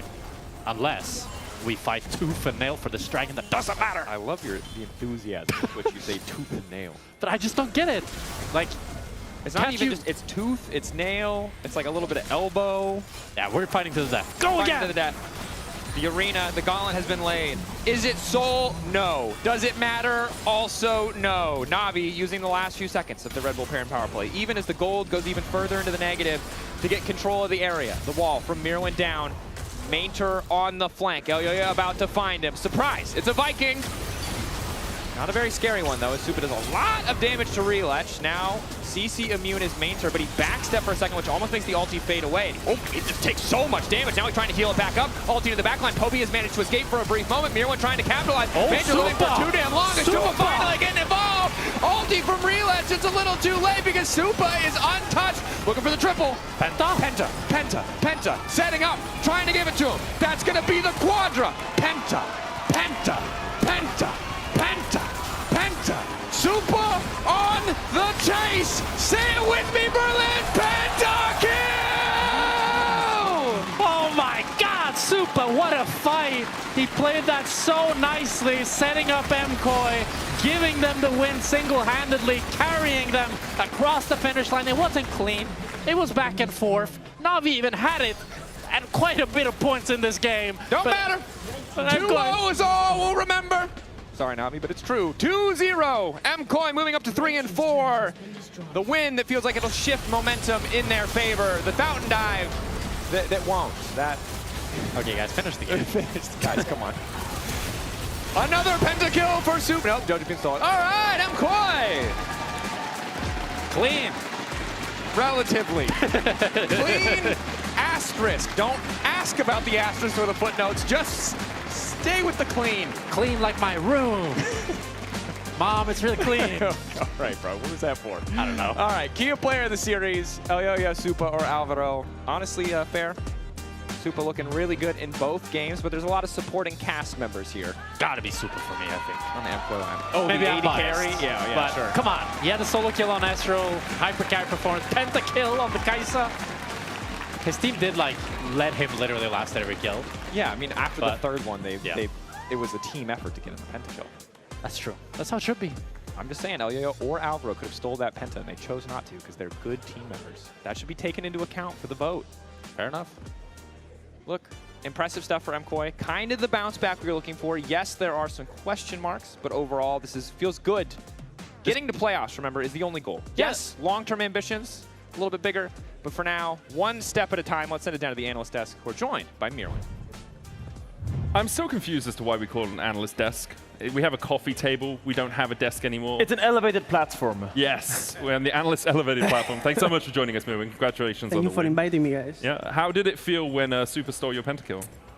I don't mind. I don't mind, honestly. I can let him have it. Let have the kids some fun. I played my game. I put some walls. I stunned some people. I saw Casio from playing the game. And I just let Super have the spotlight because he's my boy, so yeah. Yeah, just look at his pentakill. He played it so phenomenal. I love the flasher in the end. He's just going so deep into the Olaf. Flashes in like that. It's actually one of the craziest pentas I've seen. He's the CEO of auto farming, so he just went for it. He's like, he knows what he's doing. Super, guys, I think is one of his best champs. So yeah. Hey, if he has that champ, I just trust infinite on him. He's the goat on it. So yeah. But your flash wall. That's the reason it happens, really, isn't it? Of course, anything. And also, Jojo flashed in front of Skarner, if not he would have escaped. Of course. What a goat. Talk to me a little bit about the top lane in the States, because I saw the Eclipse, the Cleavers, the Express, and I'm like, okay, baby, we have some Aatrox, some Renekton, some Saiyan Brewing. I don't know where we're landing with those, because it doesn't feel like they were big enough to really make a big difference. Where do you see the top lane meta in this stage? I mean, I think they're like, honestly, I think the buffs are really good. Like, I like all the items. I think Thunder Sky deserves a nerf. It's the most broken item for any top laner. So, I mean, for sure we'll see more Renekton Pride at some point, and I think people need to get used to what to build. I think since it's Fearless, I don't think you have like that much screen games to experiment on some champions. So I think it will take some time. Yeah. But I mean, for sure, I think Eclipse is really good buff. Esterax buff, I think is really strong. Really, why? Yeah. You think just the scaling is just so massive? I mean, like there's a game that with Olaf you have like 64 AD, I think like level 18 or something. So yeah. It's like it's so big and it's so OP as an item when you build it like third or fourth. Yeah. So also added that top lanes have like 2 more levels. So yeah. Oh yeah, because the base AD goes even higher than that. I didn't think about that. That's a huge change. Yeah, it's a big change overall. We were talking backstage about the Anivia pick into the Olaf. Finn suggested Kled. Now, have you taken him up on the fact that he could give you some Kled training lessons? I mean, whenever you want, I'm down for some Kled coaching. I remember playing to your Kled and I got destroyed sometimes. Sometimes, okay. Yeah. Good what was it made you want the Anivia then in that match? Why did you pick the Anivia into that match? I mean, I think their draft is so bad into Anivia. Like, honestly, I don't know what they were drafting, but Anivia was so free. My only threat is like Alistar Flash. It happened one team fight, and I think the rest of the team fight, it was like so free. I think, I don't know, Anivia in this type of games, it feels so good to play. I understand mid laners, and yeah. Yeah. Aren't you scared? Because when I play Anivia top, I'm really scared of going side lane. I feel very terrified. How do you navigate the mid games when you play Anivia? Because the side lane just freaks me out. I think Anivia is a really strong champ. I think you have, also with Storm Riders, I think you're kind of safe. But even without it, you are really strong 1v1. You have walls, you have a lot of CC. I think the slows on enemy and like how fast you clear waves. Yeah. I think you can go, like, get away with crime. Like, you can push with Giga Deep without like almost any info, and I think like you're really strong. So you really find like sneaking waves on side just because you can get away. Okay, interesting. I want to talk to you a little bit about MKOI as a whole at the moment. The auto queue has shown me that we have run, I believe, 1 million scenarios. Calculated the odds, 50-50 odds. Oh, yeah, we've simulated 1 million of the remaining scenarios out of the 68 billion scenarios that could still happen. Top 4, which means making the Madrid Roadshow, happened in 14.8% of those scenarios. Top 6 happens in 62.6%. So playoffs, much more likely. Obviously, picking up a 2-0 is going to help you a lot there. How has it felt over the last couple of weeks, having so much weight of expectation on you that every single series is must-win? I mean, the thing we did the most was focusing on the process, because I think you cannot really focus on, oh, we need to make top 4. Like, I think that's just like, I thought that will drag you down. Of course, we'll want to make top 4 and want to go to a road trip. I think that's like what every player wants. But the most important part is doing top 6, entering playoffs, and then just winning playoffs. So, of course, ideally, we want to make top 4. This 2-0 helps for that goal. But the most important thing is making top 6. And I mean, I think the GX loss was a really tough one. Also, I think we didn't play good, and I think it really sucks, not for only players, but I think for all the fans and that watch us and support us. I think that's not like a good face to show, even when you're losing. So I understand that they were angry and everything. I respect it. And I hope they're happy with this win. I think today we played way better, and I think we showed a really good League of Legends. So I hope we can keep it up and reach the top 4. It definitely feels like an evolution of the team. Like week 1 was a struggle, and then since then things have begun to step back into what we see MKOI as, like this explosive team that has a huge amount of coordination and team fights well, and I think we saw a lot more of that today. Would you say that you as a team have gone along that route as well, or do you think there have been other things that have been causing these issues within the team? I mean, 100%, I think we did ramp up. I think the start was horrible. I think we didn't win a single team fight in the road trip, and I think now our team fights are getting way, way better. I think that was our strongest point last year, and I think we are getting back at like prime, kind of. We're still a really long way to go, but I think that's like step by step. I think we're happy with how this week went. I think we had a really good practice, and honestly, we have to aim to keep on this track, and I think we will be in a really good form for playoffs. Yeah, I want to say as well, unsurprisingly, Kia Player of the Series, Super. I think we all saw that coming with him getting a pentakill. How does it feel to be second fiddle to Super when you had such a good Anivia game? I mean, I don't care. He did really good on the Ethereal, even though he like ran it down in top lane 1v2. But I mean, he played really well. Today he played super confident, took like a lot of risk, and I think he did really good, both in lane and both in team fights. So yeah, I mean, he deserves it. He's the GOAT. Just take it home. I think confidence seems to be the watchword for MKOI at the moment. We're going to go to a short break, but afterwards we will hear from Caps on his induction into the Hall of Legends. Make sure you stay tuned.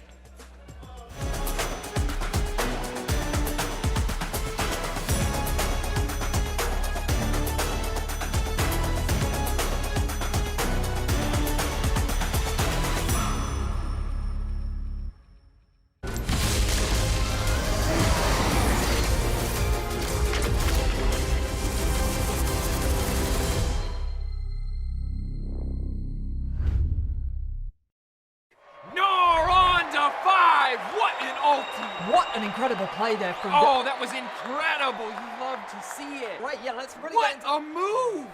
He's just so good. I mean, the persistence, the patience to find the angle. You just don't see that from rookies. I think he's got it all. He's got the bad. Have a break. Have a Kit Kat. Ooh, that looks good. Do you want to maybe share a little bit? Yeah. What a move!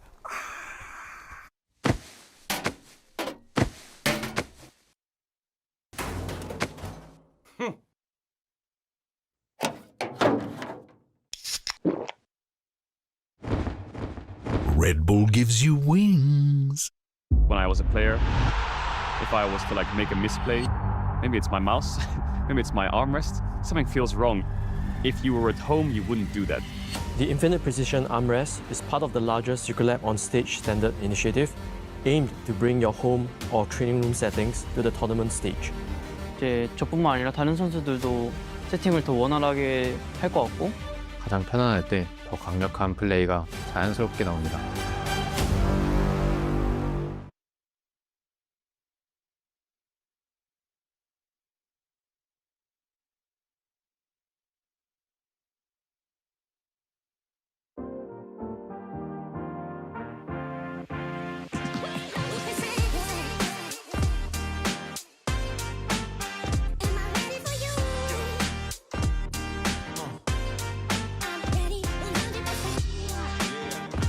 Ready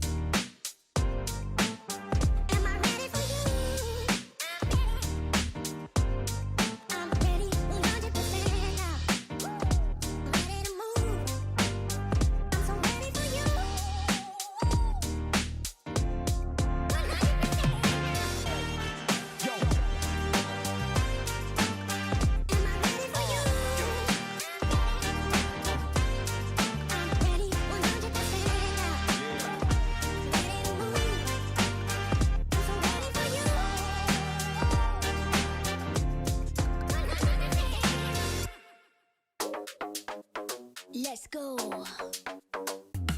Confident like you never deceive. Big ego, bigger brain, it's really obscene. So we only wear designer cause we always look clean. And for that money, money, money, everybody a fiend. And the bling like a chandelier hung on my chest. And I get it for free cause I'm simply the best. See deposits every hour, not breaking a sweat. Out to lunch with my girls, grant at every request. Thank you.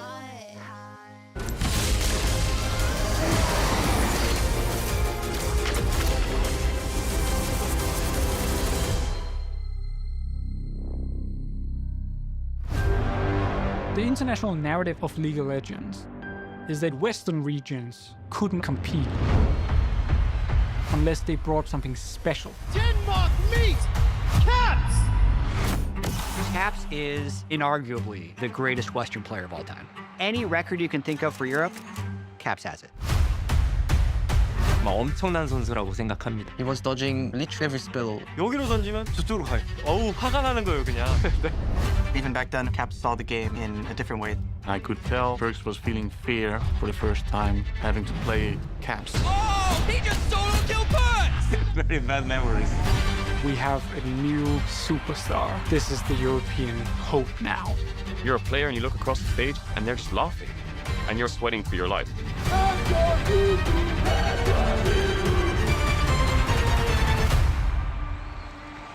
There are players at home right now.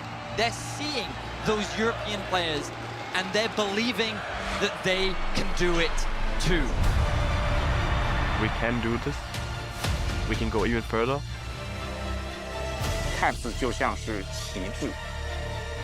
For players like Faker, Uzi, and Caps, you never really take into account years of finding ways to reinvent yourself to get back to the top. Where were you when the West rose up?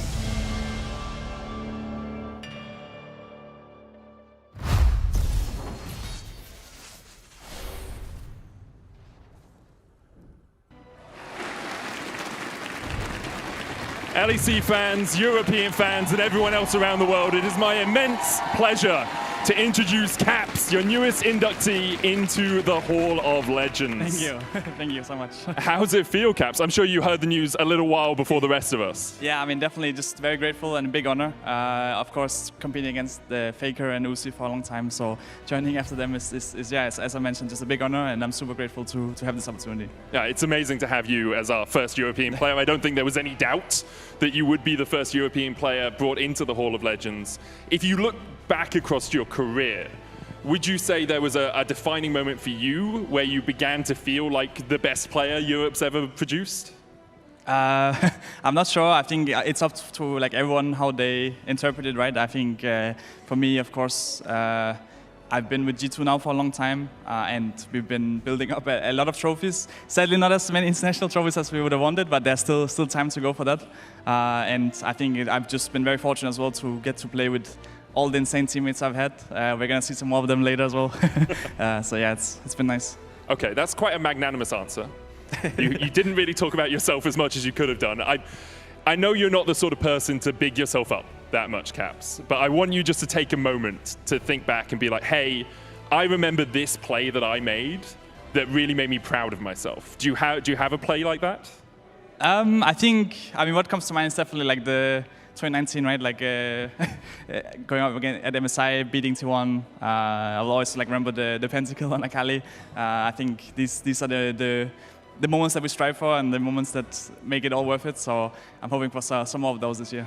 That was a great pentakill. I remember watching that and just being in awe. Like I just joined the LEC really that year and getting to cast you in spring of that year as well, the Fnatic versus G2 upper bracket finals. It was just incredible.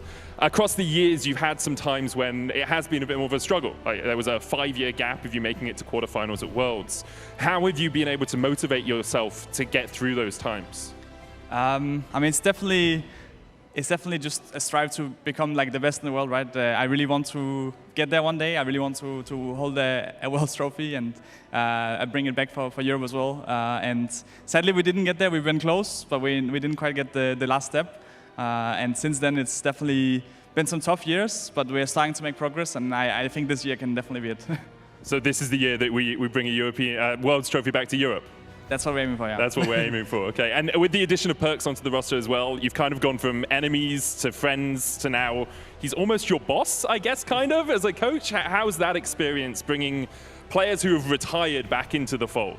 I mean, it's definitely been a lot of fun. I think it's always fun to get to work with some of the teammates that I had before. Like whenever I get to engage with them, we've had a lot of shared memories, so there's a lot of things to talk about. And I think he has some good views on the game as well. So it's been a fun experience so far, and we can keep it up for the rest of the year as well. Amazing. All right, before we round it out, you have an opportunity to say something to all the fans back there, all of the people in the arena, all of the EU fans at home. Is there anything you'd like to say to them? I mean, I just want to say thank you. Thank you guys so much for the support. It's been a long journey, and I really appreciate like all the support that they're giving me right now, but also throughout all these years, and hopefully more to come as well. And I really want to make you guys proud, and it's starting today, and it's coming at Worlds as well. Thank you. I can say for myself, and I'm pretty sure for a lot of other people out there, you've already made us proud, Caps. Thank you so much for joining me. Congratulations again. I hope your swearing in ceremony goes well on Tuesday. I hope it's incredible. I'll let you go back and join your team as we hand it over to the casters. Good luck today. See ya. Thank you so much. Casters, take it away. Thank you so much, Medic and Caps. Obviously, Caps peerless in Europe, and I think that the big thing I look at when we talk about Hall of Legends is who are the players that have kind of defined a region. And this is a player that is no doubt defined our region. Like, how many different generations of mid laners has this guy defeated to remain at the top of the table? Of course, it is a weird tonal shift now, because we just talked about Worlds, we just talked about history, these big emotional moments. Now we got a regular season and now we have a regular season LEC game, and G2 are already locked for playoffs. It is against Fnatic, though. But it is against Fnatic. But Fnatic isn't. Kings. Oldest kings. Fnatic isn't what they used to be. Some of the kings are turning to dust. Yeah. Some of them have been mummified. How many old narratives can we drag? Legacy Dynasty Kings. Look, it's, we'll see. There's not a lot of OGs left in this particular rivalry. Hilariously, it is now Grabs versus Perks and Caps. Yeah. That is the oldest one. Will Grabs get out-coached by Perks? One best of three to decide it all. Has the student become the master? Who will have a worse draft? Grabs or Perks? Place your bets now. Figuratively. Yeah, we're going to have our magnifying glass. Whoa. It's a sign of respect. He's taking the glasses off. Okay, okay. He wants to see properly, fully, clearly. A battle.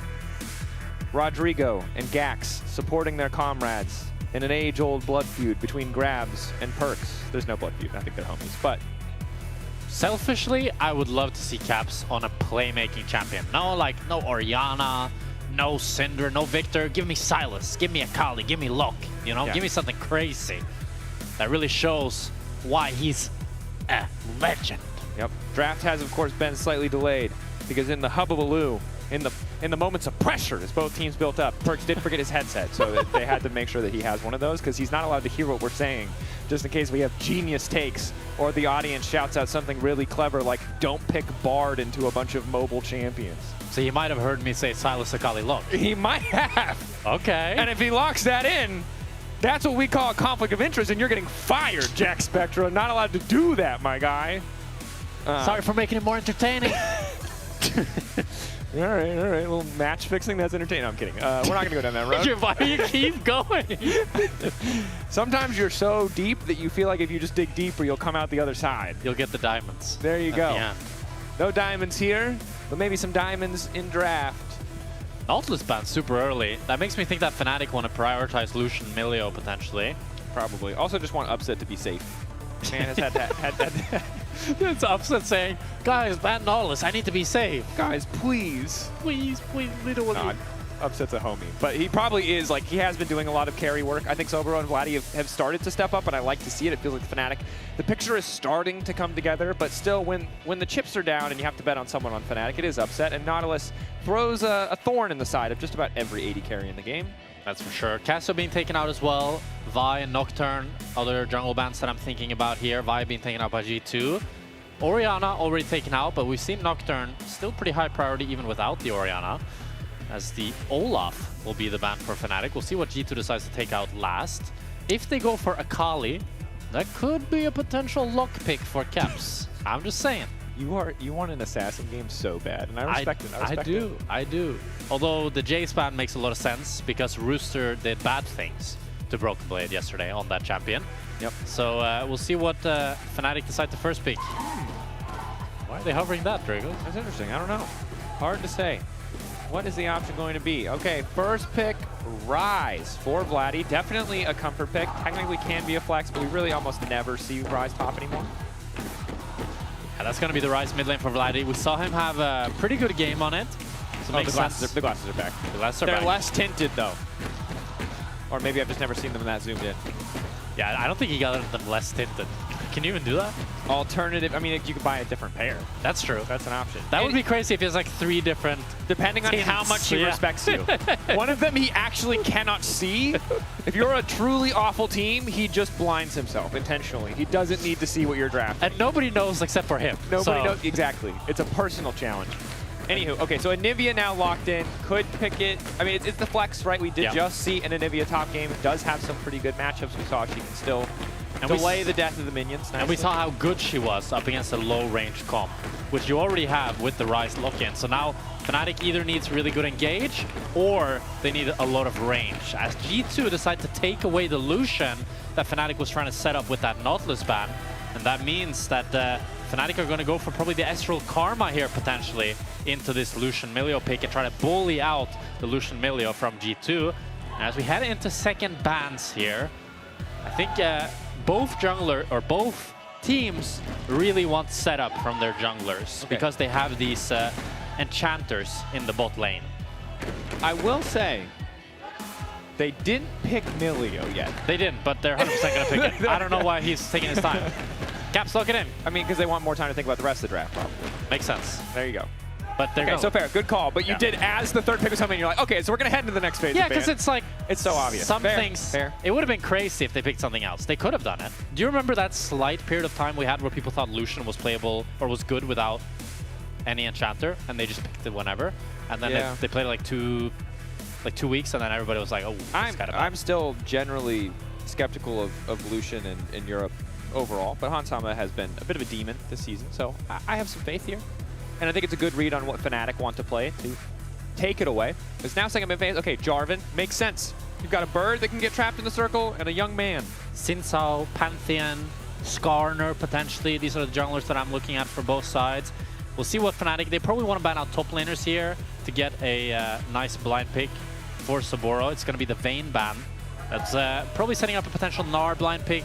I mean, Vayne ban has just become synonymous with blind picking top because most of the blind picks, if you want to play Ambessa, if you want to play Cassandra, if you want to play Gnar, it's just kind of good into all those. And I wonder, and sorry to our stats team, because I'm just going to ask this on fly on the air, is it the most banned champion in 4-5 across in the world? I wouldn't be surprised if it is. I could see it, yeah. It feels like it's permanently banned in second phase. We very rarely see top laners super early. At least here in the LEC, certainly at least today. Okay, so Nocturne also banned. I forgot about the Nocturne. Ended up lasting quite long in the draft. They're just respecting, I guess, I don't know, Nocturne without the Orianna is always a bit of a weird one. Nocturne, I think people just think the champ's really good these days, just because it has that global, kind of like a Pantheon. Yeah. While having a really good clear and having really good... but like actual damage. Pantheon is available, so, you know. Yeah, but people were really down on Pantheon for a while. Nobody wanted to play it, but recently it's been rising in prio a little bit, and teams seem to have understood that the champion actually is pretty good. It's 7-1. And I'm not here to tell you that the numbers on Pantheon are good. I think Pantheon is good. The kit is disgusting. The kit is just incredibly, incredibly powerful. Oh. Now, the response here might be a Poppy. Poppy, another champion that has had very high ban presence across this weekend of games, but still some time for Fnatic. They're debating. Razork Poppy is good. It's one of those champions that allows him to get active on the map. If they pick Naafiri here, I think they're messing up. Ooh, Wukong. We haven't seen this in a while. Okay. It's gets a lot of armor for free, good into both the Lucian and Milio in that regard, and is a instantaneous engage tool, which Fnatic are sorely missing. Now, do you go Ambessa or Gnar? Or Cassandra? Actually, you got 3 solid options. I like Cassandra into Lucian, because Lucian isn't the greatest tank killer. Oh, you have Rumble as well. Ooh, the only thing is you have like very... Rumby Wukong. little Nope, bit. no. Yeah, I like Nora better. I think you need some CC for top. That's the thing. If you go Rumble, it's all right, but there's very little setting up the equalizer. It's only really the Rune Prison. Like, yes, Wukong ult can set up the equalizer, but with how short the CC is, it's not really going to be fantastic. So we'll see what G2 wants to play into. Ooh, Twisted Fate. Well, see mixed success. Time to print some money. Look, Broken Blade has been struggling on some of these range top counter picks. The Vayne has been incredibly good. Yeah. But the Jaces have been really bad. I think the nice thing about Twisted Fate this game is that since you're playing into the Wukong, it's pretty easy to play. Like if you were to swap junglers, really hard to play TF. Because Pantheon can just always ulti on top of you, and then Gnar runs you down and you would die. But up against the Wukong, as long as you ward pretty deep, it's really hard for him to ever reach you. And you have a really nice matchup into the Gnar. He's probably going to go Exhaust as well to make sure that he's 100% winning that 1v1. So a lot of eggs put into the Broken Blade basket here, allowing him to carry. I think Vladdy is going to be the one to move to a side lane to really help either his bot lane out to dominate harder or help save his top laner. True, true. But maybe Fnatic will put their basket on G2's egg. Focus Caps down in the mid lane. These are things we're going to... Oh, ultimate disrespect! Blood feud! Blood feud! Oh, the future generations will remember this. Grabs his children's children will remember this. Maybe we got the tint wrong on the sunglasses. They look pretty tinted there. There we go. All right, folks. This is it. The battle for who is the better coach. Grabs or Perks? There's only one way to find out. Which draft do you prefer, Dracos? Pick the better coach right now. Nameplate's off? It's still G2, actually. Yeah, I like G2. Yeah. I like G2. I like having more reliable engage, and Anivia, TF, Pantheon. It's not a ton, but it's like... That's a lot of CC. It's a lot of hard, easy CC. A lot of hard, easy CC, whereas Fnatic, it's like Wukong. Yeah. Mega Gnar, maybe. Yeah. Vladdy and Caps battling it out. And this would be a great redemption arc game for Vladdy if he is able to... Because he played much better in their last game. And he has been, I think, the biggest underperformer for me on Fnatic, especially with the fact that he was rank 1 in solo queue, was looking really good, and putting a lot of effort in. The fact that he wasn't able to show that on stage, I also heard from Odo that in scrims he was much better than what he was showing. So being able to do it against Caps on the day, yeah, he's inducted into the Hall of Legends would be really big for Vladdy. I think he's an inductee currently. I don't think he's inducted yet. I think we have to have an inductee ceremony. You're right. But still. English, not my first language. I will blame that. Okay, fair. Gonna play that card early, but that's respectable.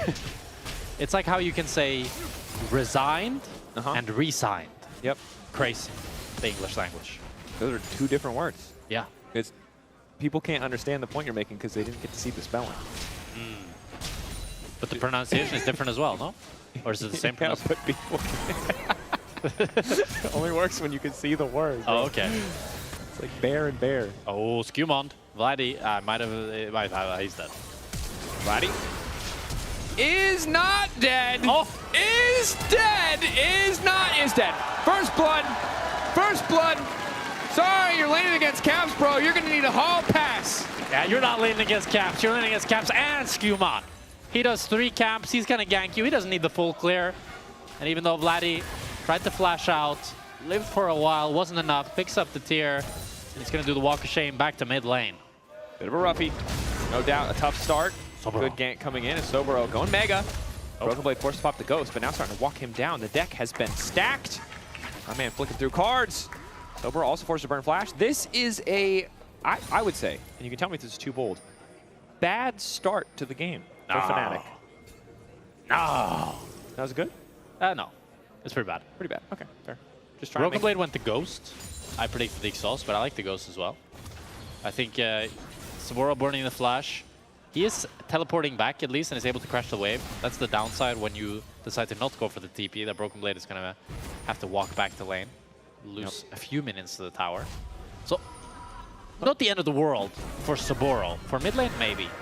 Bot lane, as we look, set our sights on it, not the biggest lead. You would certainly want to have a bigger lead as the Ezreal Karma level 1. It's a battle for who can hold the wave. Yeah, Lospa wants the wave still pushing into them, and he does get it, so that does mean that Hansama is going to lose probably like 2 more minions in upset. And then Lebrov wants to cancel Lospa. Wow, support is such a thrilling role. It's really incredible. Sometimes I feel like supports just want to cancel the other one to say that they canceled the other one. Because there, Lebrov was lower HP than Lospa, so wouldn't it be better for Lebrov to base? I hear you. Cancel culture's gone too far, literally. I heard some chuckling. That was a good one. Well, please don't read into that. I don't want to get pulled into any discussions about that past the joke we just made. All ins in the bottom lane. Drake was being canceled about betting jokes. Bro. Thus far, we got one really explosive gank and a nice little trade on the top lane, and a lot of fighting for cancels there. Okay, upset misses the Q. Exhaust forced out. Very awkward trade for Fnatic. Yeah, losing the heal and the exhaust in exchange for just the heal. Not a positive trade, as Hansama still has access to the barrier. Upset not able to land any of these Mystic shots. Able to get a good damage in. 2 long swords for Hansama, so he has a little bit of an AD lead as well on upset.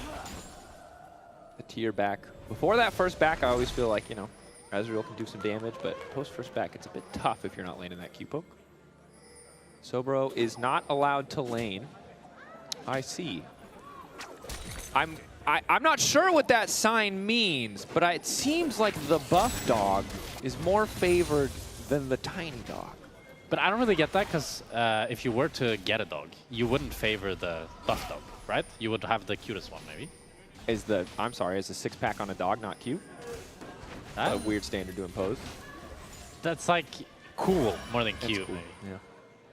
It'd be kind of weird, actually. I think it'd be heavily disturbed. Have a 6-pack on a dog? If your dog is just jacked. If your dog is more jacked than you, I think that's rough. Yeah, or maybe you're just insecure at that point. Yeah. I think probably all dogs on average are more jacked than people. Dogs are pretty crazy. Pretty crazy. Anyway, back to our jobs. Fnatic. Not going to go for this bot lane play. Instead, fighting for the crab. Caps in base. Should be picked up by Razork here. Razork has the better smite as well. Lost by face checking though. Takes a bit of damage. Backstep there. Hansama, a little bit of chip there. Razork securing the bot crab. Yeah, Razork thinking about doing the dragon as well. He's gonna just start it up. And with Skumon going for the Krugs, that is Ocean Dragon free for Fnatic. And now Saburo just needs to not die. And it's a pretty good play for Fnatic. And Saboro's basing, so it's all good. I like this. And especially with a lot of the AoE team fighting tools they have. Stacking Drakes early feels good. G2 don't have the best cross map here. Razork with an XP advantage. 3 camps up. Really nice position after a pretty catastrophic first blood. Glad he's still probably frustrated by this mid lane matchup, but at least Caps doesn't have a lot of burst in it. And Saburo recovered really well on top. Like, able to force Broken Blade now to base, despite the fact that he was weak side. And pretty much equal in CS. He's going to be down like 4 or 5 CS when Broken Blade gets this wave. But I think you can be very happy with that as the Gnar into the TF. Fnatic could look for a lane swap here, but they're actually going to do standard lane assignments. I think I would have liked to see Upset open top here with how the tempo aligns, and you can then play for the grubs. But they decide not to go for it, just continuing to have standard lanes. Gentleman's agreement between grabs and perks, perhaps. Yeah. Keep the lanes normal. Otherwise, it would invalidate the draft a little bit, no? Well, wouldn't the coaches have like more agency if the game's decided by map play rather than like laning? It's a good question. This is our first coaching-related blood feud. I think we'll have to ask them afterwards. I'm not quite sure what the terms are. Because I feel like if it's just laning phase, that's mostly like mechanics, and it's hard to like coach that. Yeah, but surely like you're... Okay, well, all right, you know, fair. Maybe we need the whole game to see. Ulti goes a bit wide for Upset. Hansama's ulti, on the other hand, has a lot more projectiles. Like 30 to 40% of them hit. That's why it's a bit awkward for Upset to open bot, because his tempo was so delayed from Vospa. He takes quite a bit of damage. He does have the refillable potion though, so he should be able to heal up. But also, Hearthbound Axe versus a Sheen purchase. Full Sheen too. Still has the AD. Razork gets mid, but a bit of an awkward gank. Can't even call it that. Just wanted to say hello. Skumond isn't on vision, but Saburo should be fine. Saburo, all in. Hunt back. Realm Warp on the way up. Skumond recognizing, I don't know if they can do anything to turn this. Broken Blade has been caught out and knocked down. baited into a false sense of security by Skumon being there. Yeah, really nice use of the Realm Warp from Vladdy. Razork moving towards mid. Broken Blade doesn't expect or respect the potential for that gank, but Razork needs to be careful here. G2 are going to be able to pick up at least one grub, maybe even two. Looks like they're going to pick up both, with Skumon holding the smite for the second. Will they make it out? Oh, maybe they can't. Nice wall to stop Vladdy from moving in with the point and click CC. Root still connects. Eggs Assault about to fade away, and Skumon's going to be in trouble. One more hyper stack. The overload from Vladdy. Gonna grab the kill and even up the gold in the mid lane. 2 kills now. Fnatic. Really excellent recovery in this game. Razork having a hell of a performance thus far. Yeah, really 2 good punishes back-to-back from Fnatic. G2, they thought they could get both grubs. Skumon held the smite. Ends up being his demise as Saburo moved all the way, was able to run them down with the CC from Vladdy. Oh, can Saburo cancel? Oh, Labrov gets cancelled here. Really nice. Saburo invested the TP into bot. He's going to buy himself so much time now. Another one? No way, no way, no way. Oh, he gets a save! Oh my god! And then Saburo goes again? No way. No, he doesn't. He doesn't. No, he doesn't. There were pings though, but he's not going to go for it. What will that mean? That means that now Hansama has to respect for another 30 seconds, so he loses a few minions here in the slow push. Doesn't mean much more than that, because the fact if Razork was topside, this could be an angle where you go for an invade, you look to zone Hansama, look to zone Labrov as he enters the jungle. But because Razork was bot side, it's not going to be the end of the world as long as Hansama doesn't take too much damage. He took quite a bit of damage though. That step on the Essence Flux there was big. Hansama would have lost another 100-150 HP. Labrov finally here, but that's that tiny timing window. It cost Upset his ulti for Sobro to lose a creep, but gives them a brief advantage and control over top lane push, now allowing them to move in and contest these Raptors. So little advantage is starting to snowball together. The monkey starts to spin. Cap's gonna lay down the wall. Bouncer to his own jungle. TF ulti trying now to get involved. Broken Blade off on the side, has caught up Razork, but not before Razork gets a bit of damage down, forcing a flash back. Caps could be in trouble, has the egg available. His Upset's off on the side, but here comes Hansama. Vladdy, Razork, and Lost, but retreating. Everyone standing thus far. Slow there, double flash is forced by the wall. The Defiance coming out from Lost, but the Mantra E gives them the movement speed to escape. Fnatic, in the end, losing a lot of flashes in that play, despite how good it started. But this is a big win for Fnatic. Because of the fact that Saburo is getting played on bot, denying waves from Broken Blade, it was 2 flashes burned from G2 and 3 flashes used by Fnatic. So even in the flash department, it wasn't the end of the world. G2 were just not able to land the CC chain. The Merc Treads from Vladdy made it so it was so hard to lock him down. And that's now a 500 gold lead for Saburo off of that roam Broken Blade just did. I mean, that's a Cole Twisted Fate, and you have a gold lead. That's pretty impressive. True. Man, Prince money. Bot lane, of course, swapped here, both sides. Bot lane's moving top. Fnatic, an Upset, slowly burning through that mana bar. As Razork has now completed the Triforce, is going to be a menace on the map, but Skumon matching with Thunder Sky. Even post-nerfs, I think, still a pretty damn strong item for first spike. Now Hansama should have the Essence Reaver, and both bot laners are basing. Probably going to open up towards bot lane here and look to contest this dragon. So that'll be the next objective. Razork ultimate should be up for it. Unless Skumon wants to start it immediately here with the prio from Caps. Could look for it. I think Fnatic can be in a position to contest. Vladdy has the Realm Warp. See if they want to try to go for something. But it looks like with their lane assignments, they're just going to drop it. Makes sense. But a situation where neither side is going to be able to rush Soul. We'll see what Soul it's going to be. Perhaps a decision Fnatic will regret. Cloud, big for both sides. Massive, honestly, for both sides. Fnatic's team comp very reliant on that Wukong ultimate as we get later into the game, and semi-globals of both the Twisted Fate and the Pantheon. It would be nice to have more access. So imagine we see increased priority on the Drake. But now, Hansama getting aggressive. Fnatic doing what they can to sidestep here. Lost, but only blocking a few of those shots. Flash forward from Hansama. Relentless pursuit in as well. Upset being completely and totally forced back. Labrov now on the hunt to cancel some of these recalls. Really nice aggression by Hansama there. Showcasing how strong he is with that Essence Reaver. Still no item on Upset. They lose that 2 versus 2 quite handedly as Razork is looking in the top side.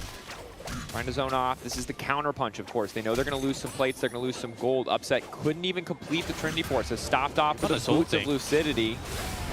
Sobro about to go Mega, though. Gets the leap out as well as the Gnar ultimate. So no play there to be had, but this is so good for G2. They're getting plates for free. They stop the counter punch from Fnatic. It's looking pretty good. Pretty equal, I think. Yeah, actually. Because they got some plates on top, and Broken Blade, while he eventually got his jungler, he still got denied a little bit of wave, so he's down 20 CS now. And a really nice Mega Gnar. Oh, BB's in trouble, no flash. Oh, he's so fast though. Has no ulti. Well, the Ghost ends up saving him, but it is going to be the first tower, first brick in the top lane. So it's really the top side of Fnatic versus the bot side of G2. And I do think that if you're a Fnatic fan, something to be excited about is, I think, the whole time that Fnatic has had upset on the roster, and it's been this iteration of Fnatic, yep. The only way they could win was through upset. Sure. But now with Saburo, I've honestly been really, really impressed by him. And the fact that he's now having a really good game against BB, with BB having the counter pick, picking the TF into the Gnar, the fact that he can be a carry for Fnatic and Rastor can play towards him, and that's a winning game plan for Fnatic, it opens up so many more possibilities for them, and it puts a lot of weight off of Upset's shoulders when he's always needed to be the one-man army. Yep, very true, although he has to be careful now if Caps does spot him out. Quick stun under Razork, a decent chunk of damage, but the clone nicely pays to body block a lot of that damage, but Razork has now gone a little bit too far, he gets burned out! Not enough respect paid to the wall, needed to back up sooner, thought there might have been a re-engage angle. With no Cyclone on Razork, he's too vulnerable. Caps looking over the wall though. Ooh, and his flash just now came up. Tiny, tiny window for G2 to capitalize on there. Well-timed Summoner's cool spell cooldowns. I do think the 5v5 is pretty difficult for Fnatic. It's so easy for them to kite out Razork. You can see how Caps can just stun Razork as soon as he jumps in and deny any sort of engage.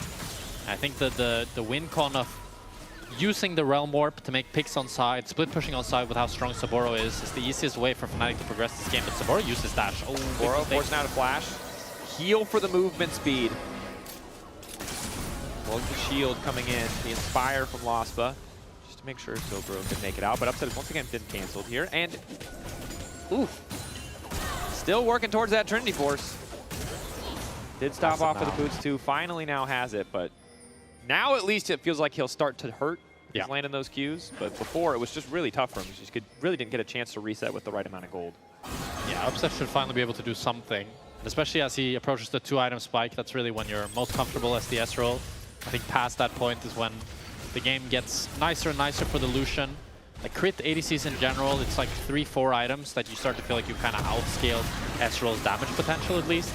As long as you're able to auto-attack, of course, Lucian has much longer range. But Fnatic being able to pick up the Herald here for free with how Vladdy was able to push in that top side. It's pretty nice for them. We'll see how they're able to use this Herald. If they're using it in an exciting way as Caps is really aggressive here. I think a bit of fake pressure.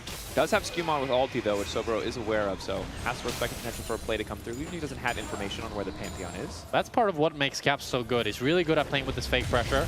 All the Caps knows is the fact that Fnatic goes on Herald. So he knows that if he plays really aggressive, Saburo will automatically assume that Skewmon is in the area. So that means that he can go for those trades, can force Saburo back and get that bot tower. And it was the right choice, because Skewmon was close enough. Probably would have taken him 5 or 6 seconds to arrive, but if he had overcommitted inside of Saburo, very likely would have cost him his life in the extended play. Caps also, I believe, does still have access to the egg. Caps trivia moment, Mr. Spectre. Don't look at the prompter. Don't do it. Don't. Because I'm ripping this off from our production team. When was the first time we saw Caps play Anivia? Against Jojo Pune, maybe? No. In MSI? Bro, he's been playing for a gajillion years. But people didn't play Anivia much. All right, well, fun fact, if you guys don't know, here's your Caps fact for the day. His first ever game, 2017 Rift Rivals versus TSM Bjergsen's Syndra, where he would go on to triumphantly dethrone the reigning Dane in League of Legends. Just kidding, he lost that game, but it doesn't matter, because Bjergsen ain't got no MSI trophy, does he? To be fair, I remember the most memorable Anivia game. That's true. That's true. When he brought it back, because Jojo was like, I don't even know what this champion does. And he was like the Fortnite kid. Yeah, he was like 4 when the champion was released, right? Really? No, that's probably off. He was young, though. He was for sure young. You know the first pro player has been born that is like younger than the game, or is playing? I think there's like a LCK challenge, a few. Wow. Well, I already felt old just generally, but thank you for that one. It's pretty crazy. It's pretty crazy. Future generation. Where are Laura and Ordo? They're supposed to be training the next generation of LEC competitors right now. They're going to be putting that baby in KT. You already know. Those were my favorite jokes after that post. We miss you guys already, but it's a cruel thing to do to a child. Sign them up for the KT fandom. Fnatic and KT, wow. That's pretty hard. The game is dead even, but I have this feeling in the back of my mind, Jack. Yeah. It's a feeling based on a lot of empirical evidence, which is that I don't think anyone is beating G2 or KC until the Nexus is dead, which is true of technically every team, but like I'll believe anyone else. If Fnatic was up against any other team in an even state right now, I'd be like, this is a very winnable game. It's very close. But I just get nervous the later we go into a G2 game. Yeah, they're contesting on mid now, though. Oh, Realm Warp. They're warping the realms, but Caps is already ready with the wall. Vladdy the only one to go, and immediately they're going to try to re-engage. Caps trying to make a ball. Razor so quick to pull the trigger. 2 quick spins. I shouldn't have doubted him. Fnatic out for blood. The Herald charge perfectly timed now for the follow-up. A double kill for Upset. Fnatic playing like demons. And Fnatic, they break the game open. They take the mid tower. They take down Caps and Skumon despite them trying to flash out. They'll cement themselves a 2,000 gold lead as it all starts off with a Realm Warp to the side. Vladdy recognizes that Caps is a bit too far up, already used the stun. Caps tries to flash away, but he's already taken so much damage, goes immediately into the egg. And then with the Rift Herald, Fnatic knows that they can continue going and take down Skumon as well, despite the fact that BB tries to Destiny in. Bloody nice. You're hell of a legend, by the way.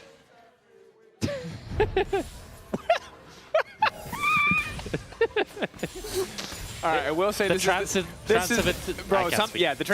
I mean, look. No, I was thinking the transitive property. The transitive property. He killed Caps, so now he's Hall of Legend. I think he was roasting Caps, by the way, for getting caught. No. It's like Vladdy killed Caps, so now Vladdy is Hall of Legend. No, it's not the unofficial World Championship belt, which belongs to someone probably in a random like Challenger League right now. Who knows? I don't know who owns it. Someone will tell us. But I think that's what he was thinking.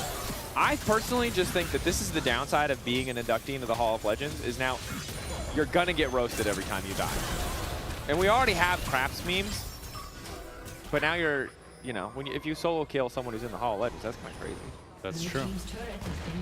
But then people will always be like, but Faker got solo killed by Gold 4 Brand. That's true. So it's like... So really, it's a time-honored tradition for the Hall of Legends. As Sobero, I don't think you win this 1v1 anymore, my guy.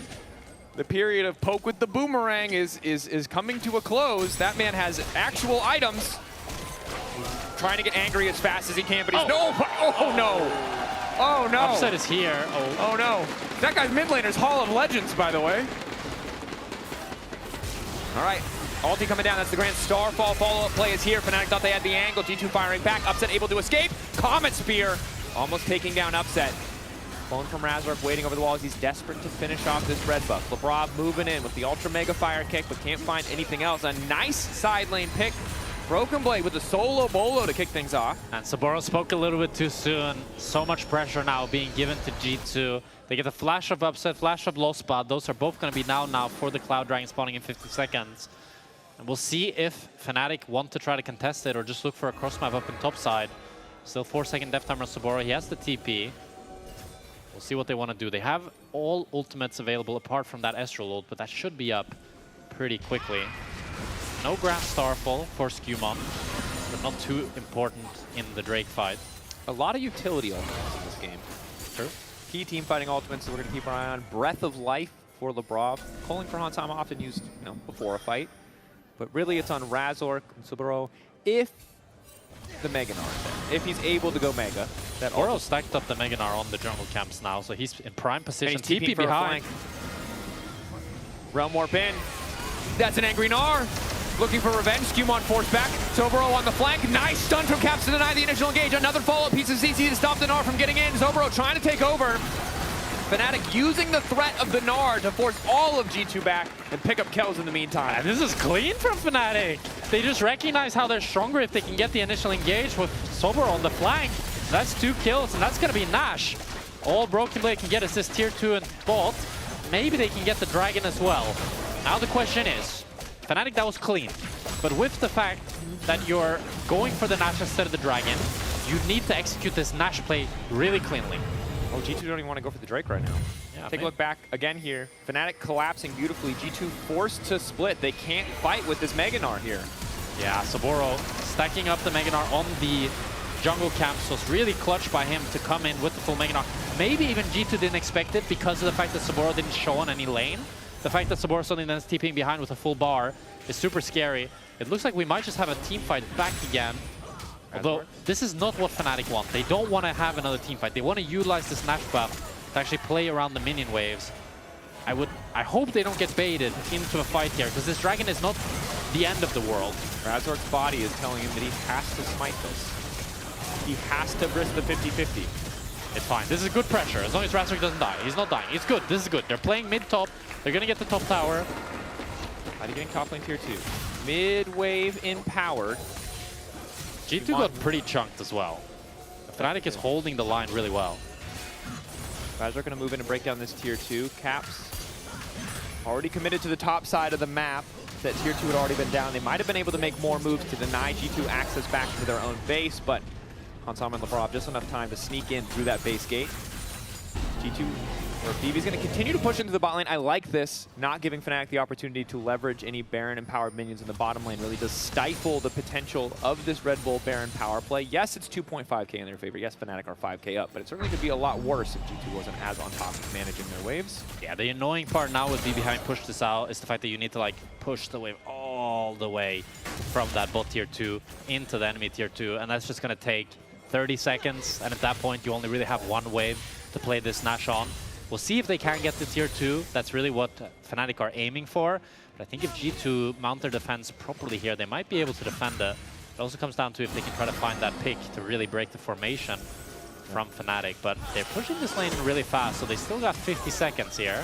It's a tough spot for G2 to be in. They've fallen behind in terms of itemization. 3 items, Actualizer completed for Vladdy. 3 items for Upset as well, who was really far behind at the earlier points of the game. Sobro has to be careful not to step too far up, but G2 just trying to posture and threaten, hoping to zone Fnatic away. No cannon there to help keep the push going. But 30 seconds left on the Baron means one more wave. G2 know it, so they use the culling to force Fnatic back. As long as they kill this cannon minion, they can likely keep that tier 2 standing, but Hansama already chunked. Ulti out onto Vladdy. Do they have enough damage to lock him down? It looks like the answer is yes. Grand Starfall coming in. Vladdy taken out of the equation. Shut down going to Skewmon. Now Sobro on the chase. Fnatic feel like they have to go in for more. Upset. Arcane shift over the wall. Wants to keep the fight going. Eyes on Sobro. Can the Gnar make the difference? No. G2 outspacing. Outmaneuvering in the fight. The Mega Gnar getting absolutely nothing done. Finally knocks 2 back, but Upset is now in trouble as Hansama continues to march in. Mystic shots landing. Upset versus the world, but he's not enough in the face of G2. All 5 members survive. G2, how do they keep getting away with it? This Nash play was so clean by Fnatic, but they get caught and they want to try to go for the redemption kills, and it's a full disaster for them. The 5,000 gold that Fnatic had labored for, they had worked for, disappeared in one moment. That's all it took was this pick. Like, Vladdy's so close to being able to hit the plant before Skewmon lands, but he doesn't get it. And then Razork, I get the intention. You want to go in, you want to make the fight happen, but they don't have the follow-up. They don't have the Gnar on the flank like they had last time. Saburo can't do the magic that he did. And even though Upset does so much damage, with the fact that Mikhails has already been burned, he's not able to finish any target. Caps goes into the egg. Hansama lives on 100 HP, and then Upset gets stunned into stunned again. And despite the fact that he arcane shifts forward, even if he no flash, we can cut this, he's griefing. I'm having X optics on Ezreal. Ezreal, I reach. Okay, come on.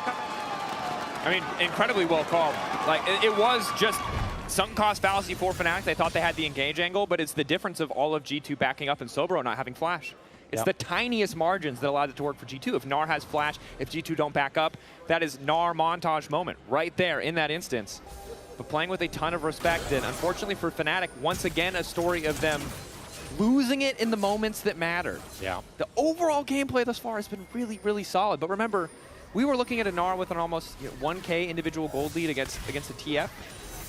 I think not anymore. This is what separates, for me, G2 and KC from the rest of the leagues, the resilience. The fact that you have this feeling as if it's a European team playing against an LCK or LPL team, that the game is never over until the Nexus explodes. because they'll always find angles, windows to outplay you, whether it's macro, team fighting. These small moments where they can see the enemy team is slightly overreaching, slightly caught, and they can always come back into the game. But now, Cloud Dragon spawning in 40 seconds, and we already know the drill. It's time to group. It's time to group. Doesn't matter. This is Soul Point. It's not Soul, but we will. Actually, it's G2. G2 might cross map. They are one of the teams that are willing to cross map. BB is pushing in the top side. And I think these do still have to be careful about these fights. Broken Blade is really strong. With the Hex Optics now, pretty easy to proc at the start of a fight. Just another 80 carry. You have a lot of damage on this lineup. Soboro, his value is dropping. It's really hard to find these reliable Gnar angles, Wit's End. I think G2, they are cross-mapping. They're looking to Pantheon ult top and play for this tier 2. I think that's another thing that separates G2 and KC in our league. They don't just repeatedly fight 5 versus 5 to the death. They recognize that we can get 2,000 gold on top side here. Even though we won the last fight, it's not like G2 has a huge gold lead. They have a 1,000 gold lead. They don't want to flip the game on this fight where Fnatic has position. They want to go for the tier 2 instead. But they're not able to dive support. They're not able to get the tier 2. So, a good defense by Fnatic. And they put themselves on Soul Point. True Shot Barrage not there. Soul Point for Fnatic definitely nice to have. An additional bit of movement speed. Razork has to be really careful here. Yeah, Kick is there, but only hits the clone. Nash is the next objective. Both teams have incredibly high Nash damage. G2 currently holding on to position, but ignoring the mid wave. I do wonder if Fnatic could just Realm Warp onto Broken Blade. He has no flash, but they want to Realm Warp with mid instead. Realm Warp in, Hansama sliding, gliding, trying to get a little bit more done. Spin coming through on a Skewmon. That's going to be the jungler deleted right as the fight kicks off, but he has the GA, and now it's Broken Blade on the flank. Instantaneous lock up into Vladdy, blocked by the Mikhails, and now it's Skewmon in trouble. Vladdy! Flash forward for Vladdy! Vladdy! In the face of destruction, finds the angle, and it's upset to follow through. No one would flash forward there, but just barely manages to make it work. But instead, it's the damage of the Twisted Fate, evening things up, finding the kill. And now it's Sobro versus Caps. Laspa there to empower him. The Mini-Gnar believing he has what it takes, but the stuns are there for Caps. It's so damn close. Oh, Saboro not able to catch Caps. He didn't get the double jump on the minions. I thought he would be able to get the bounce. Oh. And honestly, credit to Broken Blade, the damage there was crucial. It was so close to just being a clean sweep for Fnatic after Vladdy flashed in. There might still be more. No stacking. Okay, look back. So it starts off with Fnatic recognizing we can either go on Broken Blade or we can go on the 4-man. They go on the 4-man.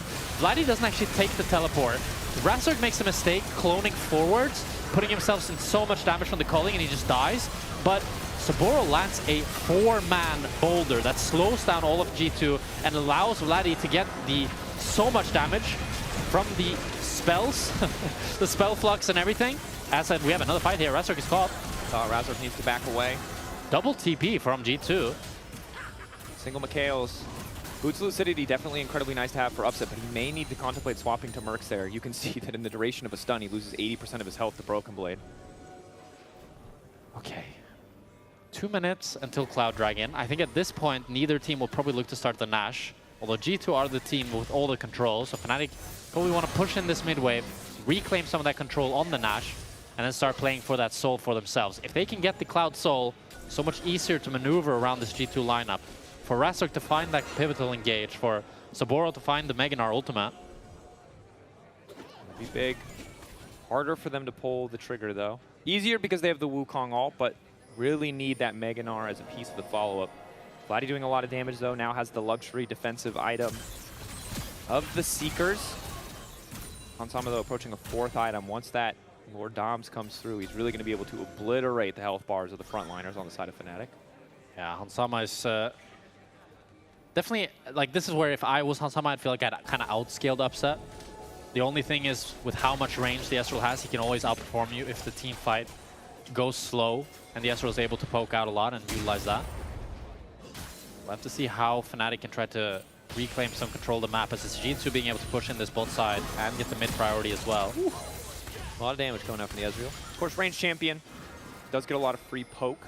Well, Ups has had a really good game. I think the first few minutes of laning looked a little bit, I don't know if rusty's the right word, but it just looked a little bit jank. Maybe a little nerve, something. Yeah. But after that point, I feel like he's been really confident, really aggressive, and really putting the team on his back alongside Vladdy and Saboro, who's all three of them been really good. I feel like you can see hope in this Fnatic lineup. It feels like this game even, like if a few fights went differently, Fnatic would have already won this game. But G2 doing an incredible job of holding on, even having a gold lead for themselves, but Fnatic fighting to keep this pressure in their favor in mid to ensure that they have control over the Dragon Pit. Now G2, do they want to go for the Nash and try to force Fnatic to face check them, or do they have some way of entering? The biggest weakness to G2's comp is you have no front line. Nobody can face check. You have the Destiny though. You have a Destiny. Shift out from upset. No use to the Mikhails. Good patience. Fnatic now debating the re-engage. Sobro no flash.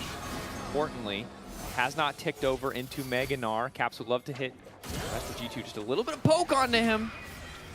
As now he stacked up Mega. Fnatic, small window now to capitalize on this. If they do not use the Mega Gnar, 15 seconds before they can start stacking Rage again, and G2 instantly going to set their sights on the top side of the map, trying to make it difficult. I think this is worth for Fnatic. I think you give the Nash, you take the Soul, you have so good wave clear with the Rise, with the Astral. I think the worst you lose is the mid tier 2 and the top tier 2. If you don't lose an inhibitor, this is incredibly worth for Fnatic. But if G2 can open up 2 inhibs, they can kind of checkmate the game going into Elder with the fact that Broken Blade has so much backdoor threat. Yep. Broken Blade already has a pretty stacked wave there on the top side. 2 cannon minions ready to push forward, even if one is a bit chunked. 3 now. Not going to push for anything else. G2 recognizing that they've maybe spent a little bit too much time on the map, although Caps continues. We'll use the Crystalline Overgrowth there to finish off the structure. Sobru manages the bot wave, pushes it a little bit, but can't go too far. Losba needs to be careful here, though. G2 can still look to stay and look for cheese. Yeah, they're not going to find it. That's already 1 minute off of this Nash now. They did get both the tier 2s already. But if Fnatic can hold on to these inhibitors, I think they can consider themselves or be really happy with this. Yep. One thing that we haven't touched on is the gold lead in top. Because Broken Blade has a 4,500 gold lead. I don't know how. I guess he got some. I think a lot of the kills were shutdowns as well. A lot of shutdowns. And he got a ton of plates. All the cross maps has been around him. Yeah. And he prints money. He does print money. He does do that. What if we gave a champion more money for doing a thing that they already wanted to do? I like it. Realm Orbin, though, kicking the fight off. Excellent blast cone to try and split the fight, but now it's Caps who's isolated. Rocket Belt back, looking for the stun. Vladdy, quick flash over. And now it's going to be Caps falling. The Baron play stymied. Broken Blade teleporting forward in the bottom lane, trying to keep the push up because Fnatic recognized the weakness in G2, breaking open their base, setting their eyes on the inhibitor line, and perhaps pushing for even more. So Boro basing here to defend the bot side. Broken Blade did as well. It's only going to be the mid inhibitor, but that's the Nash play completely stymied here. It's not going to be... It's going to be a negative Nash play, in fact, for G2. I don't think anything else will happen in this mid lane. Gold card. Mitigated by the Mikhails, but now no Mikhails available. Upset did pick up the Endless Hunger, so has a bit of tenacity at least, but still feels like any gold card is a death sentence. Vladdy is isolated. G2, Fnatic want to continue going here. G2 still have the Nash, and it is 5 versus 4, but... Card lands onto Vladdy. Sun card down, no one can follow. Skewmon, Breath of Life to try to peel him back. A little bit of poke onto Han Sama. Ulti across the team, another gold card connecting, but they're just not in a position to follow up. Tower chunked, but not done. But now it's really easy for G2 to follow up. Caps TPing behind. Caps TP, Skewmon ulti available. They can chase Fnatic down. Fnatic have to stay clumped, grouped together. If anyone splits off, they'll be dead. With the Cloud Soul. Yeah, they're so fast. Maybe without Cloud Soul, Caps' flank would work here, but it's Grand Starfall. Grand Starfall. But you can't reach them. Even with the Ghost, Broken Blade can't reach them. Finally going to land. It's only going to connect onto Razor. Han Sama now culling down, but the wall is there. There's no more play to be had. They're just too fast. This is the power of the Cloud Soul. Any other soul there, and G2 gets a fight. With how fast they are, even with the Grand Starfall, even with the TP behind, you're not able to reach them. And Fnatic, while they didn't get the inhib, they shut down G2's Nash play. They're going into the Elder fight with Cloud Soul. The cards are stacked in their favor. Is it happening? Are we about to witness? The thing is, this goes back to what we talked about earlier. The game's not over until it's over. It's true. It would be so classic for Broken Blade to find a crazy stun, for Caps to make a heroic outplay, and then suddenly G2 just wins the game. I mean, Broken Blade is full building. That's an Infinity Edge. Yeah, he does a lot of damage. He's scary. There's still a part of me that's skeptical, and I can't get that part to shut up, Jack. But Fnatic are favored. Better control over the waves. Infinite push here in mid lane. Trying to get sides set up for themselves as well. We're still 2 minutes out from the next objectives. They will spawn at the same time, but... I mean, what could happen is that G2 just goes where Fnatic doesn't. So Fnatic will probably go to the Elder, and then G2 go for the Nash, and then you have kind of a stalemate situation going. Or we just fight in mid lane. Walking in, slow coming forward from Lost, but did flash for that. Gold card now there for G2 as they try to burn through Lost, but just barely living. Sober hopes to flash over the wall. Broken Blade off on the side, can do big damage, but Fnatic, I think you lost out on this one. It's time to retreat. Nope, it's time to go back in for round 2. All in onto Broken Blade. Razork starting to spin. Cumon with the Aegis Assault living for a damn long time, just barely surviving. Still has the GA. Fnatic has to be careful not to overcommit. Broken Blade waiting over the wall. Knocks back in. Upset. Takes the opportunity to dive forward. Ulti across the back line. True Shot Barrage hitting like a truck. Upset continuing to march in, as is Razork. G2 on the ropes, but peeling back as best they can. Upset taking down Hansama. Fnatic, I think they've done it. They've taken down 2 members. They're 5 versus 3. Caps is still up and available. The wave is super low. If Caps can get to base, he can clear this. They can't let Caps back into his fountain. Fnatic poised to end the game. Fnatic poised to take game 1 against G2. The old rivalry's paying off. Grabs winning out in game 1. Caps nowhere to go. Fnatic taking game 1 with confidence. It was back and forth, but in the end, they find the victory. And this was clean from Fnatic. They had a few mishaps, a few oopsies, but overall, watching this, it didn't feel like G2 was just off. It felt like Fnatic was on. They were locked in, they were engaging well, playing well, finding the windows that they needed, and a great game as we have a little interview here with Saburo. Yeah, I am standing here sidelines with Saburo. Congratulations on the win, first game, had a big impact as Anar. I wanted to call out something you said in game. You talked a little bit about Caps and obviously getting inducted to the Hall of Legends. Would you remind me something along the lines of what you said? I mean, yeah, and we don't have pressure and we just play on ourselves, yeah. Okay, you're humble. Obviously, I'm calling you out here, but it's okay. Running into Broken Blade in the Twisted Fate, is it something you expected here? Did you have any fear running in Nah? Like, obviously, he built up a big gold lead, but how did you feel? I think Broken Blade is really good top laner on EU, but maybe this game I play on early game is kind of good, better than him. Yeah, but he played well on mid game and late game. Yeah. So. Okay, humble. Congratulations on the win. Game 1 for Fnatic is this time, I'm coming over to you guys. Okay? I got it right this time.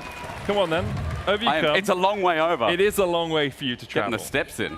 It's been a long journey for Fnatic to find the win over G2 Oh, it has. as well. What a crazy game it was. That was bizarre. Yeah, welcome back, Jake. Thank you so much. I will say, last time these two teams met in the regular season, Fnatic did 2-1 G2 back in spring. Yes, they did. So there is precedent. Yep. However, this game did not seem as confident as the end result implied for Fnatic.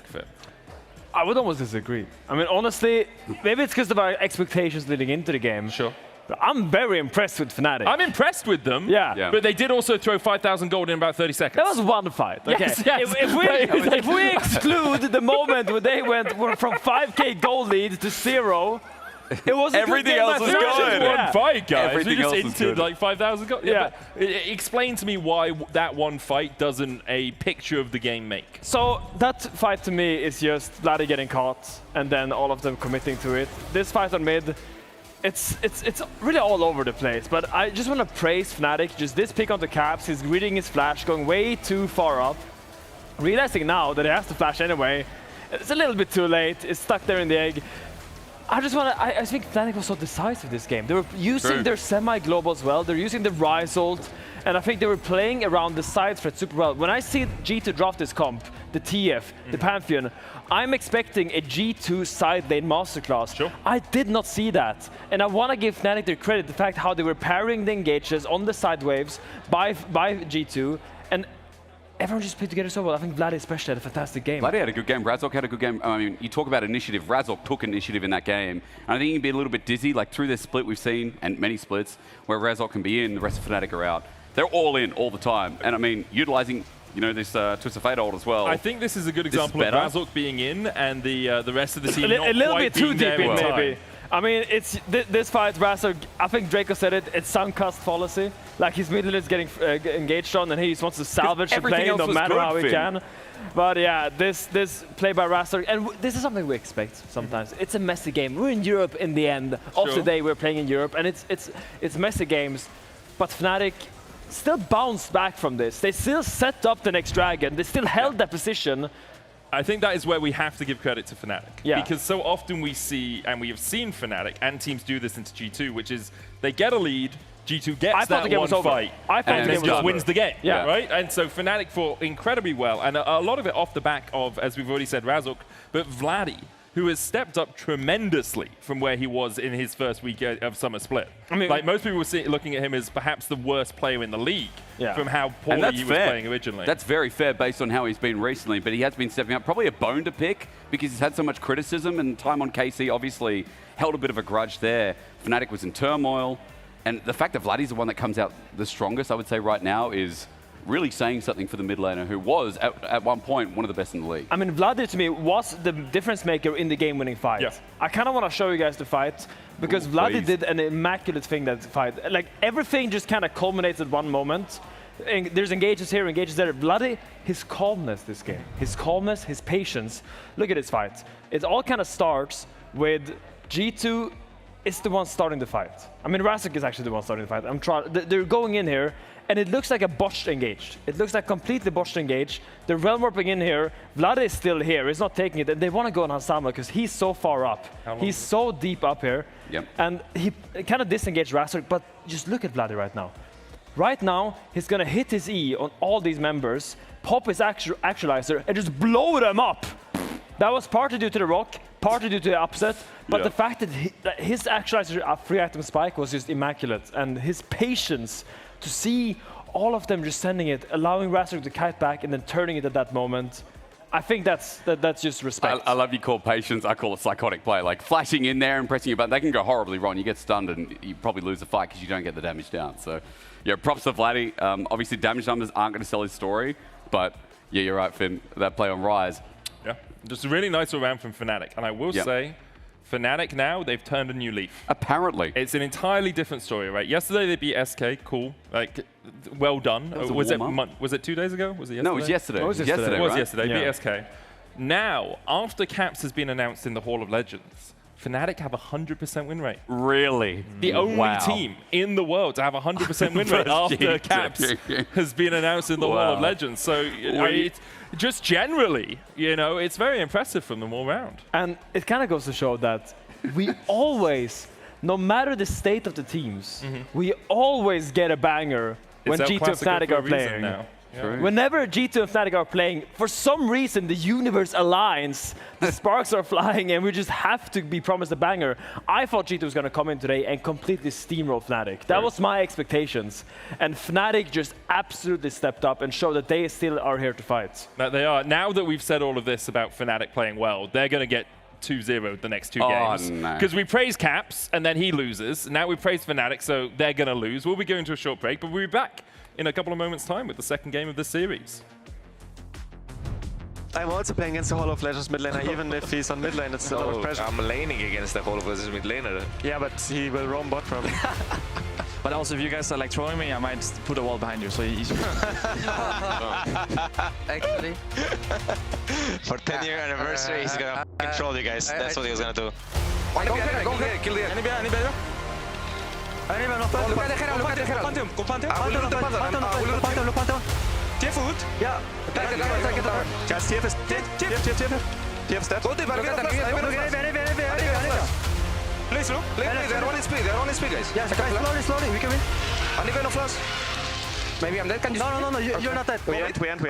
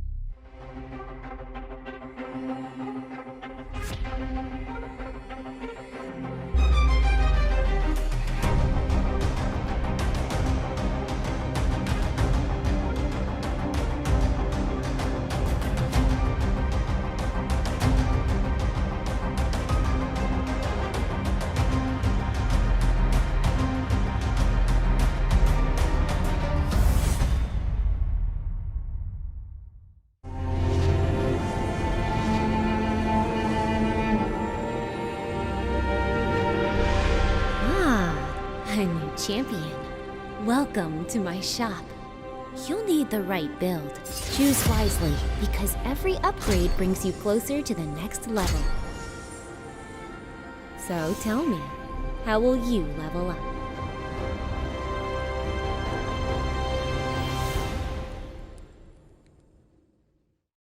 Want to find your fastest server every time? Express like a pro and optimize your connection in one tap. Express and game without ISP throttling. Express and shield yourself from DDoS attacks. Express and choose the VPN trusted by gamers everywhere. Express VPN. Experience gaming the Express way. Fast, stable, competitive.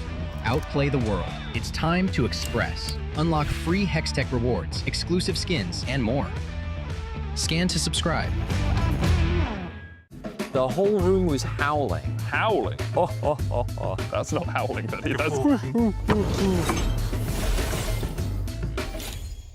Did you steal the LEC trophy?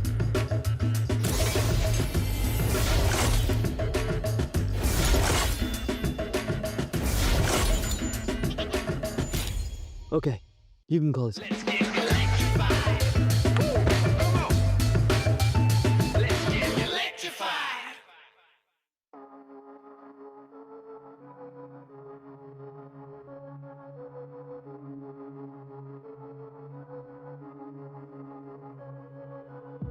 I lied awake for days, counting all the ways I died.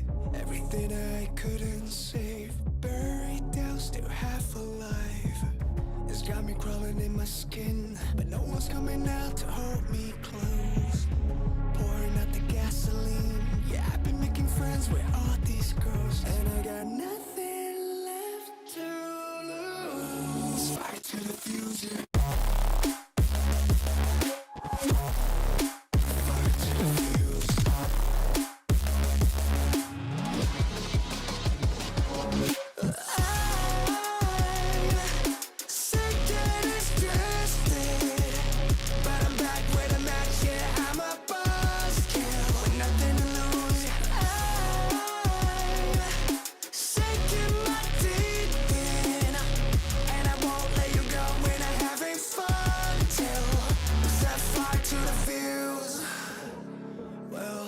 It's not me to turn and run. Met the bitter truth and I choked it down. Left a bad taste on my tongue, but my appetite's been growing now. I can see you crawling in your skin, but no one's coming out to hold you close.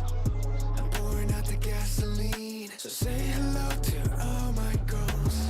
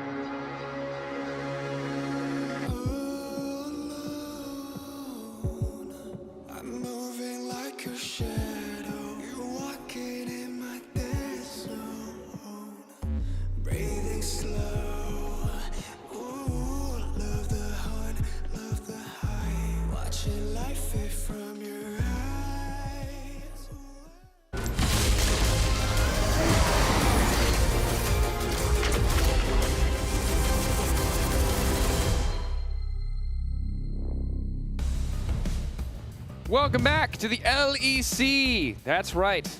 That handsome cow right there just took a game off G2 Esports. And if Fnatic get their way, I think they're going to get a second one. That said, G2, a team that's pretty notorious at bouncing back. And, hard team to take down. Yeah, and winning in the end. So, job's not done.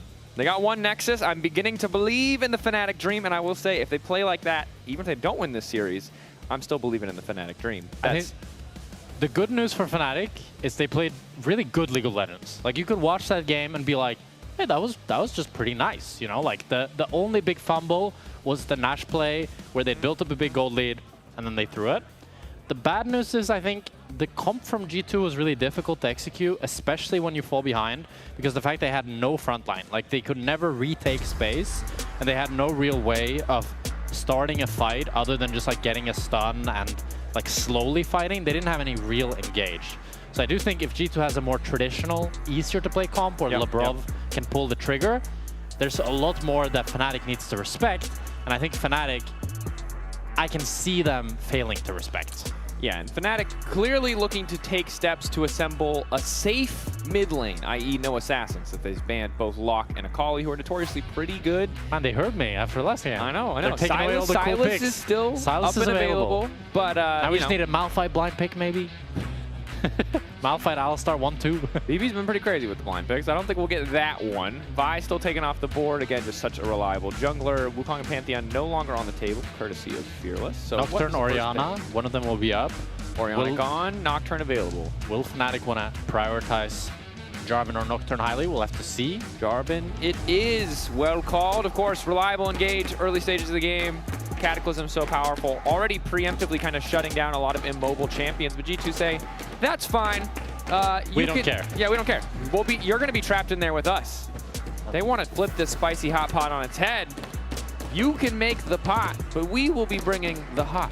Now, Varus Rumble. I wonder if G2 want to go for Lee Sin or Skarner on 3. Those are the options that I'm thinking about. And for Fnatic, into this Varus blind pick, I feel like we might see... I have this feeling that Varus might be hidden OP with the static build. Because you can go static into AP or static into on-hit, and it seems very, very strong. And Fnatic, oh, they just take the Ambessa into the Rumble, and then probably going to take... Now, they either take mid lane here, to either like force G2 to pick mid so that they can ban 2 junglers, or they take ADC because Upset doesn't have 2 champions. It really depends on Upset here. If he feels like he has 3 champions that he can play, or what he wants to go for. So he just goes for the Jhin. Okay. Pretty classic answer into the Varus, has good wave clear, can match his short trades, has really long range as well to follow up this Ambessa Jarvan. And I do think that Fnatic's composition would look a lot better with the Rumble in the top side, but they do get to counterpick top at the very least. Yeah, for sure. If you had Rumble, I mean, Rumble Jhin is such a nice combo, Rumble, right? Jhin, Jarvan, just so easy, right? So straightforward on what you want to do. The last 2 members of your team can kind of fit in wherever. But now it's G2, a lot of AoE, magic damage, ultimates. I like Skarner here for G2, but it looks like they're going to go for the support instead, picking up the Alistar. I think in general, just tanky members, really nice into this Alistar, or really nice into this Jhin, rather. So makes sense that they go for that. And now they can also choose to either ban out the support role or the mid lane for Fnatic here. And I will say, I've probably said this 50 times this season already, but I am nervous about Ambessa ultimates if you don't have 100% guaranteed point and click CC, because this ability feels impossible to land on anyone who can click. That's true. Although if they're inside of the Cataclysm, less room of maneuverability. Not enough, bro. It's not. It's so tiny. Really, it's the tiniest hitbox in the game, I feel like. That's true. Bard taken out, Skarner taken out by Fnatic. Hey, they heard me. Hey, respect. Okay. So Bard, really good combo with the Jhin. Makes sense to take that one out. Probably another support ban. Could take away the Rel, or you can go for another... I don't think there's any other range support that you're really worried about. So maybe you don't even ban support. Actually, they go for the Victor instead. Just don't want a maybe stable control mage in the mid lane. Perhaps foreshadowing a pick for Vladdy. I think Syndra could be the pick that Vladdy wants to go for. There's an Alistair Rumble Varus on the team. You wanted a Silas. You were thinking of Caps. Actually, yeah. Silas is really good here for Fnatic. I like it. Good ultimates. And it's good with the Jarvan and the Ambessa as well. And then Jhin can be kind of the backup with the curtain call, right? Jhin is always nice with the dive comps because he can support them from so far away. What? That's a crazy stat. Yeah, you want to say it? Say it. The 3 ADCs to beat Hans's Varus in the last 2 years is Pace, Viper, and Upset. No one else has beaten this man's Varus the last 2 years. Now, he's playing against one of the people who's beaten him. But what's crazy about that is, like, Hansama spammed Varus in LEC. You know, like, Varus was super meta in the last 2 years. Ooh. So it's not like he's been picking this here and there, as it's actually the Nefiri pick for G2, and the Leona answer by Fnatic here. Oh, it's not going to be the Silas, huh? I feel like the Silas, it could have really cooked here. But they went for the Syndra instead. I mean, Syndra is nice because it gives you that long range, engage with the scatter, and it's really nice into the Alistar because it's really easy to avoid and cancel his engage. And same for the Nefiri. Like, if the Nefiri ults you and you hold on to the scatter, the Nefiri has no counterplay. And a Galio potential lock-in. And we've seen this core of the Syndra plus Jin as your carry threats be pretty powerful, right? It's looked pretty good. They both kind of want similar things, want to operate at similar ranges, but now G2 have some pretty good follow-up engage. You've got Equalizer, Varsal, it's great. The person who gets the party started, though, it's either going to be Skumon diving face first into the enemy team, or it's going to be Labrov with a headbutt pulverize, which flash headbutt pulverize, yes, it's really impressive, but it's very, very telegraphed. So if you don't have flank, if you don't have vision advantage, it might be pretty tricky for G2 to force a fight here. Maybe instead playing to disengage and peel back. I think how G2 wants to start a fight is going to be more about using those non-committal ultimates, using the Equalizer, the Varus ultimate, and then getting someone really low off of that, and that's when Skumon wants to go in and jump in. Because they don't have a great traditional engage like the Solar Flare that Fnatic has, or the Cataclysm, or even the Public Execution. I do think Fnatic, their comp is a lot more standard. I think there's a lot of weight on Skumon in this G2 lineup to make things happen, with the fact that Caps is playing much more of a supportive role to set Skumon up for success, but we know that Skumon can be that carry for G2. Absolutely can, and has been so many times this year already.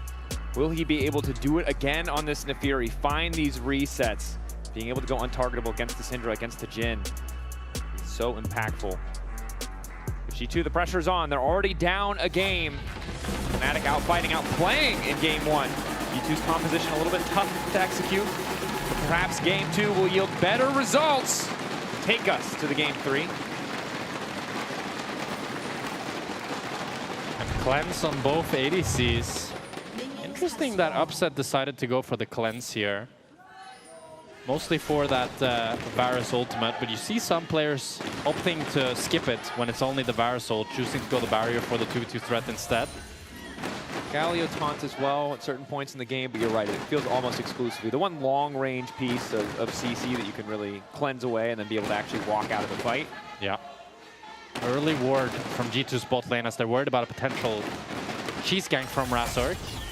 Upset looks for the trade. Bot lane should be prio for Fnatic with the fact that Leona has more pressure, but Alistar always brings that sustain, so even in a slightly losing matchup, you should be fine taking these slightly losing trades. Ospa trying to get as much control as he can. Dancing grenade and a force shot ready to go. A lot of pressure. Finally 2v2 feels impactful. Yeah. The Hansama Varus thing. Goes kind of hard. Goes really hard. Shout out to the team behind the scenes. I mean, now both junglers are pathing towards bot. And we could have, I think, no gank is realistically available, but a fight for the bot lane Scuttle Crab certainly could be. We'll have to see. It's going to be mid lane and bot lane prio that really determines that. And Nefiri, we know, can be such a thorn in the side of any jungler. It's so easy for her to move in, contest a camp, and get right back out with the call of the pack. Headbutt pull combo is good to kick off that trade. Lospa, though, basically unkillable with the Eclipse running, and Labrov now going to be in trouble. 4-shot landing, heal forward for Lospa. One more auto heal back to escape. Labrov manages to hold on there. Hansama's still very healthy, but Labrov has to be careful about sticking around for too long. Good trades by Fnatic. Heal for heal. Labrov is really chunked, but he does have the sustain. So you can see that procs there. That does mean now that G2 should be able to play for level 3 first here and reclaim control of this bot side and give prio to Skumon. I really like that Vladdy went for the first strike up against this Galio. He should be able to proc it pretty easily. This is G2 with full control for this bot side. That means that Razork needs the base here and has to go for that top lane scuttle. Cannot contest the bot lane scuttle. So not the early game start that Fnatic was looking for, especially with how good the trades looked. But that's always the struggle when you play into the Alistar. If the laning phase, the longer the laning phase goes, the more advantageous it is for him, because he just has guaranteed sustain. A lot of other champions, when you think of like Rakan, needs to land that Gleaming Quill. Soraka needs to land the Q, while Alistar just gets it for free by existing. Yeah, and I think really good patience on the heal to wait to the last possible second to make sure you get the most possible damage back, so you could get that bounce and not just let it be an extended short trade. Really playing on the edge there. If he had died, it would have been a completely different story, but surviving there.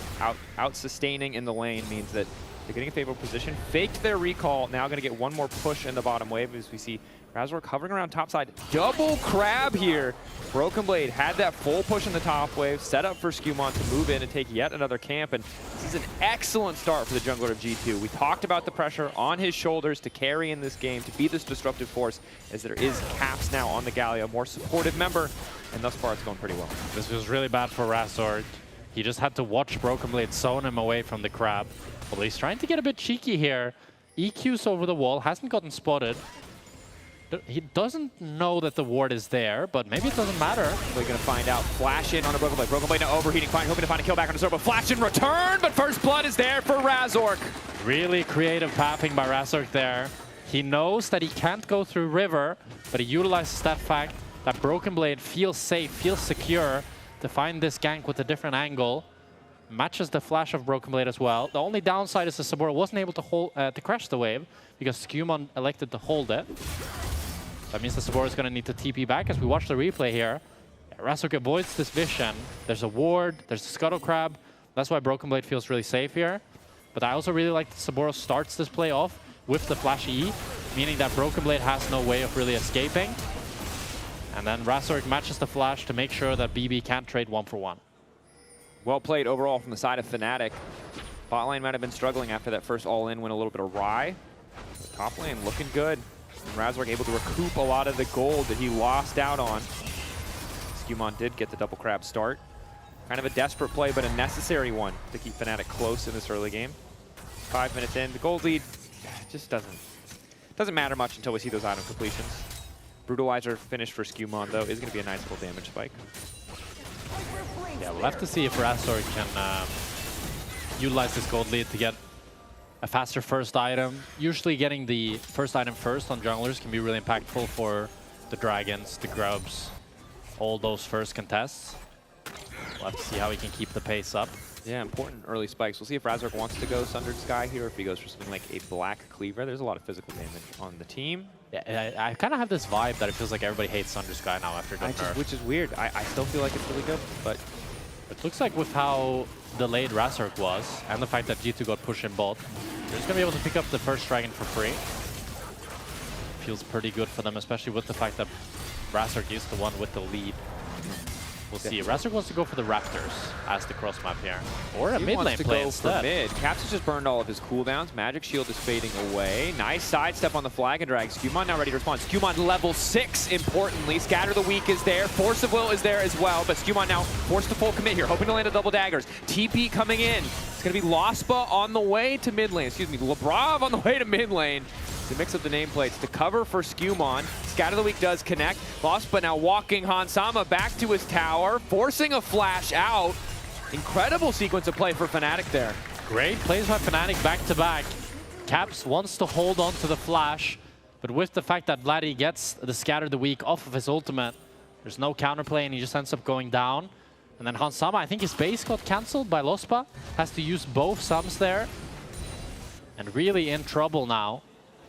If when Razork, he got level 6, so now I think whenever Razork wants to make a play bot side, it's really, really easy. All Lospa needs to do is sweep any wards.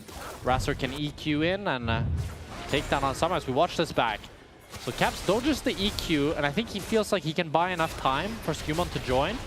But then, with the fact that the Scatter the Weak stuns him, they have enough burst to just kill him right after the stun. And like Lebrov's TP takes 10 years, so the TP here is like, okay. It's just to stop the play. I think they're afraid of more getting committed onto Skumon and potentially losing their jungler as well. So it's a good cover, good use of the spell book, right? You have the summoner, you have the keystone, might as well use it. Especially as it put you behind in those first few levels of trading in lane. But overall, a nice start for Fnatic. Now 1,000 golden lead. Razork doing really well to find that impact on the map, even as he continues to fall behind in terms of overall jungle CS. And this is again a very different Fnatic. A Fnatic that's winning topside. They're not just going bot. Razork has now made a proactive play top, a proactive play mid, and a Fnatic that can play through all 3 lanes. It's a Fnatic that is a real team, you know, that can actually compete with the best teams in the league. And I think a really exciting prospect to watch, especially if you're a despairing Fnatic fan that has watched them struggle for so long. And that's what you like. In which case, I'm sorry. You're going to have to. It's a bit of a reprieve from that particular punishment obsession that so many of you Hansama, seem no to flash. have. Go, Razor. Flash in, ulti, Hansama. He's trapped him in the Thunderdome. The curtains have been called. Hansama trying to fire back. Upset, grabbing the kill in the end, and that's not exactly what you wanted to see, but basically. Pretty much. Not much counterplay for Hansama there. Razor got a little bit spooked when he first saw Hansama, so he had to invest the flash to get him. Oh. Razor taking some damage, but he should still be able to pick up this blue buff. G2, however, are getting the grubs in return, but I think Fnatic can smile pretty wide with this play, with the fact that they're getting both plates, they're getting the blue buff. They took out Hansama's neck. That's true. And the rest of them, too, I think. Not just the I neck, don't know as to the neck, actually. The head, I guess, is usually what you'd say. They took his neck. Just his neck. It's just shoulders and head now. There's no neck. Give it back, Fnatic. Anyway, look, this is a solid start for Fnatic. G2, I think we know what they wanted. It was Skewmon to get ahead of the clock, and up until those kills started coming in from Razork, he really was starting to pull ahead. Scatter there from Vladdy. Razork potentially ready to follow. No flash, but does have the flag and drag. Golden Aegis would be a slow. Doesn't need to commit anything else, though. So, really, Razork saved this early game. Oh. Good performance from him. Zenith Blade over. Supportal combat. They're trapped in the Thunderdome now. Lost but might be forced to flash over the wall. There's a TP in. Fnatic, do you want this fight? The answer, no. They might want to fight Caps, though, who is definitely overcommitted here.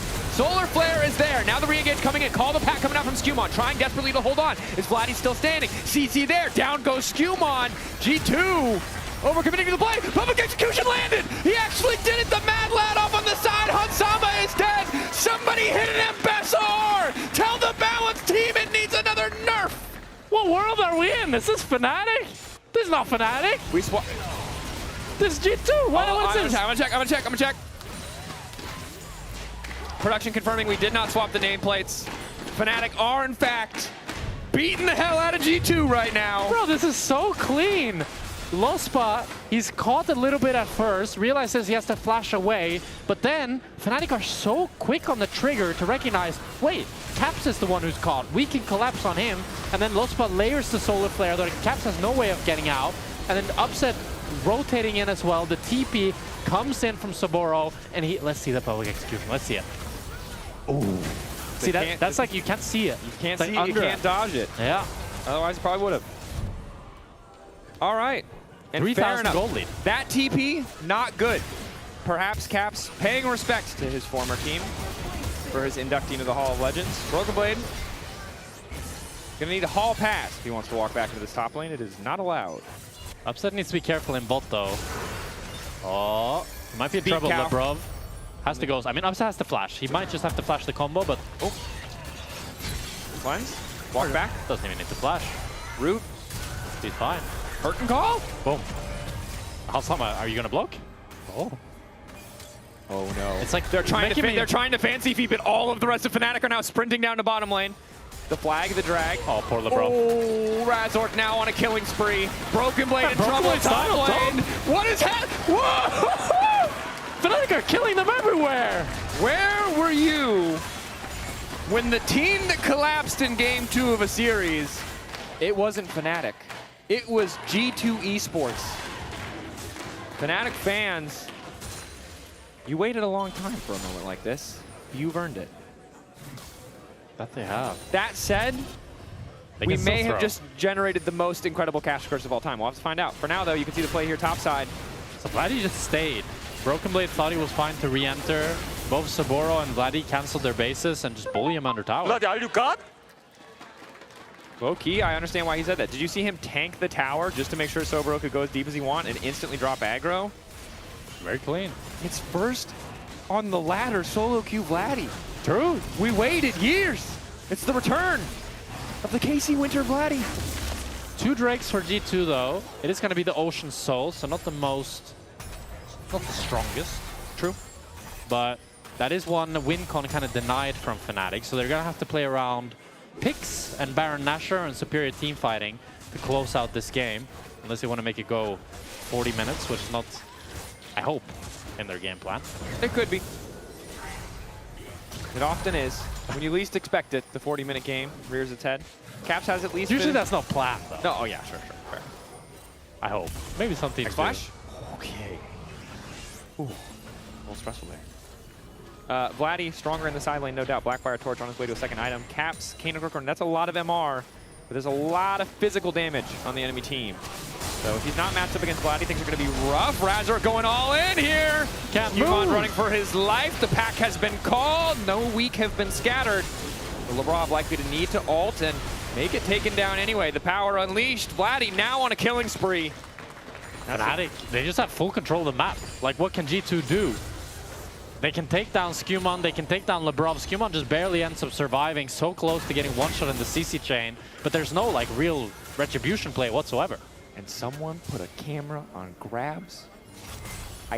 He has the most smug look on his face of all time. I don't know it, but I feel it in my heart. I need to see it firsthand. What would be so good right now is if Grabs is wearing some crazy sunglasses. This is your opportunity, Grabs. Is Hansama looking for an opportunity to stay alive. Razork waiting, but notices Skewmon descending on him, and he's just going to back away. Good position. Now, G2, look, when you're this far down, there aren't a lot of good plays left on the map. So just see what they can do to keep things close. Yeah, currently, the thing with their comp as well, realistically, I think the best way of having some sort of comeback play would be to have Caps hovering behind Broken Blade and then Skewmon goes in. And they make like a 3 versus 1 type of situation. But as long as Saburo has vision, which he currently has, and then just respects when they show on that vision, which he currently is, it's pretty hard. And now Caps needs to base and catch the top wave, so that was their opportunity kind of gone. Yeah, this isn't entirely like a checkmate game state, but if Fnatic keep playing with this level of diligence, it's just really tough for G2 to find a way back in. More time under their belt, maybe, but oftentimes these Syndra Jhin style compositions, they just have so much damage that, yeah, I just don't think that G2 run out of good play options. When every fight starts with one person on your team immediately dying, there's just not a lot of good fights. Yeah, you need to find some pick. An equal number fight is always going to be losing. Maybe Labrov, some crazy flank. Skewmon finding a gank. Currently, they're trying to cross-map the Herald. I think Caps probably needs to TP if they're going to make this happen. Or Labrov needs to join. I don't think they can dive 2 versus 1. As Saburo can clear the wave without it even entering into tower. It's tough for G2 right now. No real cross-map to this Herald. That's the hard part when you're this far behind. Normally, if enemy team goes for a play, all you need to establish a strong side is the jungler. But when you're this far behind, you cannot dive 2 versus 1. The fact that you need either support or mid laner to join makes it really difficult to set up these plays. Certainly true. But the top side, gold leads, keeping things... Oh, Vladdy might cancel... Oh. Okay, that was cool. But he... A quarter second sooner. Yeah. 50 pixels closer. He overthought... Yeah, I mean, like, he tried to be a bit too cool. Because he could have just done it. Overacted. Bit of a Nick Cage moment, you know? Yeah. You just need to take it down a notch. A little more subtlety in the performance. So, bro, now clearing out top side. He isn't respecting. He's not respecting. This might be the moment. He has 50 dashes. Although Razork also not respecting. Oh, interrupted on the flag and drag. Ulti now coming through. Razork stunned up, flashing away. Curtains have been called though. G2 can they salvage a fight out of this? Kasobro's ready to go over the wall if necessary. Broken Blade on the flank. Excellent equalizer. Upset a little bit dizzy. Started to walk into G2. Not going to cost too much there. TP, cleanse, heal, and flash all lost in exchange for just Hansama's cleanse. So a nice trade for G2. Yeah, that's what G2 rather needs to come back into this game. That's only part 1. Now they need to do that around 2-3 more times. And maybe they can look onto Razork again, given the fact that he has no flash. I think it's going to just be a free Ocean Dragon now for Fnatic. Yep. Rob has swapped over to Exhaust, the Summoner Spellbook, which means that the threat of the all-in from Sobro, at the very least, is going to be heavily mitigated. Now Fnatic going to look to take their first strike of the game. G2 wisely just going to concede this one. No reason to group up for the 5v5. Yeah, no cross-map for G2 available. Saburo was able to push in that top side, especially with the fact that they committed some ultimates. Didn't really have any power budget available. Skewmon needs to clear his camps. All they need, though, is really a pick like that, with the flashes being down, and they can get some of these shutdowns. And you know, the shutdown season right now, it's pretty crazy how much the shutdowns can swing the game. G2 doesn't actually have objective bounties, even though they're 6,000 gold down. But I guess that's because they have 2 dragons. Mayhaps. Yeah. I've lost interest in trying to explain the will of the bounty system. Rather than learning the math, I've decided to look at it as some kind of voodoo ritual, fickle god that just decides arbitrarily who doesn't get bounties. G2, you've been too successful. No bounties for you. Kimon. They're always posturing like they're ready for a fight, and I like it, but I get nervous every time. G2 or Fnatic? Kind of honestly for both. Yeah. Because Fnatic really not afraid to just get their face in there and see if anyone's hanging out. That's fair. Upset is doing an interesting build. He's doing the buy 2 items at once strategy. Well, he is rich, so it must be correct. That's true. I think sitting on Zeal is a valid tactic. Something that used to be more of a thing was sitting on components, but then Riot nerfed a lot of components and made the completed items better because people were stacking BF swords or Doran blades or whatever. Yeah. Something I've talked a lot about with Finn recently is how I feel like in the past few years, Riot has made the game very streamlined. You know, with like role quests, you have to stay in your lane. And for example, now with Mage's bot, remove them ASAP. ADC's mid, remove them. And I do wonder how would League be if like it was more the balancing philosophy of something like Dota, where it's like, nah, you guys figure this out. I mean, it's always an interesting question, right? What do you want to balance for? I think, you know, fighting games like Super Smash Bros. Melee is a great example where 2 characters are perceived to be completely broken for the longest time, and then randomly there's a guy playing like Yoshi or something. Yeah.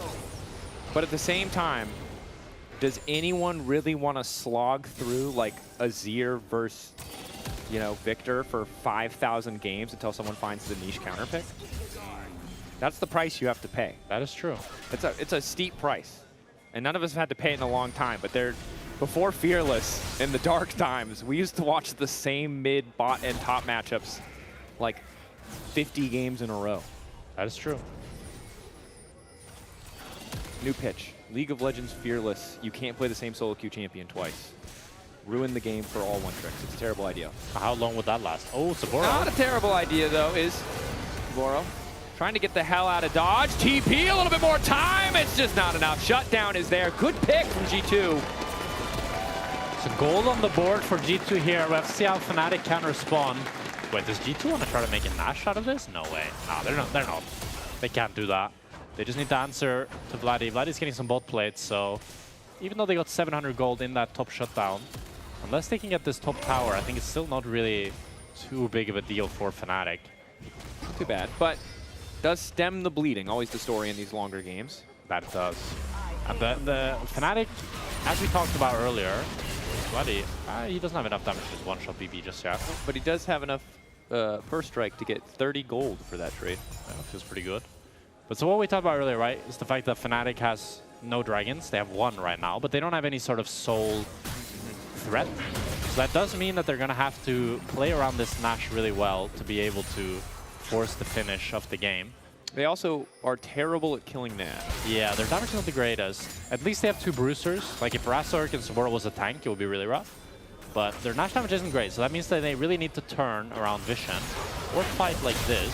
Rob hovering on the side, likely will have to use the Unbreakable well there. Celestial opposition already popped, getting chipped. A ton of damage onto him, but doesn't quite drop under the execution threshold. Public execution dodged out by Skumon. Pack called, so he will be able to retreat. Fnatic fishing for that pick, hoping to get somebody. They do get some summoner spells. It likely just means they have setup and control over this Drake. Yeah, Lebrov getting out with his life there means that there's no sort of Nash threat from Fnatic. At least they were able to get his flash, and the Dragon again should be free for Fnatic. We'll have to see if G2 can finally get this top tower and get an objective bounty alongside it. I'd be incredibly surprised if they try to contest with the fact that they're 7,000 gold down. Well, Skumon could face check here. Has face check. Well, the pack used. There's not really much follow-up, although nice little deadly flourish. Ulti flash away. They do get the flash. Nice scatter from Vladdy. Right on time. Quick flash coming back in from Hansam. And now the turn on the fight. Upset. Good sidestep on the equalizer, but they will lose Lospa in the process. G2, another good scatter. That's going to be trouble. Vladdy on a rampage. Jungler down. G2 know that they have to keep this fight going. The retreat coming in. Hansama on the way out. Yet another scatter landing. Who is this mid laner? Hansama locked up. The rest of the team there to follow. A double kill for Soboro as they set their sights on the Baron. So many good scatter the weeks there from Vladdy. He's going to secure the Nashor for Fnatic. Oh my god, the way that Fnatic is playing these team fights, it's so nice to watch. They recognize how they can play it so slowly. So Razork starts with EQing forward, Skewmon dodges it, then he kites out. They land the deadly flourish on Skewmon. Razork knows he needs to flash the Varus ultimate, and then Hansama flashes away from Lospa, so now Lospa's caught. But Fnatic, they don't panic. They still play it slowly. They get the scatter the weak, one-shot Skewmon, and here Razork buffering the combo from Lebrov, baiting Lebrov in. Lebrov then ends up dying as well, and then Hansama is left to his own lonesome, and they can just run him down. But it's how disciplined and diligent Fnatic is playing. Yeah. Good job, boys. Good job. Good job, boys. Good job, Fnatic. And I gotta say, this is a privilege of being so far ahead, but we often see so many teams throw it away where you don't need to throw all of your cooldowns immediately, right? Yeah. You will win an extended fight. You have the gold advantage if you play patient. And this feels like the first time this season where Fnatic have had that patience and that discipline pretty consistently across this series. The scoreboard really telling the whole story of this game from start to finish. But again, I want to highlight Razork because the game was rough in the first few levels. He was falling behind in camp. Skewmon was pulling wildly far ahead. It was a creative play mid and a creative play top that brought this game back under Fnatic's control, and they've been snowballing ever since. For sure. One of the cleanest Razork games this year, for sure.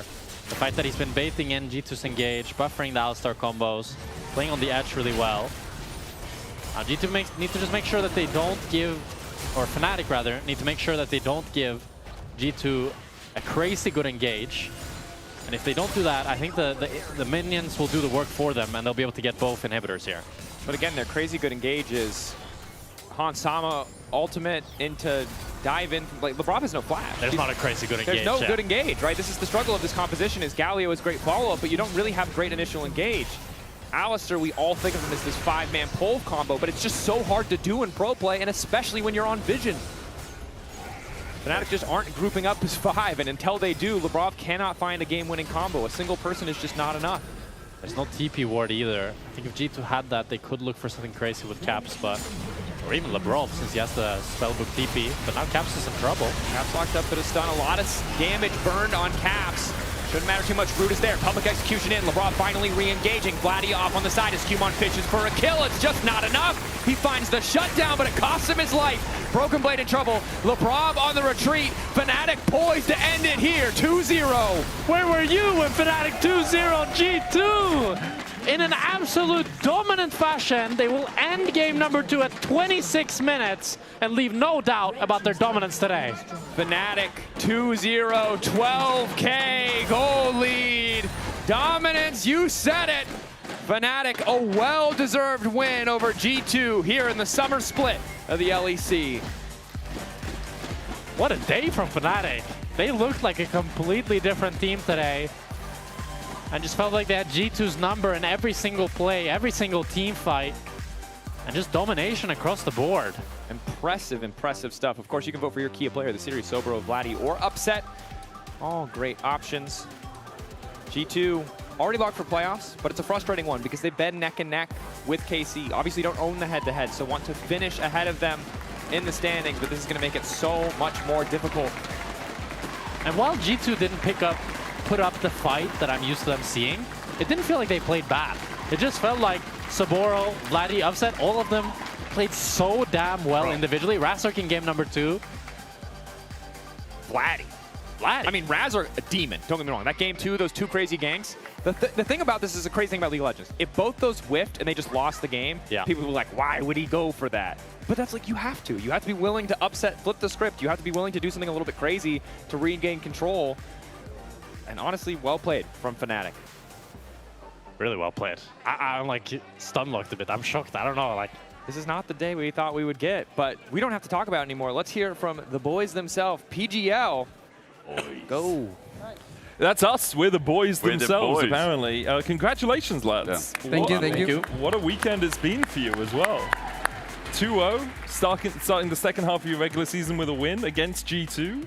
What's happened? Where are the Fnatic that went 0-3? I mean, I don't know what happened, honestly. I felt like we kind of needed to win one game, so we get out of this cycle of losing mentality. True. And yesterday, yeah, I think we played without being scared, and we played pretty confident. So into today, we were like, okay, it's for sure winnable.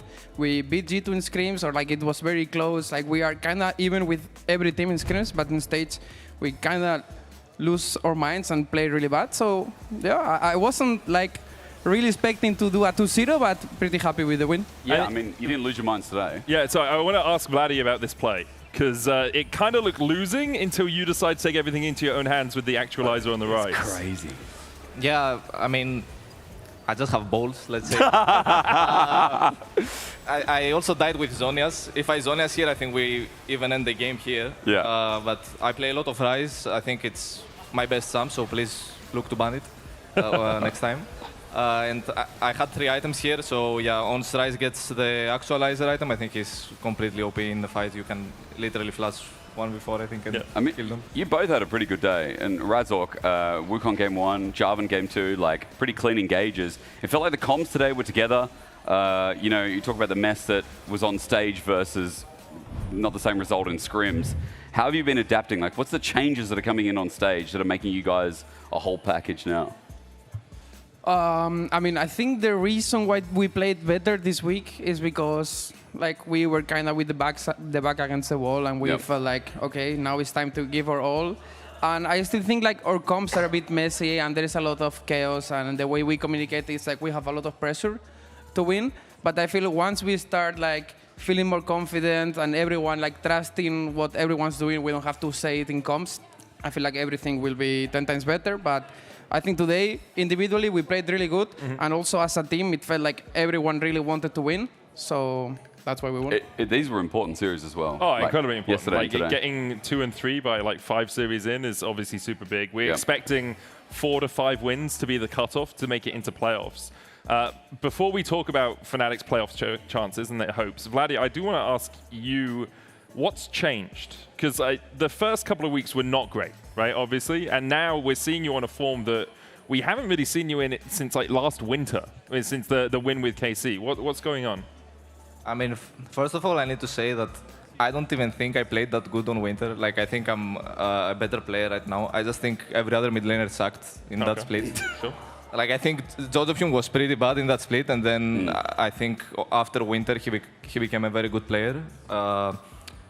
And yeah, obviously, as you said, I started pretty rough against Jojopion or even against Heretics, but I think I was a bit nervous, let's say. And now that we went 0-3, I don't know, I was like, okay, I will just play the game, that's it.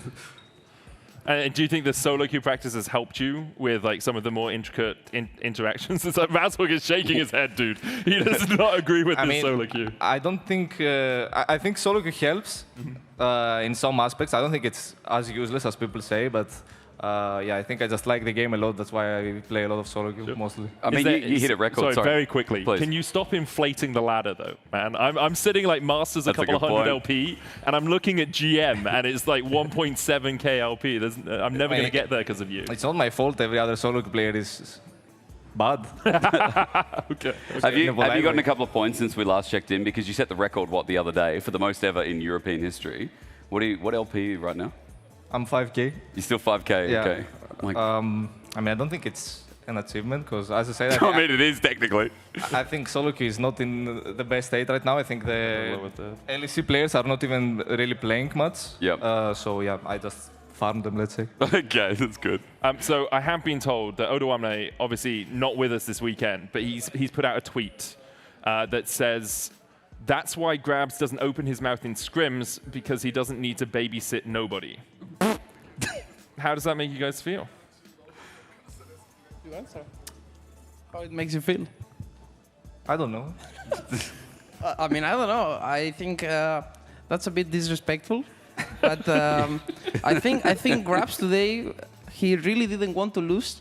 And Perks was miming him a lot with the draft in the past. It was personal. It was personal, yeah. He said, I don't want to lose draft against Perks.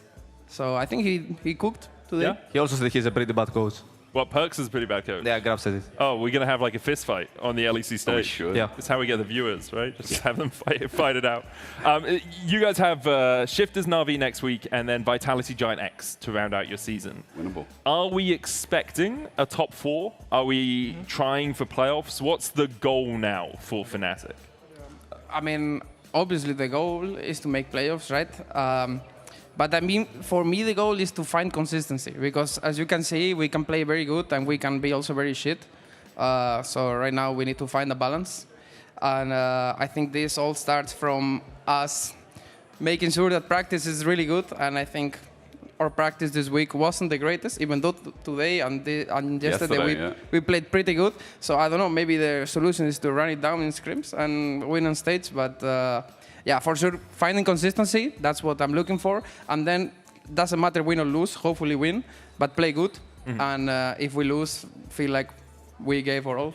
Are you, just before we go on, are you worried about any of these teams that were coming up in the schedule? You can see down there. Obviously, you've got one of the hardest schedules, GX, Na'Vi, Vitality. Vitality kind of shaped up a bit, Na'Vi still middling, GX are like a question mark. I mean, I think, I will say the classic. I think we are beating most of the teams in scrims, but it's scrims, so it doesn't really matter much. But, well, if you beat teams in scrims, that means you can beat them on stage, right? That's true. I think we are confident, or at least I'm confident with every team that we have next. Yeah. I want to say congratulations as well, Vladdy. You are our Kia Player of the Series. Thank you. Thank you. Good job, man. And the newest entrant to the Hall of Legends. The unofficial I beat the Hall of Legends mid lane. Yeah, you did. How, just quickly to round out about that, like Caps obviously has been a mainstay of European League of Legends for so long. Is there like a weight on you thinking about playing into someone like that? Or is it you just turn nameplates off when you get into a series like this? I mean, I think it's bad if you think like that, because I think that's what happened maybe against Josephyun, and then I ended up choking. So I didn't really have that in my mind today, but obviously I think Caps is a very, very good player. I think he's probably the best mid laner for ages now. So yeah, a lot of respect on him. Yeah, that makes sense. Let's have a look at where we are in terms of standings before we round out the day. We obviously have one more day of League of Legends tomorrow. You guys aren't playing, so you get to have your rest day. Fnatic currently sitting 6th, tied with Na'Vi.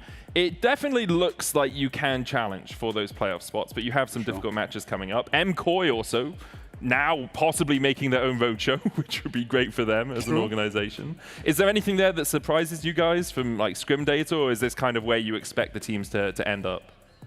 I mean, it's surprising that we are 6th place, honestly. I think we should be higher, but we kind of completely ran it down the first 2 weeks, so yeah, that was surprised me the most. I think also Vitality, I didn't expect them to play that well. I think they are actually very, very solid team.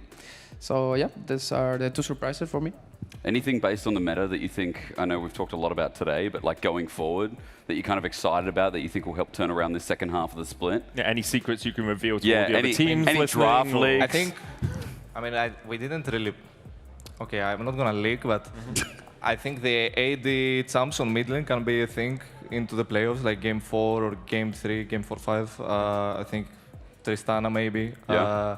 This kind of champs can be played later on. I see that. I think as soon as the Hall of Legends skin comes out, obviously you'll all want to play it, and then... They will probably buff her too. Yeah, that is how it tends to happen. We have simulated some more scenarios out of the 17 billion scenarios remaining for the LEC. 50-50 odds of winning for each of the teams. Let's have a look where we stand. MKOI making top 6 in almost 60% of scenarios now. Fnatic in 67% of scenarios. You're making it into our playoffs. Oh, not bad, not bad, not bad. There's even a chance that you do make it to Madrid. Obviously, Vitality and Giant X are a little bit more likely to make it than you guys in terms of these scenarios. But how would it feel? I can't remember the last time you guys played in like a big arena. Has it been a while now? I think it was Worlds last year. Yeah, Worlds last year. It's true. No, it was true. It was the Roadshow. But it wasn't here. The Roadshow in Paris, no? It was last split, I think. Yeah, it was for you. True. For me, it was Worlds. I kicked you out. No, but I mean, last split we played in a big arena in Paris. Did Fnatic play? Oh, yeah, actually, yeah, it's true. It's true. Oh, you did? We Yeah, did. no, sorry. Oh, we did, actually. It's My true. brain has wiped yeah. off that arena. You're My entirely bad. right. Yeah, so it has been relatively recently. Obviously, it'd be cool to play Madrid as well. Is there anything you want to say to the Fnatic fans who've been watching you through the highs and the lows over the last few months before we round out? Yeah, give them some hope.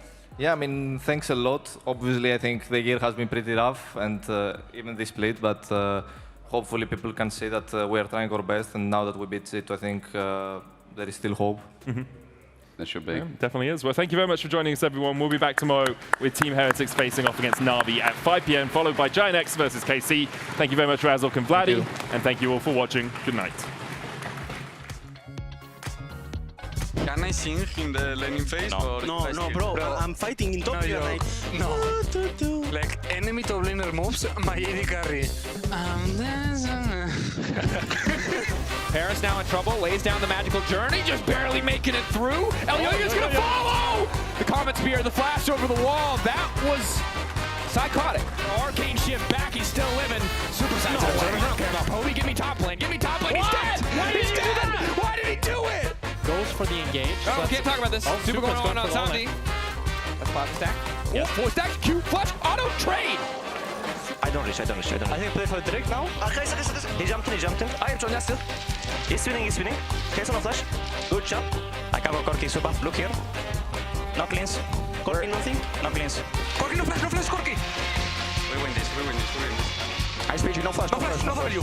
Go Cassio, okay? He's going to go I'm not with you. I'm at super. Nice, super. Or from the super. Or from the Penta. Cassio. Penta to super. No, Penta. I will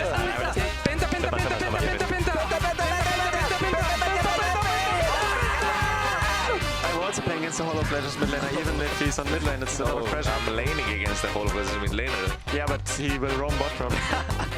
But also, if you guys are like trolling me, I might put a wall behind you, so easy. Actually, for 10-year anniversary, he's gonna control you guys. That's what he's gonna do. Go ahead, kill it.